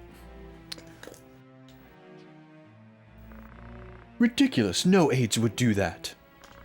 Silence this lout. Oh, are these for the aides? Oh, snap. No need. Listen. Who is that? Talk now. Will you save my life? All right, I promise. Who is it? Him, Minister Gelwan. How dare you! It's a lie! I don't even know you. Who seduced you, the Queen? That's absurd! I don't know anything! Okay, hold on. I haven't written this guy's name down yet because there's just so many new names in this scene, and I want to wait till they significantly say something or introduce themselves or whatever. The prisoner... Or actually, I'll say the 4 men in this scene seem to be the Goltana. Oops, I did Goltana. Goltana aides, and they misspelled aides. It should be with an E, so I'm gonna write it like that in my notes. Okay, new page.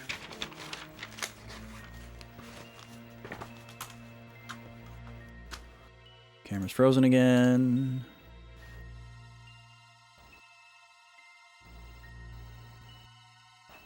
The prisoner,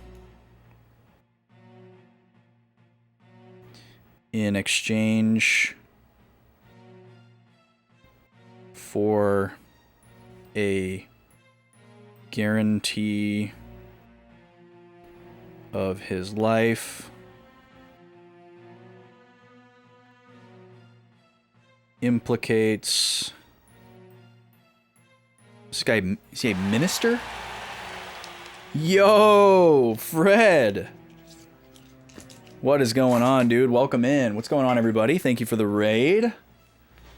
Welcome to the note zone. Welcome to the analysis zone. How are we doing today? What was going on today? We doing Hollow Knight again? Guys, go follow Fred. Click that heart at the top of chat, please. If you're not already following Fred, make sure that you are. Fred is a very good time. Very silly guy, very funny, and does a lot of really cool challenges on stream. He does DDR. I've seen him do DDR stuff. I've seen him play games with steering wheels that aren't meant to be played with a steering wheel, like Hollow Knight. You finished today. Congratulations, dude. That's awesome. Hear, hear. But welcome in, everybody. If you've never been here before, my name's Austin. This is the channel I stream on, but you may have seen me in Fred's chat or other chats you hang out in as BB Austin. Same person, two different accounts. Kind of a long story, but essentially, there are two Backlog boys. We used to do YouTube together, then we moved to Twitch, and we both streamed on the same channel at different times, so we thought it would make sense to have separate accounts to like go and sub to people and chat in their chats so that they would know who was who, instead of us both using the Backlog Boys account and having to be like, oh, hey, it's Austin today, or hey, it's Vaughn today, that kind of thing. But then he doesn't stream anymore. We're still very good friends, and we work together on other stuff. He just doesn't have the time to stream. He's pursuing kind of his like dream career, and we love him very much. He would be welcome. He's welcome to come back and stream on the channel at any time, and he knows that. But he just doesn't stream anymore, and he probably won't. So it's just me now. So now I'm just the weird guy with two accounts. Anyways, that's where you know me from. Thank you again, Fred, for the raid. Oolong, welcome in. Nice to see you. Kayla, welcome in. Nice to see you. Love the pigeon, by the way. It's a good pigeon. He's jamming. But I do first playthroughs on this channel. I'm playing Final Fantasy Tactics for the first time. I take fastidious and deep notes, which is what you're seeing on the screen right now. I got my spiral notebook here. I got markers and pens and highlighters and color coding. It's pretty intense. This game is known for having a pretty hard to understand story, so I'm really getting after it. On Tuesdays, that's kind of my variety non-RPG slot. I'm going to be starting Uncharted 2 on Tuesday, but right now playing Final Fantasy Tactics on Thursdays and Fridays. And I do everything super insulated when I do these first playthroughs. I don't look anything up. I don't use any guides. I don't let chat help me. So I just figure out what I figure out, and I, miss what I miss, and I overanalyze what I overanalyze, all those kinds of things, trying to, basically live in my bubble and do the same kind of experience that I would playing the game if it was a long time ago, and if I was by myself and there was no internet or whatever, even for games that exist post-internet. That's kind of what we do around here. And I've been having a blast with this one. I think we're nearing the end of Chapter 2. I think we're about to see the end of Chapter 2. We just got some big lore dumps. I'm writing down a bunch of stuff. But that's what you can expect if you choose to stick around. I've got a spin wheel. I have... Oh, that is not what I meant to show you. Hold on. There it is. That's not how I meant to show it to you. I meant to show it to you like this. But my button's not working, I guess. So now that just looks like me doing nothing, which is very funny. Dreams in the Noct, welcome in. Zeinstein, welcome in. Nice to see y'all. Yeah, I have a prize wheel behind me. I'd like to taste craft sodas and fancy snacks, and sometimes I do exercises, which is very Fred coded. There's the prize wheel. That's a live camera, not an image. We spin that when we get subs and other types of things. Go get some food, Fred. Thank you again for the raid. I appreciate it. Speaking of exercises, let me do a quick plug here. I'm doing a special stream tomorrow. I don't normally stream on Saturdays. This is a one-time only be there or be square stream. Fred was one of the partners on the charity team with me and a bunch of other really cool people. That's how I actually got to know Fred. We did a charity fundraiser back in February for American Heart Association, and one of my stream's milestones was to unlock an exercise stream at $1,500, which we did hit, and that's finally happening tomorrow. So tomorrow at 4 p.m. Central, I'm going to do 1,500 exercises. It's going to be pretty intense. I've devised a whole routine of things that I'm going to be able to do so that I can maintain my stamina long enough to be able to do 1,500 different repetitions across these different sets and different exercises. So I'm going to be sweating it up in a tank top, throwing on some tunes, huffing and puffing, that kind of thing. It's going to be fun, but there will be no VOD. It's not going to YouTube. So be there or be square tomorrow at 4 p.m. Central. And then we also have a $2,000 milestone stream that's going to happen sometime in late April or early May. That's going to be a 12-hour stream. More details to come. But anyways, I'm going to get back to the game here. If you can stick around, that's great. Appreciate you. Thank you for that follow, by the way. If you can't stick around, totally understand. Take care of yourself. If we see you again, that would be great. I need some water. We're going to finish up this scene, which could take a bit because I'm writing down all this stuff. Okay, so let's see. Let's get this notes cam back up here. Yeah, bring me some fries too, Fred, by the way, while you're at it. I'll take a large. So this prisoner implicated... I'm pretty sure he's a minister. Minister Gelwan.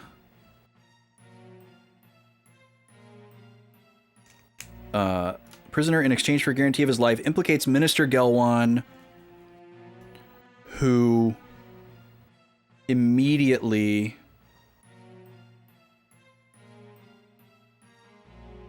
denies. And then Delita asks if he was seduced by Queen Revelia.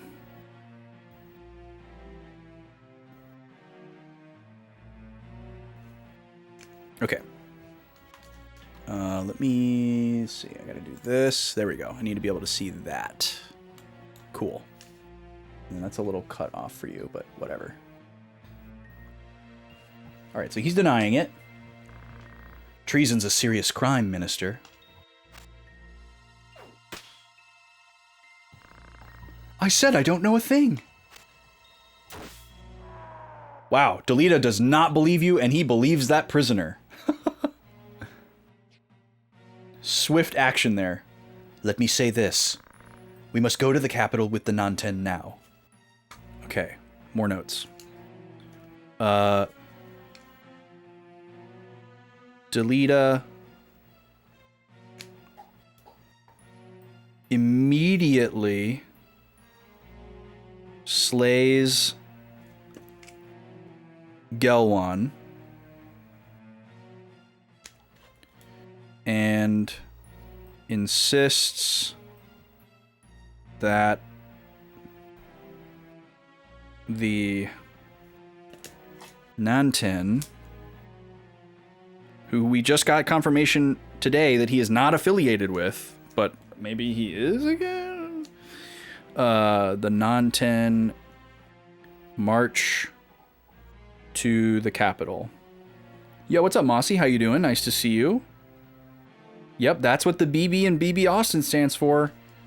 Pretty revelatory. I know, it kind of blows some people's minds sometimes when they first get in here. Because so many people, I think so many people go to my BB Austin profile and they're like, oh, he doesn't stream. Cool. Whatever. Who was it that was saying that? Oh, it was Zeinstein, yeah. Also Fred Raid. Oh, that's a cute emote. I like that frog. Okay, so because he killed him so fast, this makes me think that Delita planned this, possibly with some of these other guys, and they had other reasons to get rid of Gelwan, and Gelwan actually didn't know anything about this plot, and he wasn't related to it in any way. They just needed some excuse to kill him. And this prisoner is probably just some, you know, dude that they hired. That's my guess. Why one normal account and other for stream, by the way? Oh, I just explained that earlier. You missed it. Because there are 2 Backlog boys, and we used to both stream on this channel, and now one of them doesn't stream anymore. So now I'm just the guy with 2 accounts.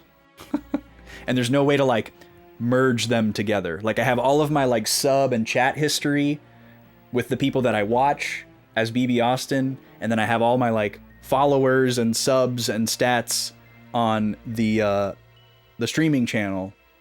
And I wouldn't want to give up either one. So I'm just staying in 2 lanes.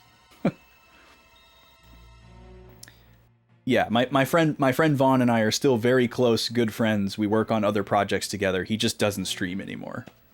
He doesn't have time to. He's doing other stuff. Maybe someday. Or they may hold you responsible for this plot. First, let's remove Orinus and the Queen, then get the princess on the throne. Oh, okay. So, Delita is pulling a lot of strings here. So, Delita beseeches Goltana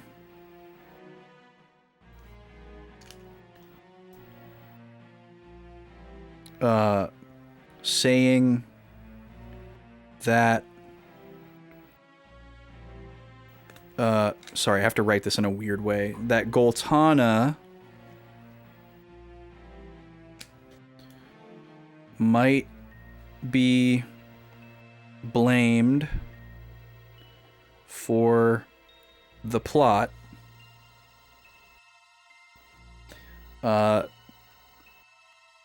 Delita suggests... When I reread this later, I don't want to get confused about who said what, so I have to, like, rewrite names over and over and over. Podcast energy with the camera setup? With, like, the notes cam, you mean?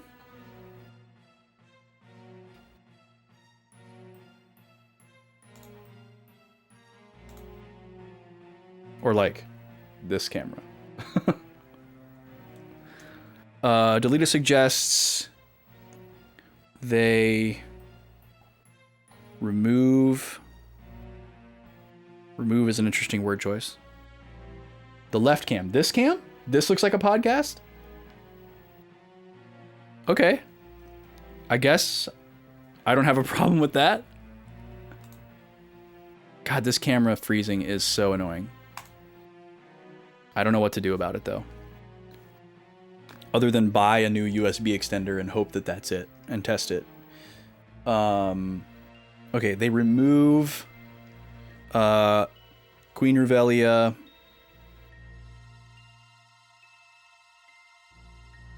Yeah, it does. It, like, they could technically remove them without killing them, but it kind of just seems like they mean kill. And Orinus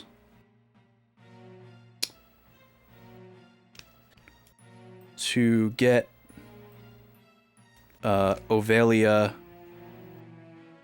on the throne. Okay, so this is kind of revelatory because we didn't think that Goltana wanted Ovelia on the throne.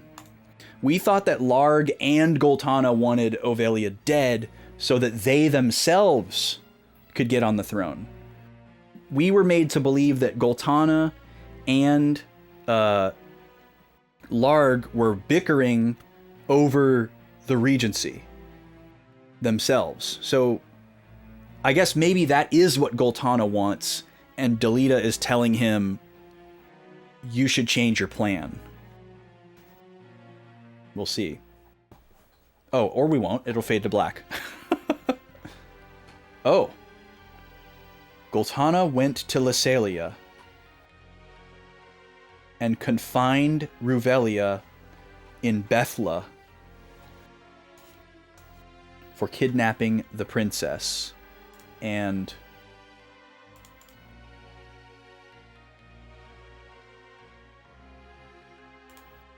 oh, I was too slow. I was going to try to screenshot that because I know I'm not going to be able to write it down. I'm going to have to go back for that. Larg insisted Orinus was the legitimate successor and had him accede to the throne. Then Larg became the regent as a guardian.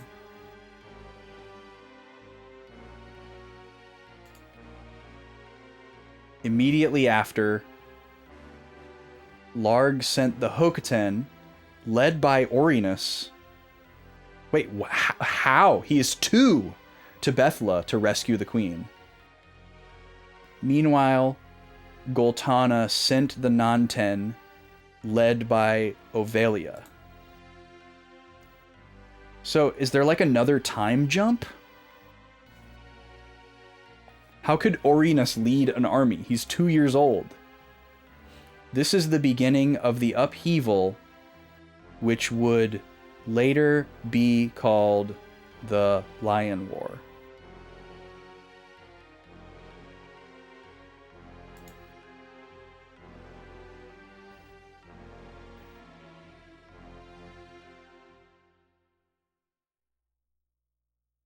Now we get to save again. He's 2. 1 young, 1 old. Very creative. Okay, we're going to save again. In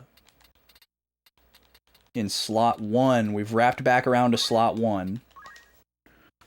So, SS1. This will just be called Post. Quecklane fight.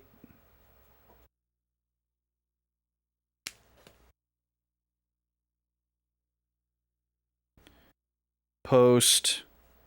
Where was that? Was that Zeltenia? I think that was Zeltenia. Post. Oh, I dropped my red marker. No, I didn't. Post. Zeltenia scene. So it feels like we just beat chapter 2. I need to end stream. I normally end stream at 5. It's 5:18. If I cancel out of this save screen right here, it's probably going to take me into another cutscene where I'm going to have to write down 10 million things, and it's going to show me the beginning of chapter 3. So we're going to have to save that until next week. Let me put some tunes on since this screen is silent. Sorry, that's super loud for a second. Yes, this is where we're going to call it for today. Thank you for the follow. Yeah, the raid came in just a few minutes ago, so I'm glad we got a little bit of extra time there. I didn't want to immediately just run away from the raid, because I did appreciate that. And we'll find somebody else to raid into.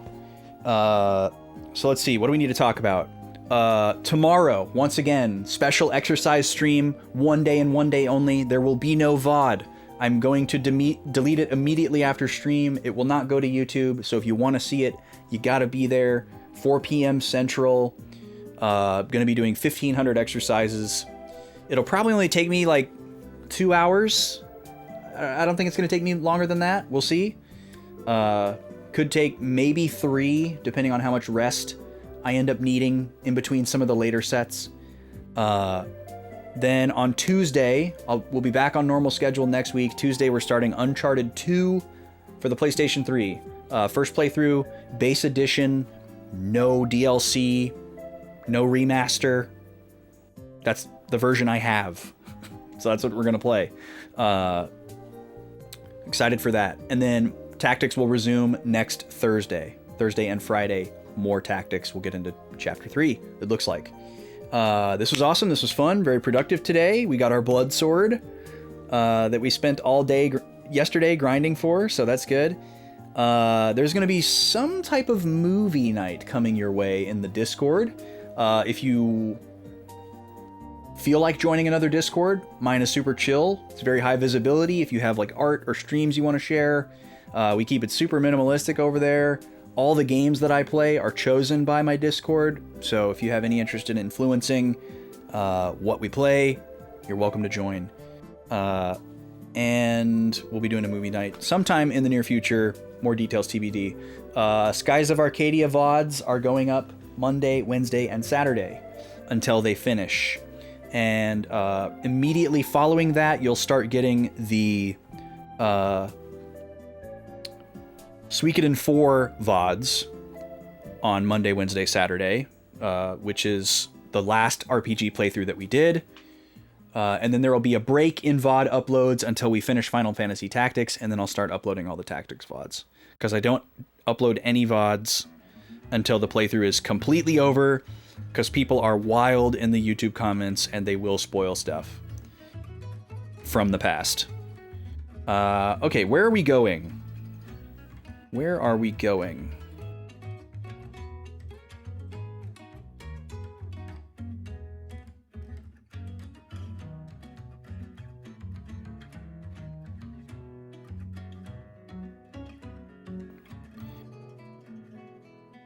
Well, let's go say hi to Jackie. Jackie's playing Dark Souls 1 Remastered. And she's doing Soul Level 1, which means she can't, like, level up or get any experience or anything. And I'm always impressed by how much patience she has to just fight the same boss over and over and over and over until she can succeed. I could never, ever do that. I would get so frustrated with a Souls-like game. I don't enjoy them at all. But Jackie's one of my favorite places to hang out. She's very silly. I like hanging out during these streams because I have no interest in looking at the game at all. So I can just like do chores and whatever I need to do and listen to her say hilarious, unhinged stuff. Hope you enjoy that too. It is an 18+ stream. But being that any of the new people came from Fred's, I don't think we need to worry about that. But we're going to go say hi to her, see how things are going. Y'all take care of yourselves. Hopefully we'll see you tomorrow for the exercise stream. That's going to be fun. Otherwise, we'll see you on Tuesday for Uncharted and Thursday and Friday next week for more Tactics. I forgot to hit the button. It's too late now. So we're just going to have tunes on our way out. That's all I got for you. So y'all be good. See you over there. Peace.